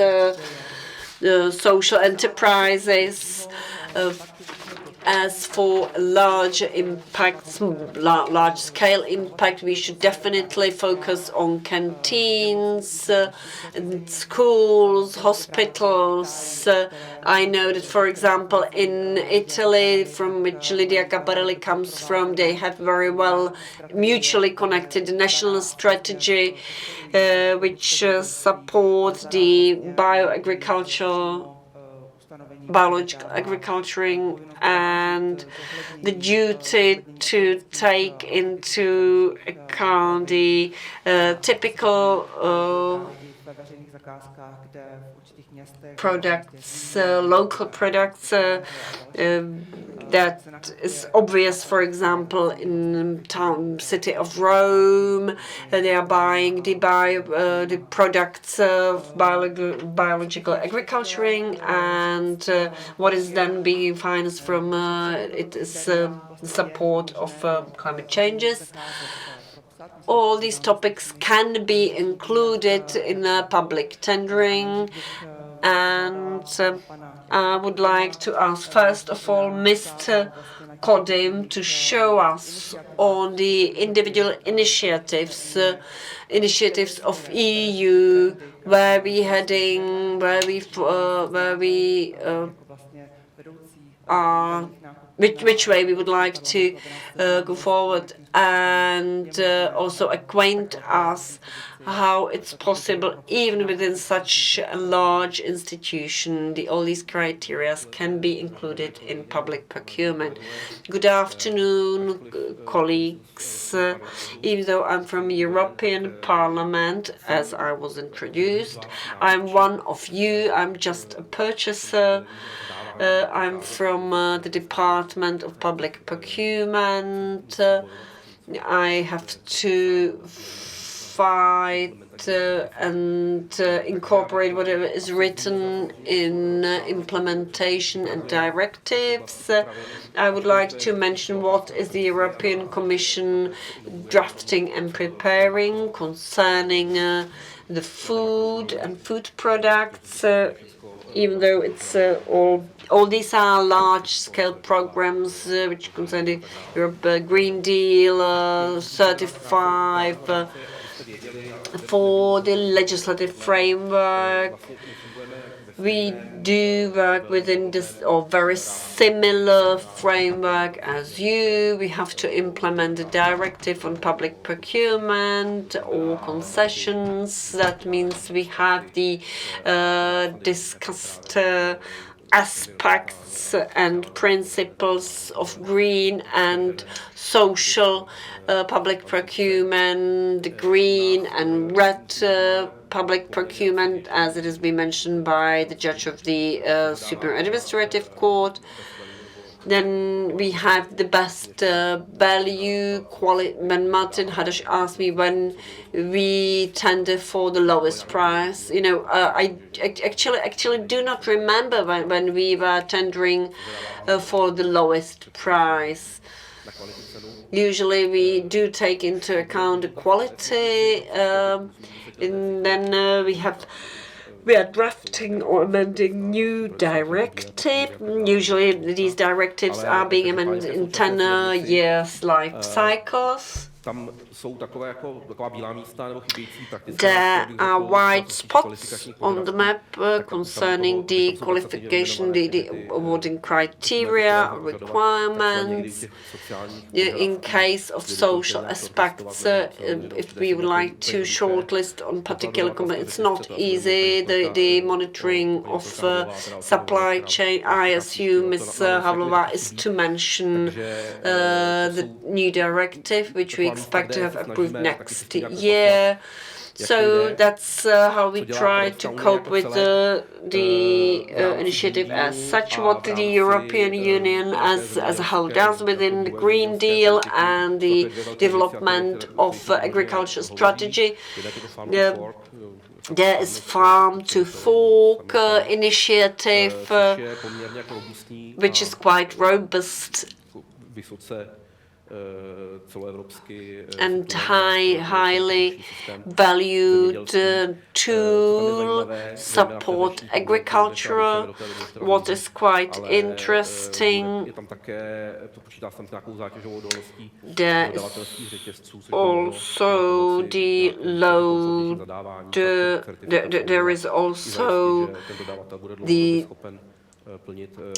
possibility to chase for the history of the individual products, and we plan to have available information on the production, traceability of the individual products, so you know where the individual products do come from, where the particular piece of plant, where the particular plant was grown, where the particular cow was living, etc. And then we have the organic action plan, organic agriculture. That's an ongoing set of regulations for organic agriculture. We have the target or goal 25% of organic agriculture should be available should represent the agriculture in total by 2030. And what will definitely be there as of the 1st of January 2022, with some additional regulations at the level of the individual states. I have a mistake. It's not 1963. It should be 1693. It actually unifies the rules for EU and non-EU countries. It should simplify the labeling and simplify also the requirements of the contracting authority or by contractor. This slide I consider of greatest importance because whenever talking about the purchase of food, we're not buying as food as a material. We are purchasing primarily the services for canteen. We make available the canteen and someone else is operating it under their own risk. That is the policy of European Parliament and the Commission. Nevertheless, if you purchase in whichever way, we have to somehow cope, what has already been mentioned by the judge, by Anita and many others, that of course the archaeological layers can be perceived in many ways. I would perceive them definitely differently than Anita. Nevertheless, the canteen, the canteen of today is very different to canteen of the 1990s, the canteen of 15 years ago. The expectation of students, pupils, patients in hospitals, their expectations are quite different. No, not universal source can be served, or a simple untasty meals. The clients simply have different expectations, different perception of quality, and the quality, as a matter of course, is perceived by a fluid way. You can't mathematically formulate it. The quality of food is such and such. Of course, there are purely ethic, ecological, organic aspects, well-being of animals. But there is a whole range of factors which interfere with the concept, and the procurer has to take that into account. We not only have to protect the use of the financial means, but we also have to satisfy the client after all. Not necessarily Is that reflected on the market? The operators on the market, they have their ways how to work. So you have to look for innovative approach. You have to address smaller companies. You have to help them. You have to help them somehow to get on the market. Not to stick only to the old suspicious companies. This is one of, I would say, major tasks of the current procurers. As I have mentioned, the judicature and the legislation is not fully, case law is not fully stabilized yet. Sometimes it's very difficult to control it or require it. Sometimes you are flowing in among, you are on an unsafety road, but what is a great challenge is the fairness, fair procurement.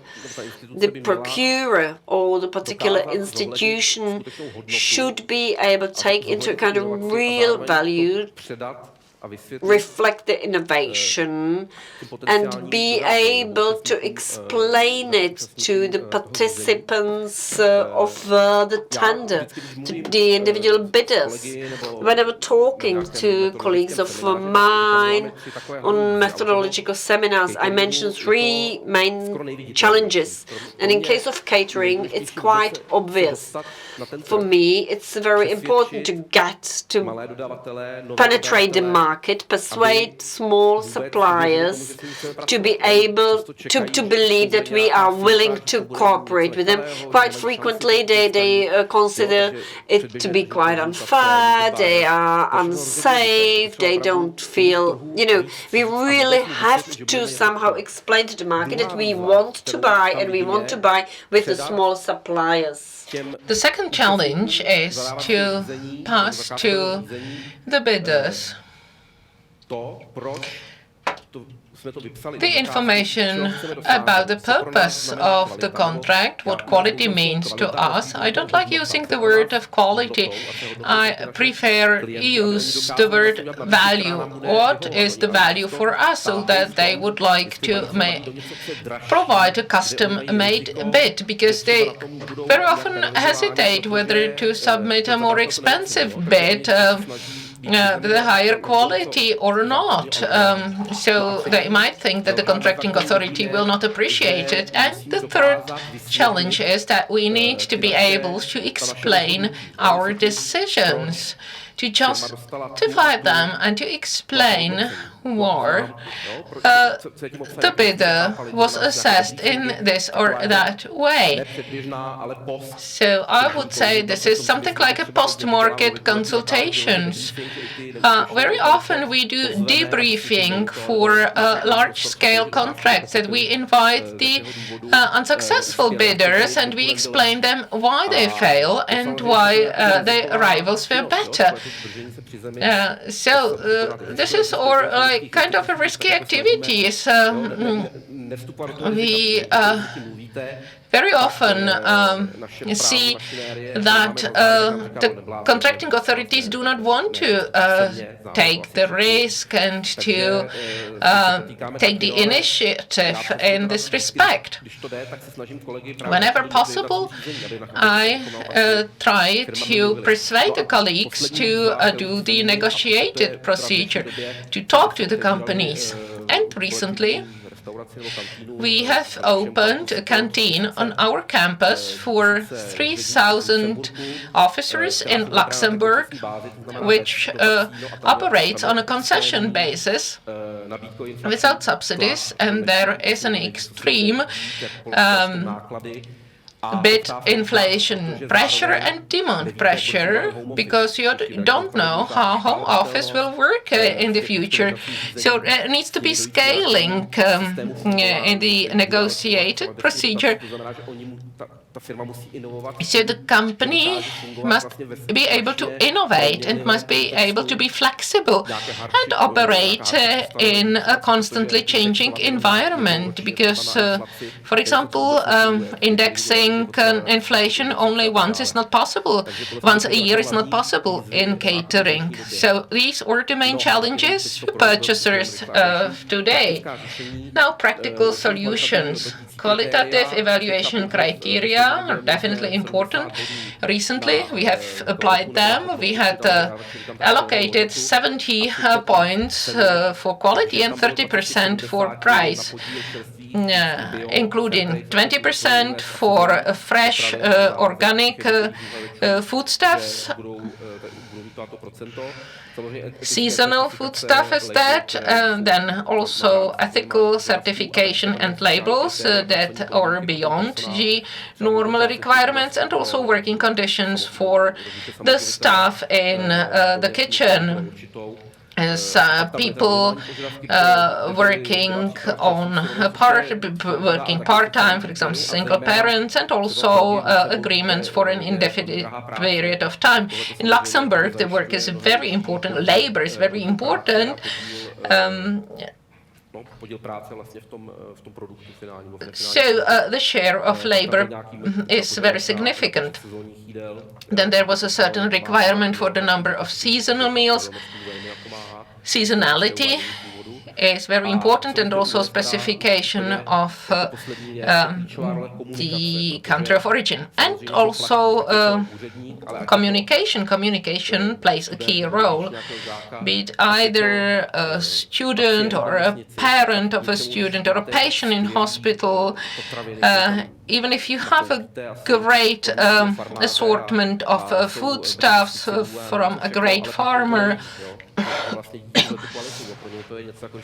and in organic quality, then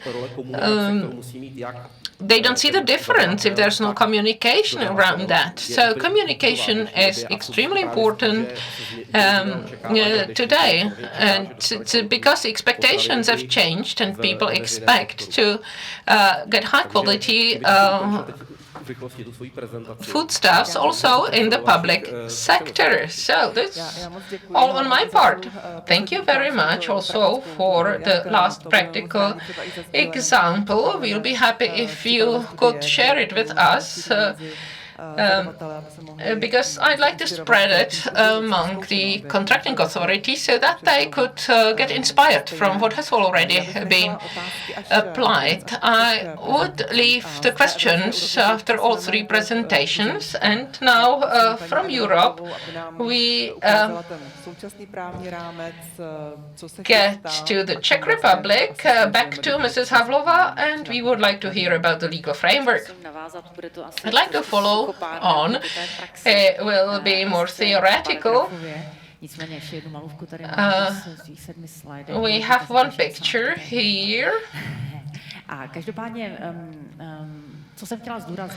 What I wanted to emphasize is that the public contracting authority, be it either hospital or a school facility managed by local government, for example, they sometimes do not realize that when they purchase something, that it is a public procurement subject to Public Procurement Act.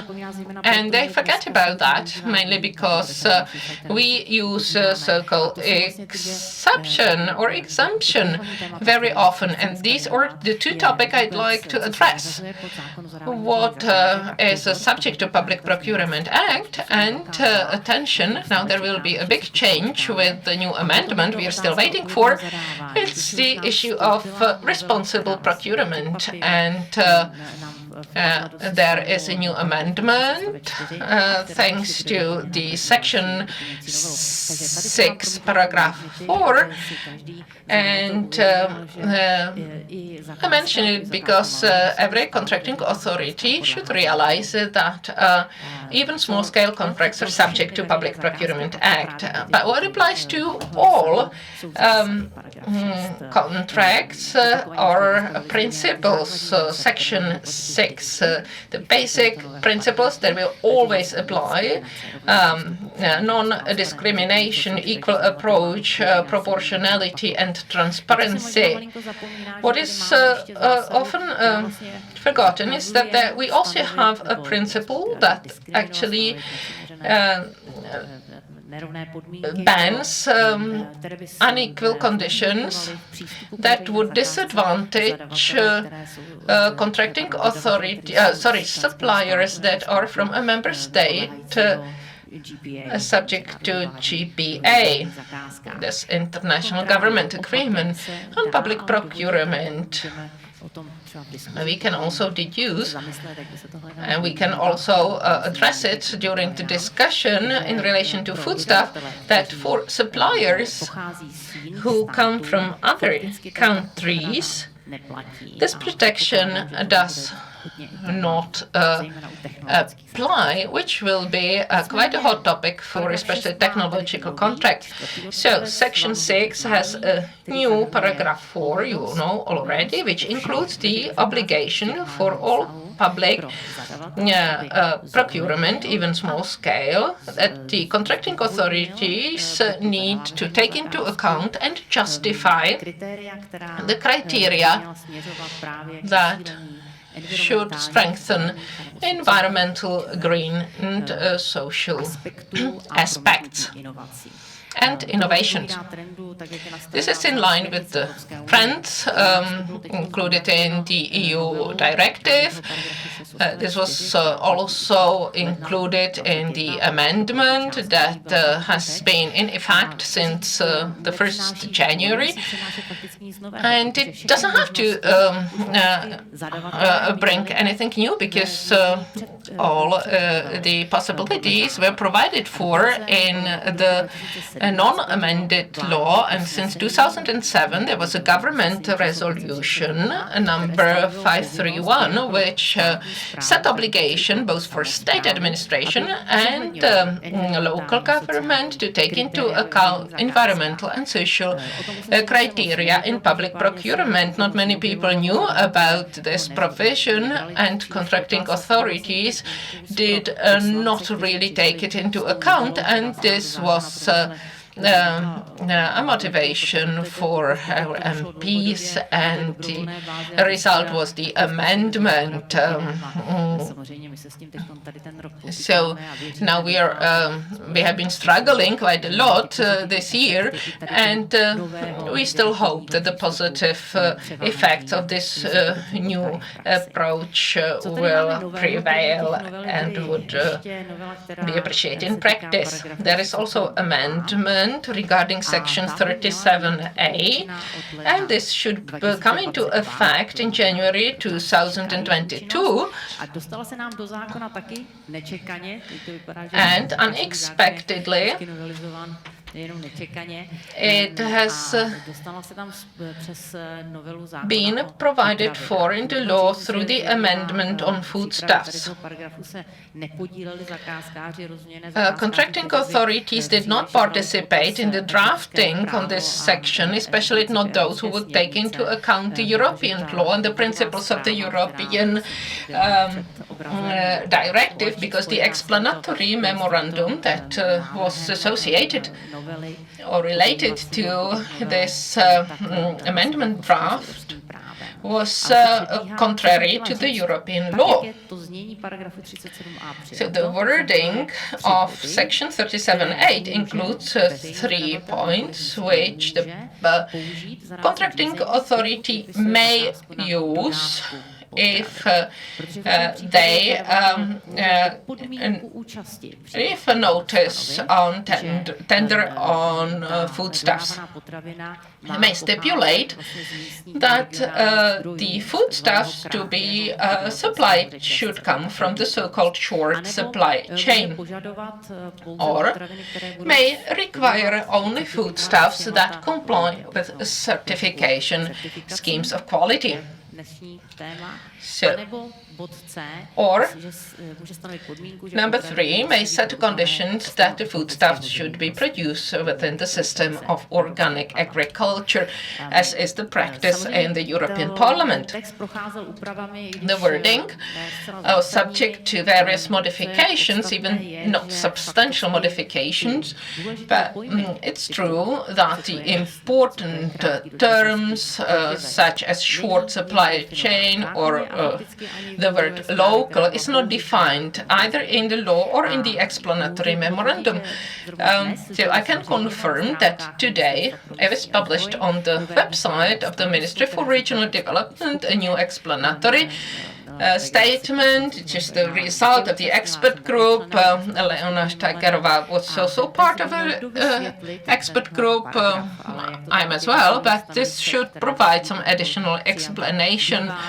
But as this often happens, it is a very brief text that only says that attention explanatory memorandum cannot be applied because it is contrary to the European law, and if the contracting authority would like to apply the point A and to set the requirement for regional nature of foodstuffs, then he must clearly specify what they mean. It means define it by themselves. For example, how many intermediaries can be there.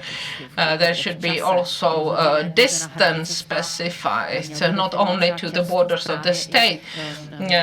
They should also define the freshness in terms of time. Since the picking to the delivery.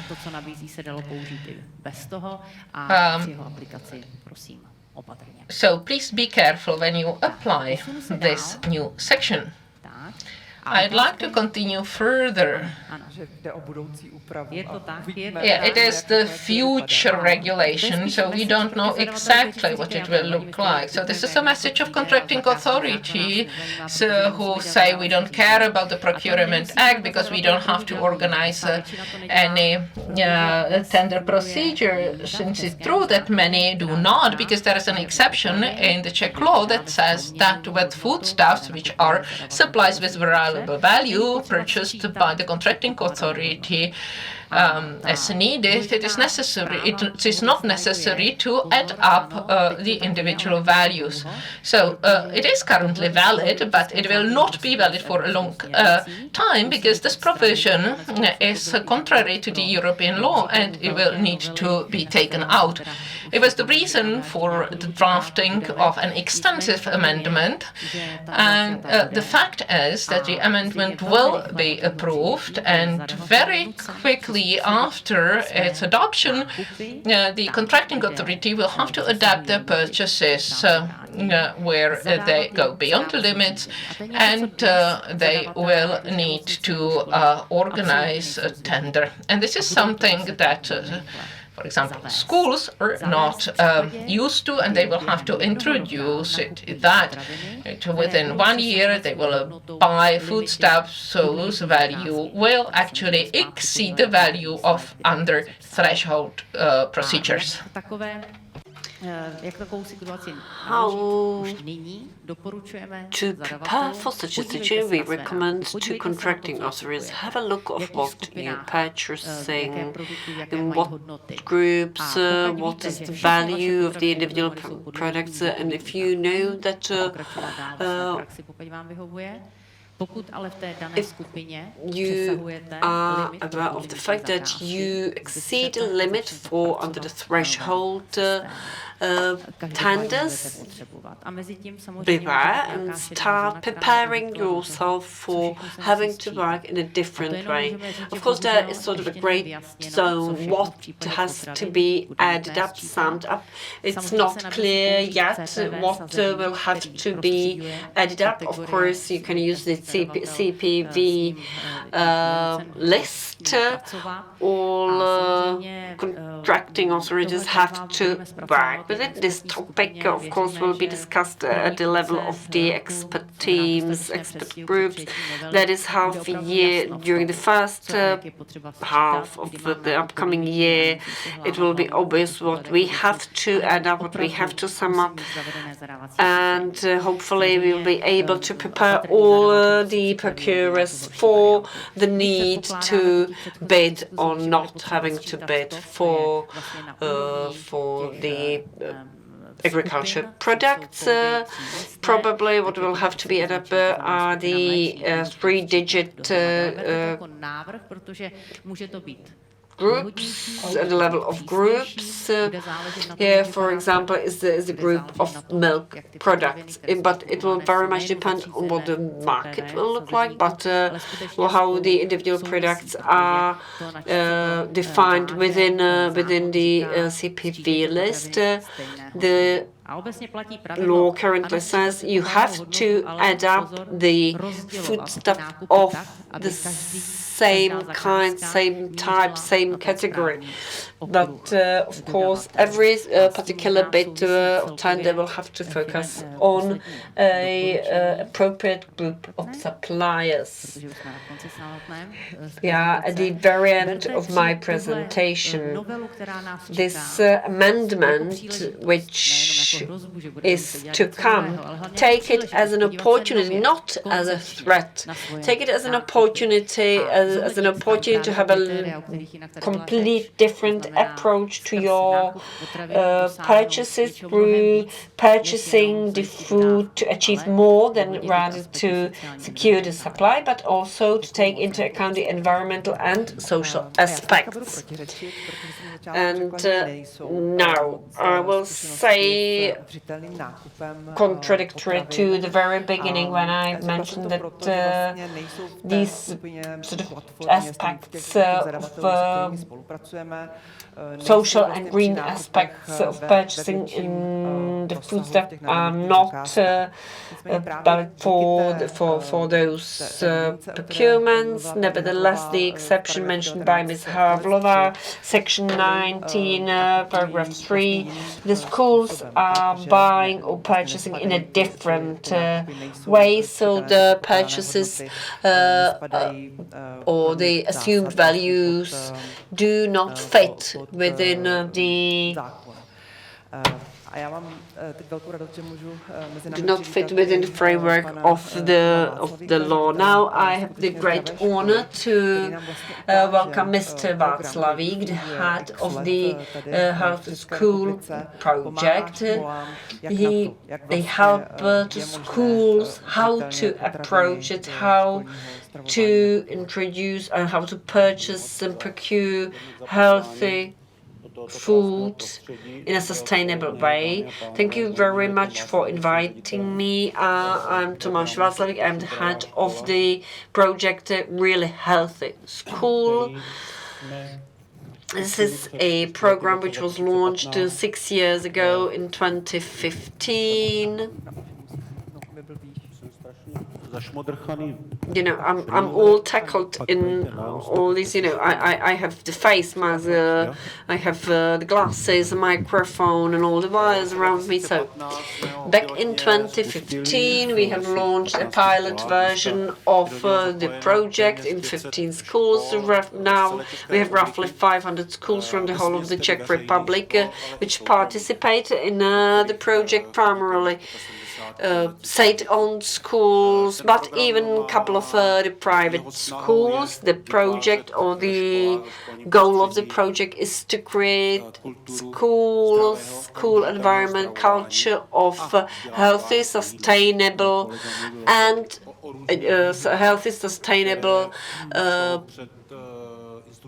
eating habits and support also educational activities, educational activities of the staff with preparing the meals, and also education of the consumers. If they have no idea why it's important to eat organic food, organic products, then 42,000 tons of the food is being thrown away by schools. So the criteria of our programs are being fully complied with or fulfilled by nearly 100 schools in the Czech Republic. Anita, if not mistaken, from the European Commission. I came quite late, but I have heard part of her presentation. She was talking about the innovation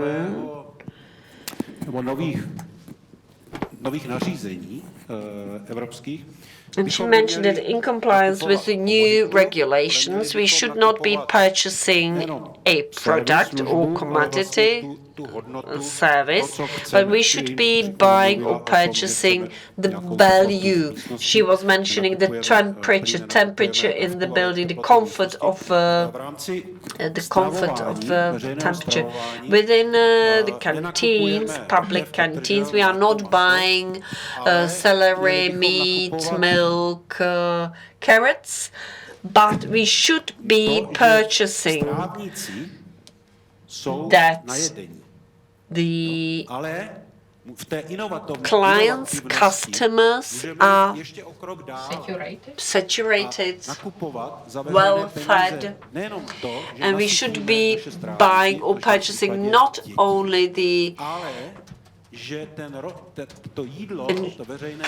not only feeding the clients, but also to be able to satisfy other values, the economic value. Economic value could be sustainable development of the given region where they are buying from the individual products. Environmental, that could be that I'm buying the organic food, organic products, and that I'm buying locally. I don't have to build more highways. Social dimension that I. Yeah, this is much better. The social dimension, I'm trying to sustain a certain level of employment rate because I'm buying the products locally to be able to feed my clients, that is the children at school. It also has an educational dimension. I have mentioned a short while ago the children, if they know where the food comes from, because they have just visited a farm where the school purchases milk or meat, or they even grow their own herbs at their school garden, which the cook put into their meal. It has a great impact on their education and on the fact whether they eat all the food or not.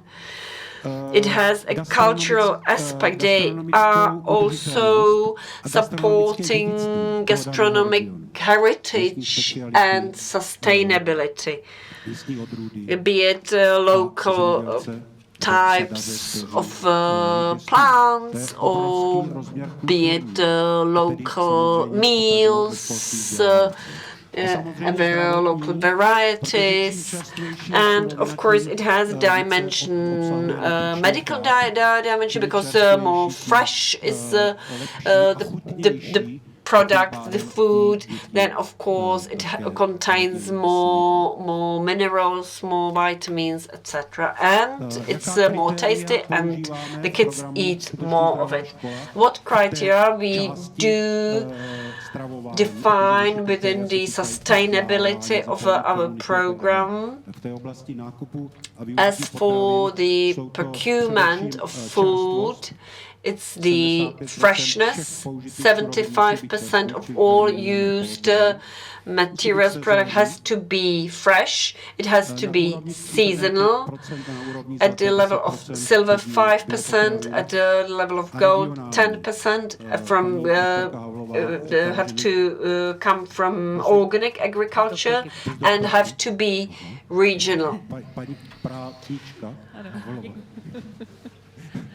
And Ms. Havlova has mentioned here that a region such is not defined. We have defined it, that it's actually an administrative unit of region or the closest surrounding region, because of course we are living in the Czech Republic in Prague. As such, it's difficult because potatoes are not grown here, so we have to use the neighboring administrative regions to be able to deliver the high-quality products in a sustainable way for the school canteens. Of course, an ongoing education of all shareholders, that is the cooks, that is the clients who are eating, these are the kids, and of course, the procurers, the purchasers, they have to understand why they do it. They do it for kids, they do it for the development of the region, they do it for the region as such. If the local distributors know it, they understand it, and gladly go ahead in the same way. I was asked to mention a couple of particular examples, so I have decided to mention a small kindergarten, very small kindergarten. They are already complying with golden criteria of our program. It's a kindergarten in the town of Lone. They have a unique team. They are well-trained, continuously being educated, and they have managed to combine teams from several canteens within the region. They consult together, they educate them together, and they purchase or procure together. I don't know if you have ever heard about CZ. They have included school canteens in the given region, and together they are procuring farm products from the given region. They organize farmer markets. They invite local farmers to their school, to their facility, so they can offer their products. And apart from that, of course, kids also grow something in the school gardens. They bake some cakes. They cook a soap. The very similar school in the town of Kroměříž. Very similar experience. Sorry, very similar experience as with the kindergarten, but they, for example, have a large school garden where children, the students or the pupils are growing herbs for school canteen. And what is important is the local community dimension and the inclusion of the whole team, school team. The cooks participate on afternoon educational activities. They organize courses of cooking for kids and their parents simply they expand the educational framework, and again they organize also school farm markets. Then the other part of our project, really healthy canteen, is for public canteens as such. For example, in Brno, to house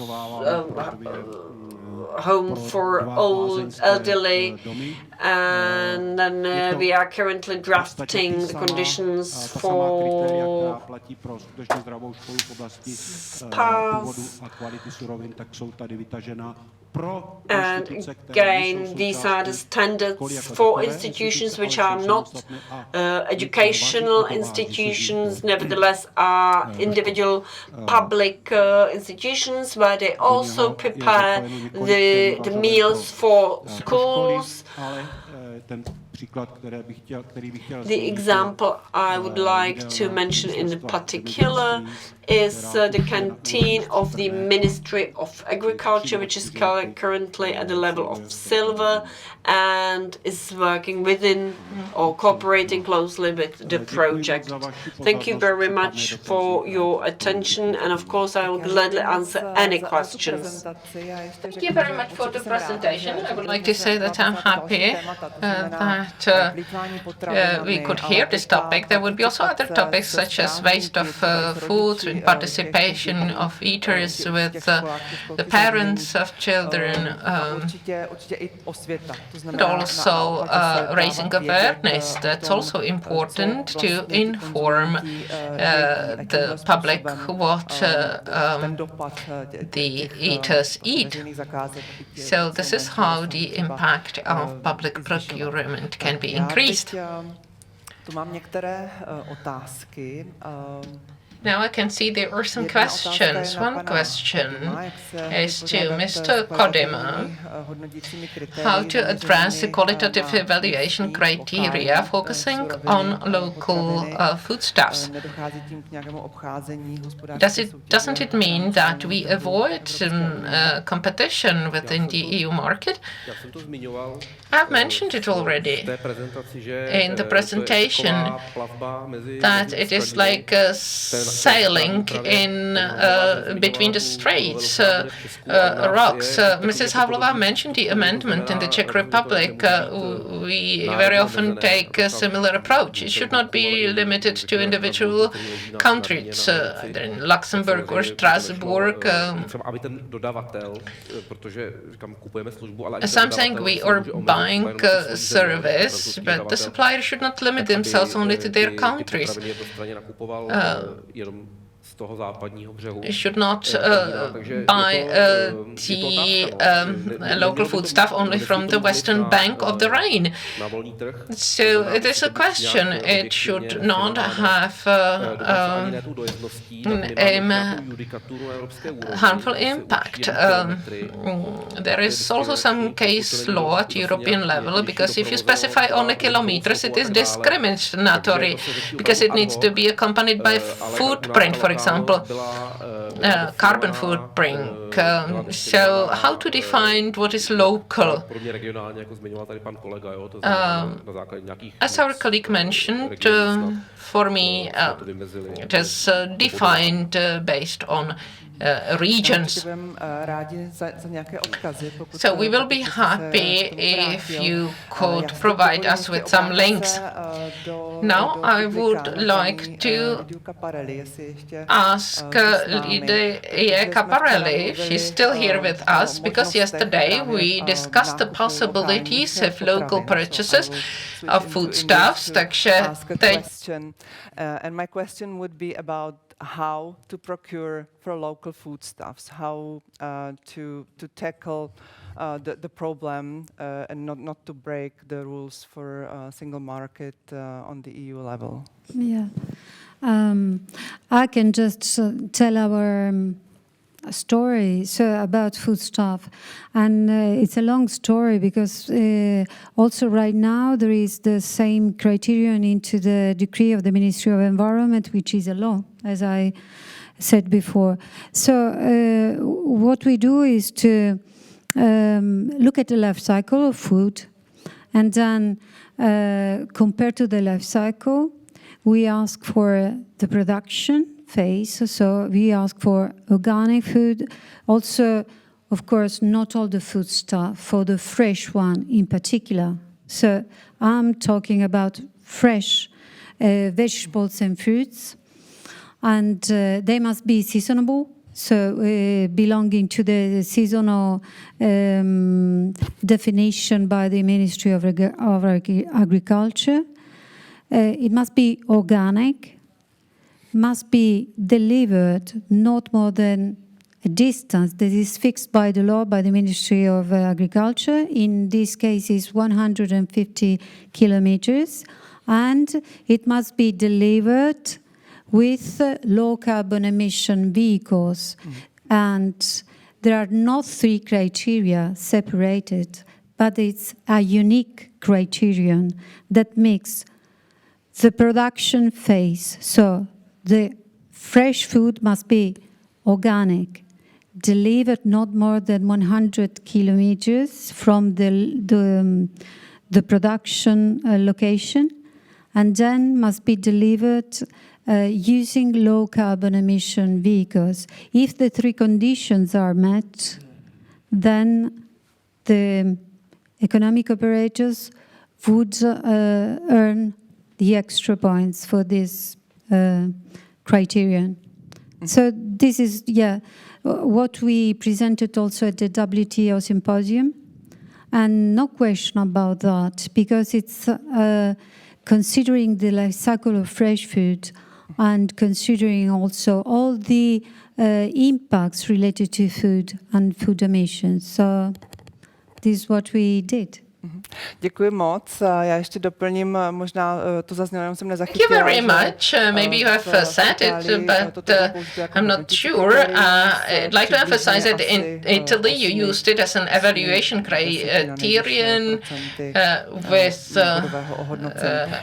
8 out of 10 points of evaluation points, and I could see that one of the goals is also of the whole plan is to support the short supply chain in this respect. I think an important aspect has been mentioned by a colleague. One of the criteria can be the purchase directly from local farmers without any intermediary. In our case, in Benelux, most catering suppliers, canteen suppliers, purchase through wholesalers, specialized wholesalers for vegetables and meat. So buying without intermediary could be a good sign of a short supply chain. Can I react? Yes, but shortly. Yes, we can definitely define it in this manner. The problem is, or actually it's important to realize whether the market is prepared for that. Because if the farmers or the primary producers are not able to service this market, then it can be counterproductive. I think it was also the proposal for the interpretation of this section, and provided by the Ministry of Agriculture that it would be either a direct purchase or a purchase through one or 2 intermediaries. So we will see what will happen. I'd like to go back to questions. The questions relate to the requirement for foodstuffs. It's part of catering when the requirement is of fresh dairy and also eggs, special eggs from hens not bred in cages, for example. There is a very elaborated manner of description that, for example, as part of delivery delivery notes. There can be quite a lot of information in the delivery note already, whether it is a fresh dairy that should be there, or what kind of eggs these are.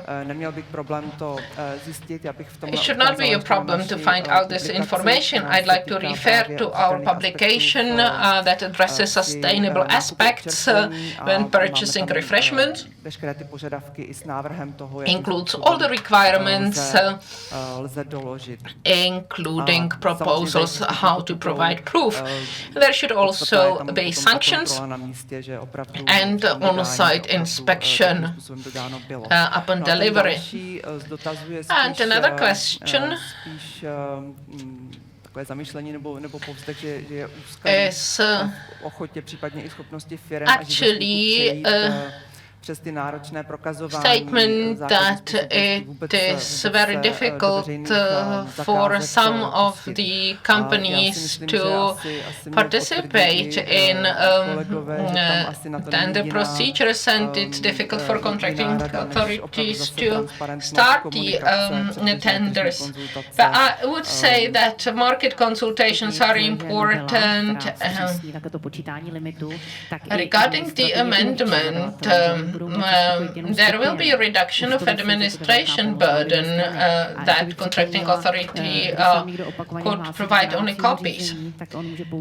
So also some bidders, if they apply repeatedly, they can provide the qualifications they have already provided, and this is also a reduction of administrative burden. So if you already qualify once, then you do not require the same, or you not set the same requirements again if they already qualified in the past. It occurs to me that once you qualify, a certificate of ecological agriculture is issued only once a year. So it's probably good to have a public source where you can download it. And it's great that the paperwork will be simplified. So thank you very much for this discussion. If there are other questions among the audience, please get in touch with the presenters during the break.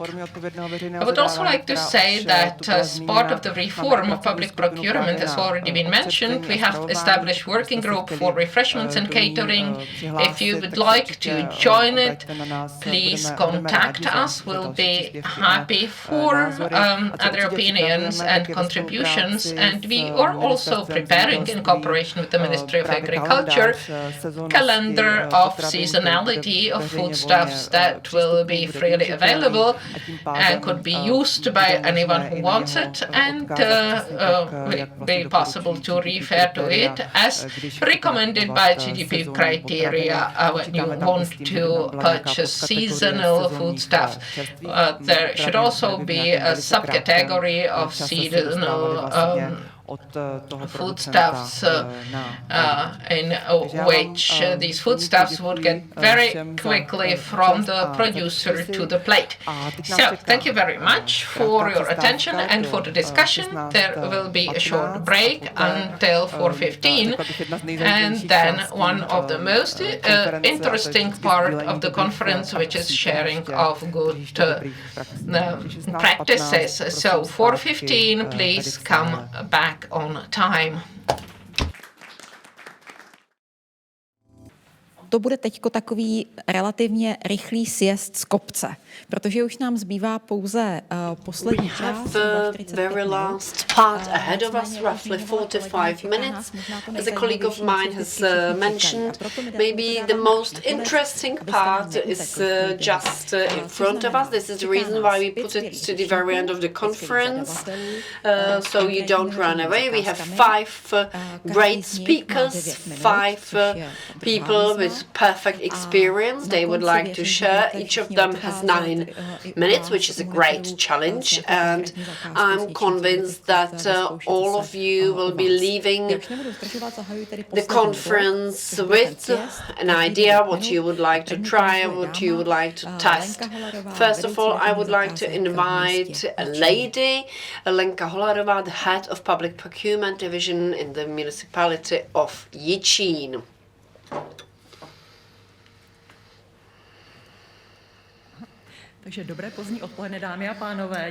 So good afternoon, ladies and gentlemen. 9 minutes, that's definitely a great challenge.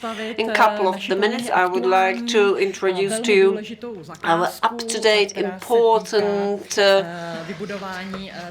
tender concerns, the build-up of technical infrastructure for housing buildings to be built up.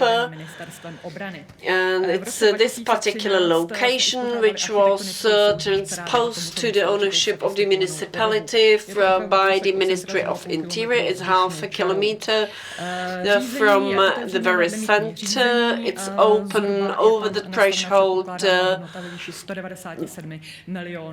Tender, rough value 170 million of Czech crowns, and I dare to say that due to the current situation, probably the costs of it will be quite different.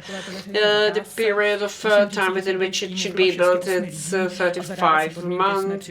We had a team of 6 people, and the criteria for the award criteria for the tender were drafted by all of us. What we have prepared for the tender and had to define. We try to have open, undiscriminatory communication with the market. This is the right way forward, right environment. Mr. Steiner was already talking about it. We have meet the buyer at the very end of March current year, spring this year, and we had not online meeting but a real meeting. We met 11 most important builders in the Czech Republic. We have stressed the importance of the location for the town of Jičín. We have introduced the technical conditions and requirements, and what stresses the fairness of the procurer. We have published all documentation roughly 4 months before we have published the tender and the profile of the procurer. So we really try to be very, very open. Meet the buyer. We had the correspondence with the potential suppliers. We had roughly 11 companies participating in Meet the Buyer. 7 of those suppliers participated or then answered questions within the correspondence and post. And after discussions, we have adjusted slightly the technical specifications, technical criteria, and we have reduced the requirements for the previous contract. As for the responsible public procurement, social and green aspects, it has been mentioned by Charles University and South Moravian region. We have used a manager of so-called responsible approach. It's a manager who is to communicate both with the procurer and the bidders. We have the ethics code. We, as a procurer, transparently declare we are following certain values. We appeal the suppliers to be in full compliance with our ethics code, which is one of the attachments of the tender. Then, of course, the bank account available for the procurer to have a possibility to view. Only 3 people from the procurer have a possibility to view the bank accounts. Why we have decided to foster this particular requirement? First of all, we tried. It's sort of a signal of us, of the procurers, that we want to know as much about the subcontractors as possible. Secondly, why we have decided to have the transparent bank account, that we want to support the slowly spreading practice within the Czech Republic. Even though we are a smaller size of a procurer, we really want to support the openness and transparency. And the third reason, that we have negative experience from the past, where we were contacted by subcontractors, sub-suppliers, complaining about the general supplier. Then, as for the social aspects, we have the obligation to include somehow the students and pupils into the public tender. They have to have at least 2 or 3 visits from the local school by the students, pupils from the 7th and the 8th or 9th grade. And we have a requirement that if it's within the efforts of a supplier, we want these excursions or trips be led by a woman with technical experience and background. Then to build within 35 months, of course, there will be negative impacts. We know about the noise, shakes, emissions, dust, etc. So we have bound the supplier by suggesting themselves the criteria. Again, this is an integral part of the contract, and there are even penalties. Of course, during the course of the 35 months of the existence of the contract, there can be certain amendments and changes. And then we have regular reporting, obligatory reporting. That's we do monitor full compliance with criteria. We monitor the suppliers. We are really interested whether the general part supports small and medium-sized businesses, in what interval they pay the invoices, whether it's shorter than it's defined by the law. We only just monitor it. And the third aspect we monitor in the monitoring report is the employment rate. We do monitor whether they do employ voluntarily disadvantaged people, and why we want to have the monitoring report. And first of all, we need to see whether whatever is being set and defined in the contract is complied with. Then we are collecting information for future public tenders, and we can always inspire and motivate someone. And we are generating PR, marketing, positive illustration of the particular tender towards the public. I managed to fit in 9 minutes. I'm just on time. Moc děkujeme. So thank you very much. Lenka Holarová has managed to lead the town of Jičín to award. She's been awarded for 2021, for 2019. And now I would like to give the floor to the Liberec region again. 9 minutes. Once more, good afternoon. I have prepared for you 2 examples of public tenders. First one is preparation of project documentation for central depository in the region of Liberec.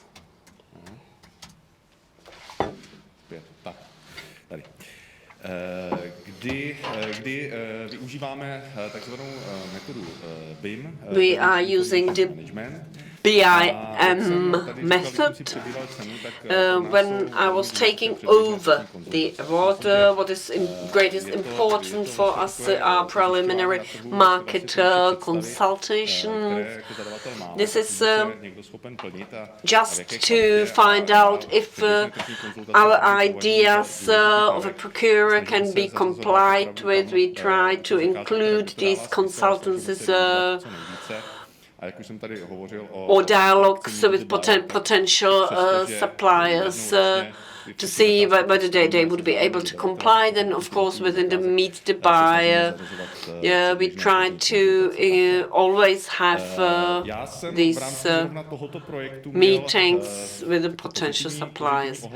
I had positive response with the previous market dialogues or meetings, because some of the design studios have already their methods, procedures, and definitely this is not a very flexible sector, not very flexible towards new methods and approaches. When we received the individual bids, when we have invited the winning bidder to sign the contract, we have received 9. We have received 9 bids. The assumed value was 14 million, and we achieved 20% saving, which we did not assume, and I consider that a great success. Within the preliminary market dialogues, we were acquainting the potential suppliers with the specifics of the whole of project within the standard BIM standard in the Czech Republic. The procedure is not standardized or defined exactly what the procedure should look like. So in case of this public procurement, we had recruited a BIM manager. We are going to use him in the future. This was the first pilot public tender. Oh, I can actually take this off.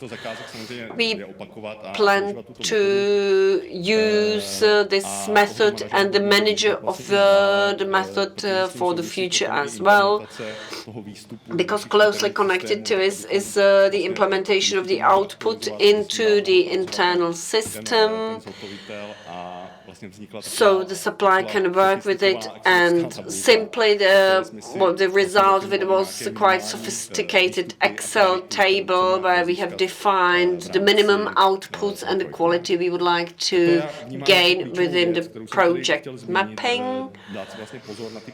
So that was really one thing I wanted to mention, to be very careful about the conditions, criteria of what you want to achieve. All of my colleagues try to solve it in a very similar way, either within their own colleagues, within their own teams, or recruiting an external manager. a v našich podmínkách to zatím ještě nikdo moc neumí, takže to zkoušíme. The BIM method is not very common. We also have a project of the fire extinguishing system, and we are expecting potential solutions from suppliers. Then as for the environmental or green aspects, which we expect from the investment depository for art pieces, we have the rain tanks, we have the green roof, it should be passive building. If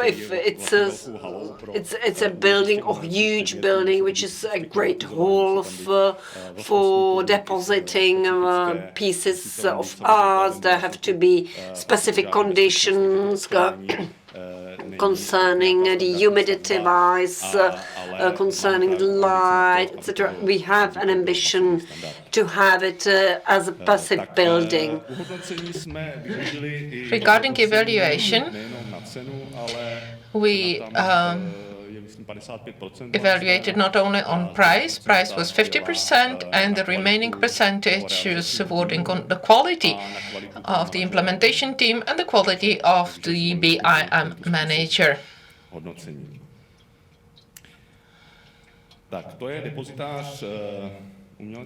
So this is the depository of artistic items, and the second project is revitalization of the lower part of Liberec, lower part of the center of the Liberec and parking house, 83 million crowns, excluding VAT. It is a parking house which is placed in the central part of the city. We included environmental aspects such as capture and drain of rainfall water. Next to the parking house, we will establish a park that will lead to the Nisa embankment, so we will use that for water for irrigation purposes in the park, and the roof is able to absorb half of the rainfall, and the rest will be used for irrigation as described here in the description. I'd like to mention another project. I still have a few minutes to go. I'd like to mention another important project, which is the refurbishment of the regional hospital. We are the majority shareholder, the city of Liberec. There will be a new building for the emergency medicine. We have a company that will lend us 1.3 billion crowns. The whole investment is about 2.5 billion crowns. There will be a new wing because the buildings are 100 years old, and they do not comply with modern energy efficiency standards. Measures will include also transparent bank account, so the payments will go to, all the payments will go to the transparent account throughout the construction, and we also opted for the evaluation method, which includes not only price but also best value component. For example, regarding the technical supervision of the investor, we will assess risk identification of the supervision, and we will also organize interviews, which goes 50%. At 50% quality. So that's all on my part. I still have 5 seconds to go. Thank you for your attention. Thank you very much. It was tight. It's quite clear that you have quite a lot of questions you would like to ask, but we don't have time for that. But I would like to promise on our part that all the case studies you have heard, in this particular case, we have heard about 3 of them. will be made available to you because I believe that it will be of interest also for the contracting authority. And now I would like to ask Mr. Zwein on behalf of Charles University.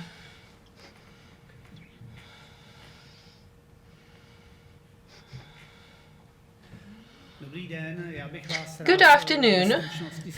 I'd like to briefly inform you about our tender for the refurbishment of corridors within the site of Carolinum.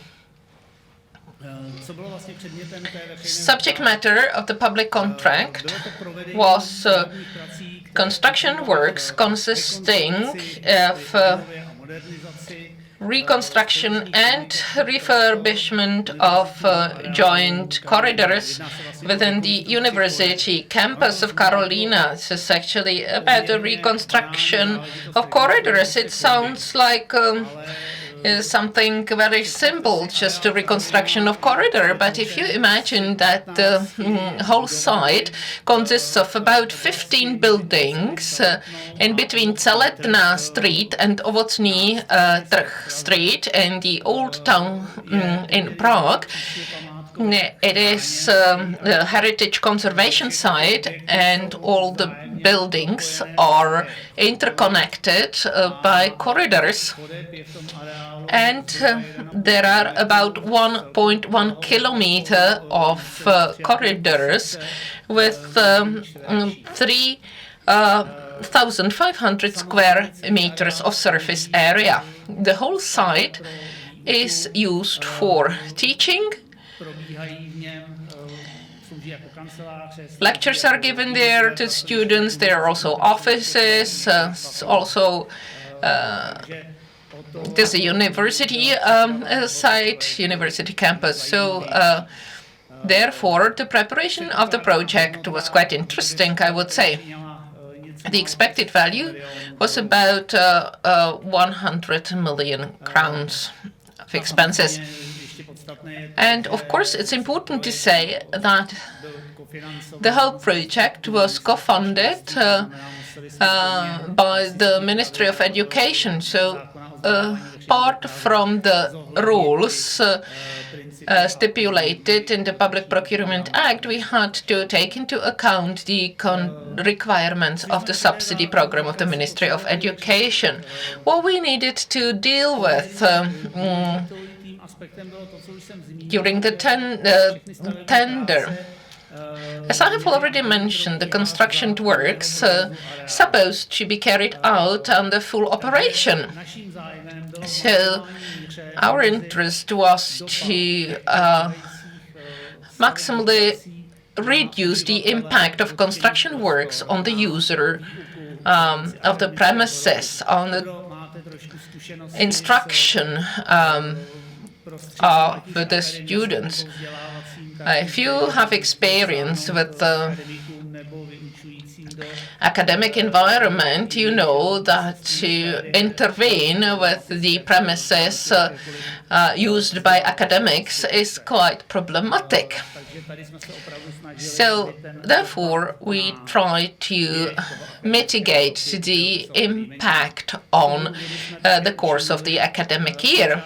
So therefore, we included in technical specifications the schedule of the academic year, and we evaluated the bids also according to how the bidders will be able to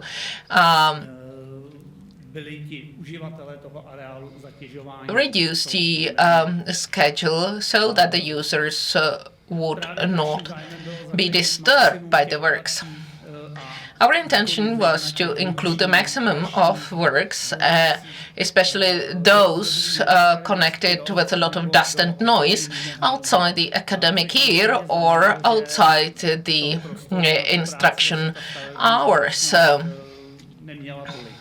So therefore, the contractor did not have much time for the works.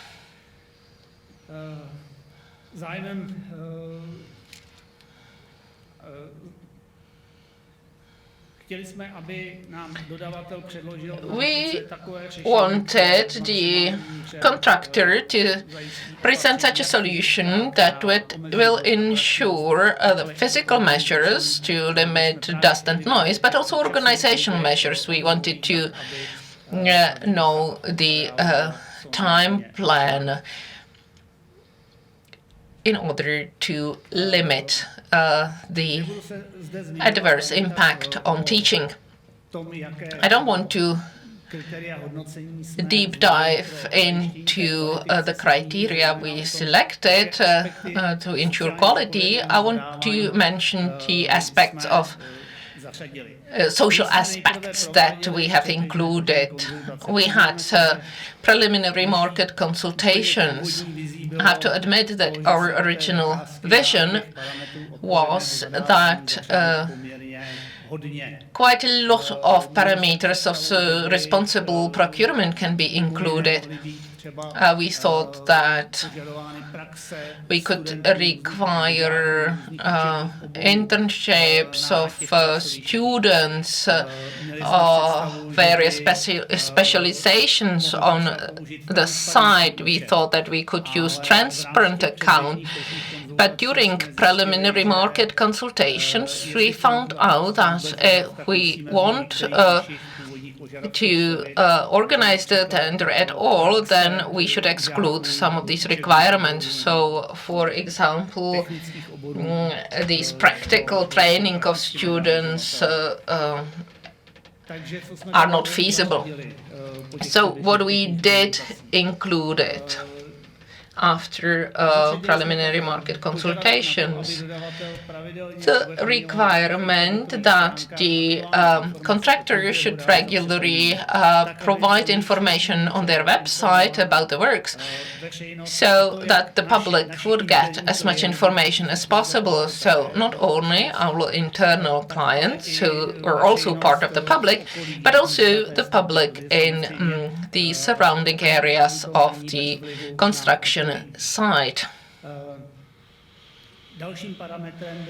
Another parameter was, just like aging, which is actually an inspiration for us in this respect,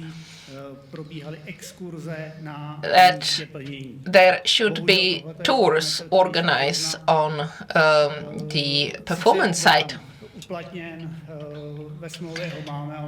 It is included in the contract, but due to COVID situation, it didn't work well.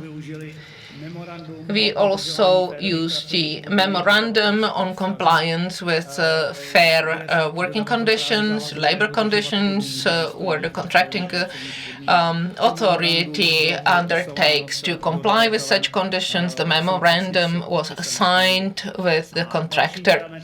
Another parameter we used was the requirement for the coordinator of the sustainable procurement on the part of the contractor.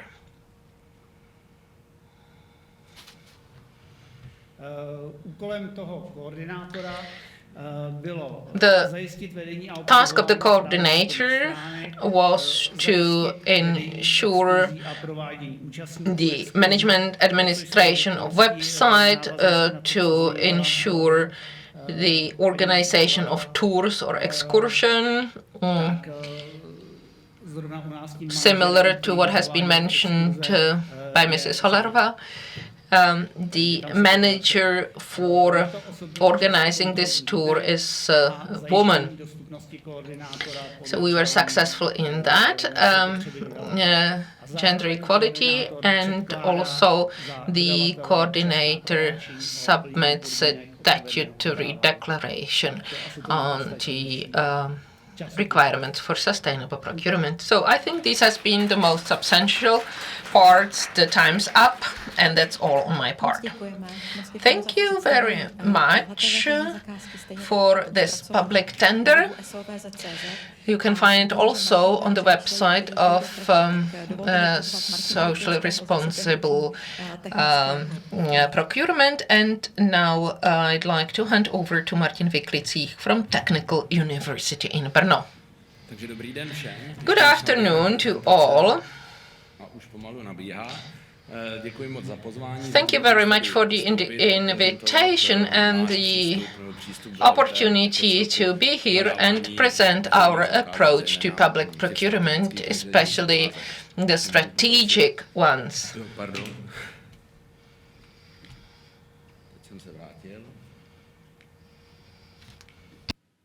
So I think I would skip the introductory slides because we do not have enough time. What is the motivation? Wanted to include it in our internal documents. This has already been mentioned by our Chancellor. When accepted the award, I would like to express my thanks for that as well. We have some generally applied procurement principles we use on a regular basis in all public procurement. I don't have to deep dive in that. In general, we have tried to apply the best value approach. I think I don't have to describe this method. The basic principle of this method is that we, as a contracting authority, define all our goals and purpose, what we want to achieve, and we don't tell the bidders how we want to achieve it. We leave it up to the bidders to prove their professionalism. Of course, there are some criteria for that, which is good to apply or implement,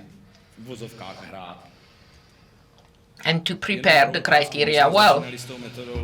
We started with the method of above threshold contracts for reception services, which were like the first instances of that. In 2019, we played with the idea of application of the public procurement, not as a definition of our requirements, but requirements of expectations from the bidders. For example, dignified working conditions.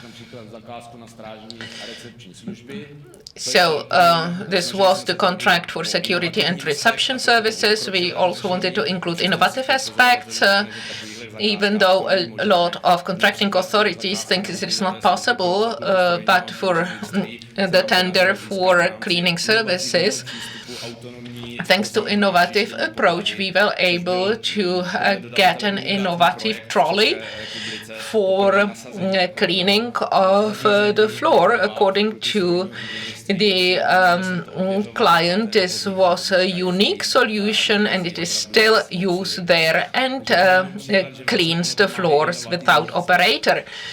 So it also has an innovative aspect. This was reconstruction of high sanitary cells. Is one of the bigger tenders, and now our show window, the application of our method, which is the tender for reconstruction and upgrade of 2 buildings from this year. Construction will be divided into several stages. We used classical tools we are trying to use for these types of contracts. We had preliminary market consultations. We presented the contractual terms and the method of specifications.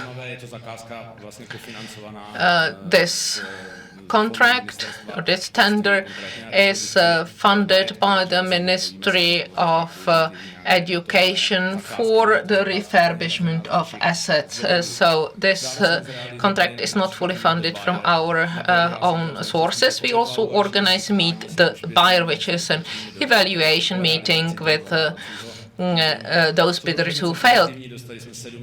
We received 7 bids, interesting construction companies, which is the highest number we've ever received. The only obligatory responsible requirement we enshrined in our technical specifications is because we really care about that, because we are an educational institution. We agreed on that with Mr. Twain. taking into the account the scope of the contract and the works was the involvement of students during implementation. So we really had a contractual requirement that the contractor will organize 2 tours for students, electronic fire system, alert system, and so on. And now individual points related to responsible public procurement, which were presented by the winning contractor, for which is allocated points. Without telling them how to do that, we only set the goal. We wanted safe carrying of works, and contractors said that in our construction there is a very high safety, and he divided the injury rate into 4 categories and presented a very detailed list of injuries or accidents that occurred during their constructions over quite a long period of time. They also had a desktop survey where they monitored with their clients how they were happy with the security of the construction site or in general with occupational health and safety measures. And he was able to prove it based on statistical numbers. So he actually quantified the effect of his statements. So I still have 2 minutes to go. The second purpose connected closer to responsible public procurement was that all the work has to be done in under decent working conditions. It was proved by the supplier submitting the rough calculation of the wages. In other words, they are being paid over the standard, which was valued highly also by the members of the evaluation board. The supplier also was trying to get the information from his sub-suppliers. Again, that helps us within the supply chain, that we know quite well that the mutual cooperation of the supplier, main supplier and sub-suppliers is very good, and they also filled in a questionnaire concerning decent working conditions. So that was an example of a carefully selected bidder who was able to understand well what the method best value approach is about. Quite frequently the suppliers were able to respond to our requirements, but not able to prove it or supply us the evidence that they really comply with it. And the very last slide, that is this is the question for the decent working conditions. The selected supplier or bidder really at the very end was able to understand very well the best value approach. What is it all about? Thank you very much for your attention. Thank you for interesting approach view. Definitely would be interested in digging into the details. What is quite interesting is the approach. Do ask the market what they can offer you, and so let them tell you what they can do for you. And last but not least, I would like to invite Martin Hadaš, someone we can't imagine holding a conference on responsible public procurement without. Good evening, nearly good evening, ladies and gentlemen. Very late afternoon, and let's have a look at it. I will be talking about the public tender for waste management in Masaryk University. This is just a link to United Nations and public procurement. Since 2016, we are cooperating with Lona and her team. Since then, we were considering how to include all these ideas from responsible public procurement into the philosophy of the university. We started to draft a plan of strategic plan of the university for 6 years, and the responsibility was one of the topics included. Here we have defined which topics of sustainable development we support with our responsible public procurement. My story is to be very, very similar to already mentioned. What has been mentioned by the speakers several times, Mr. Steiner has addressed it very well. Cooperation, wider cooperation within the procurer, or cooperation with the market suppliers. The idea that the purchaser receives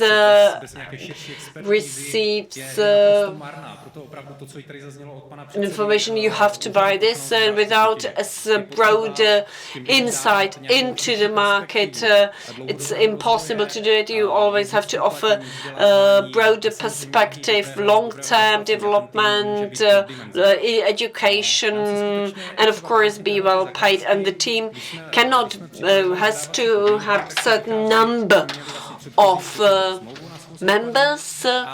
We originally had a contract for the waste collection. It was from 2016 to 2020.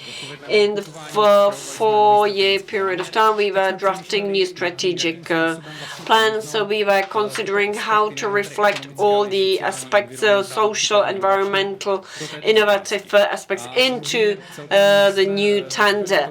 And we came to the conclusion that even though we were looking at similar tenders, we were not inspired too much. Some of the procurers tried at least to evaluate some sort of a cleanliness of the waste collection vehicles.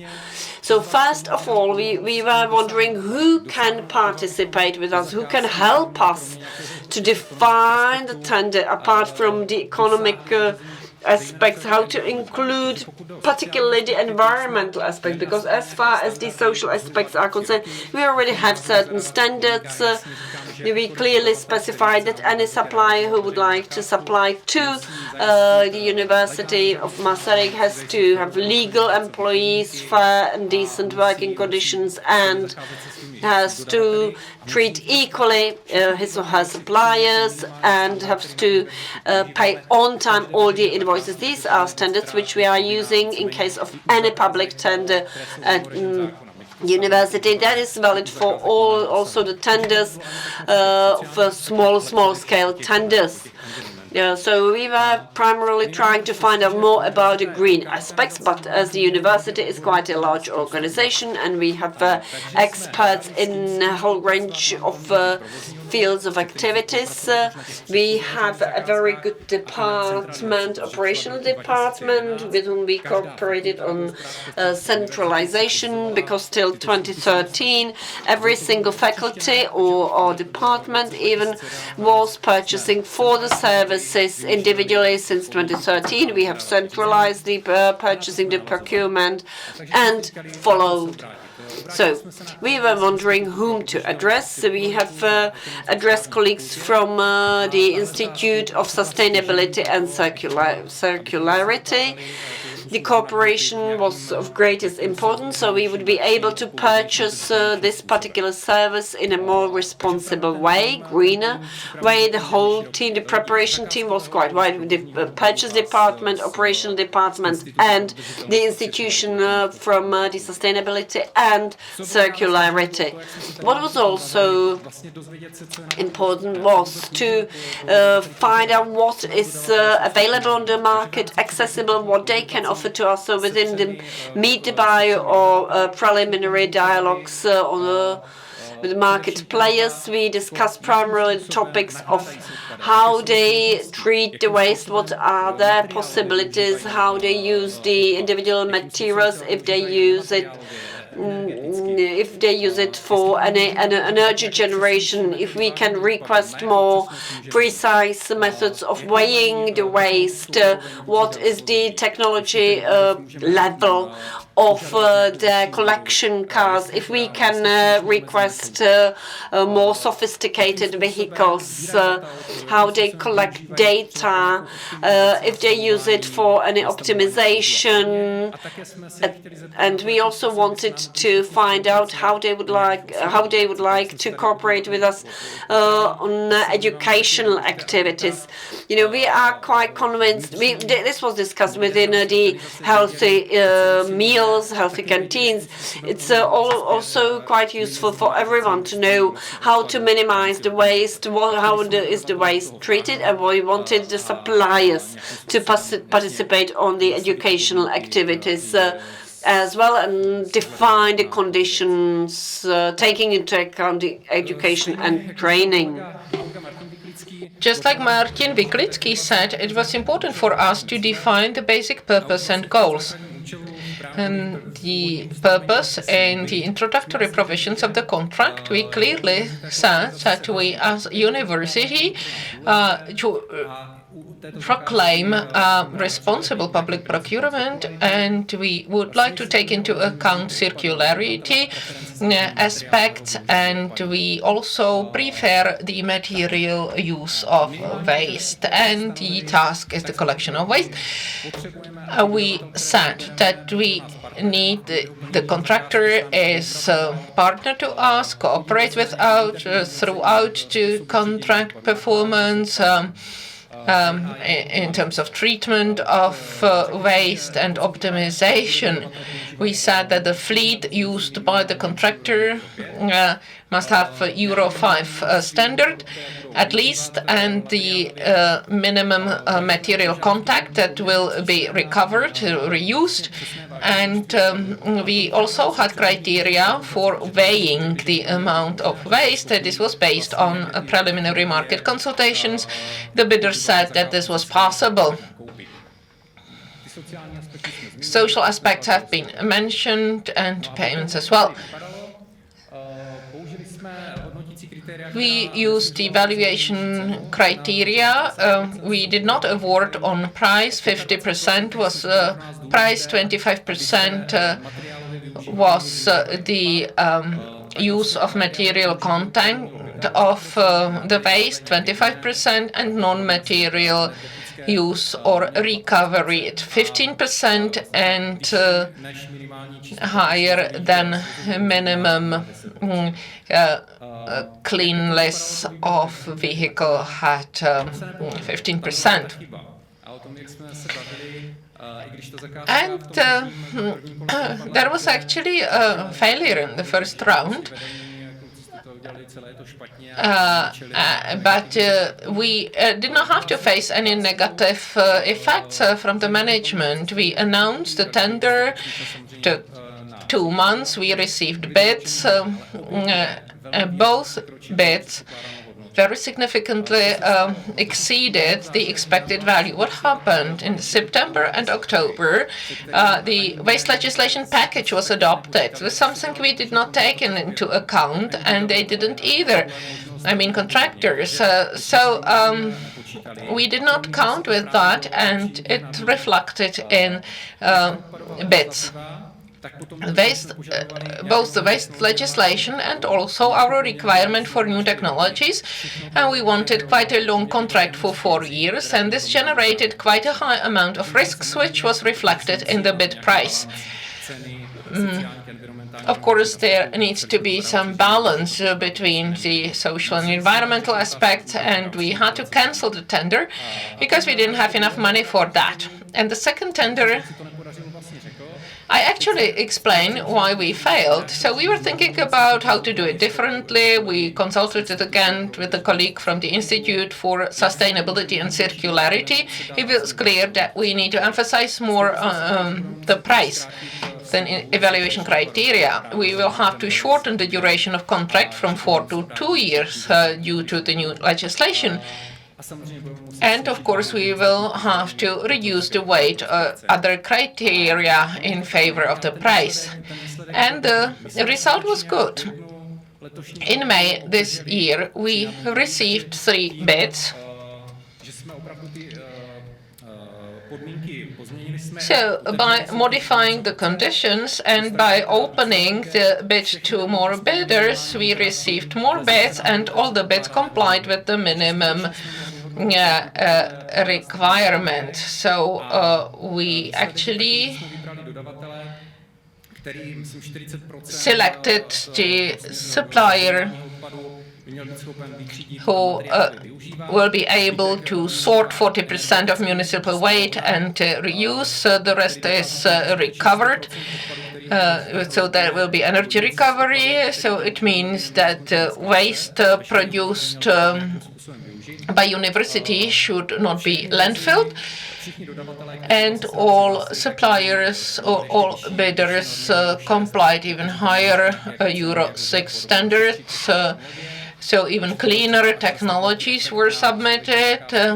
So this did not have a big influence on the result of the tender. Of course, in the future, we will also reconsider the aspects in which we failed.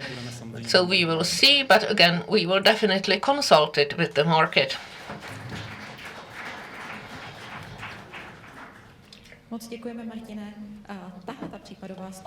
Thank you very much, Martin. This case study, complemented with technical universities, already to be found on the website.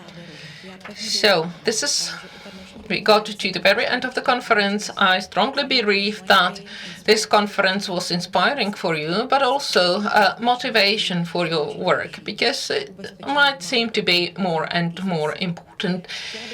I would like to say that the recording from today's conference will be available next week. If you want to see some of the parts or recommend to your colleagues, you are welcome to do that. We will answer the questions that have not been answered yet. I'd like to say that the platform of responsible procurement as an informal group of contracting authority is available to you. I would like to express my thanks to all the participants here in the auditorium, all those online participants, and also the presenters, speakers who were willing to share their experience with us. I would like to thank the interpreters and the positive company that actually ensure the broadcasting, streaming, and I would like to express my thanks to Ada, Monika, and other great colleagues who helped me with this conference. So this is the end of the 6th year of Responsible Procurement Conference, and I look forward to seeing you again next year. It will be held in autumn because we will have the presidency of the EU, and this is an opportunity to organize a very interesting conference. Thank you very much once again, and have a nice rest of the day.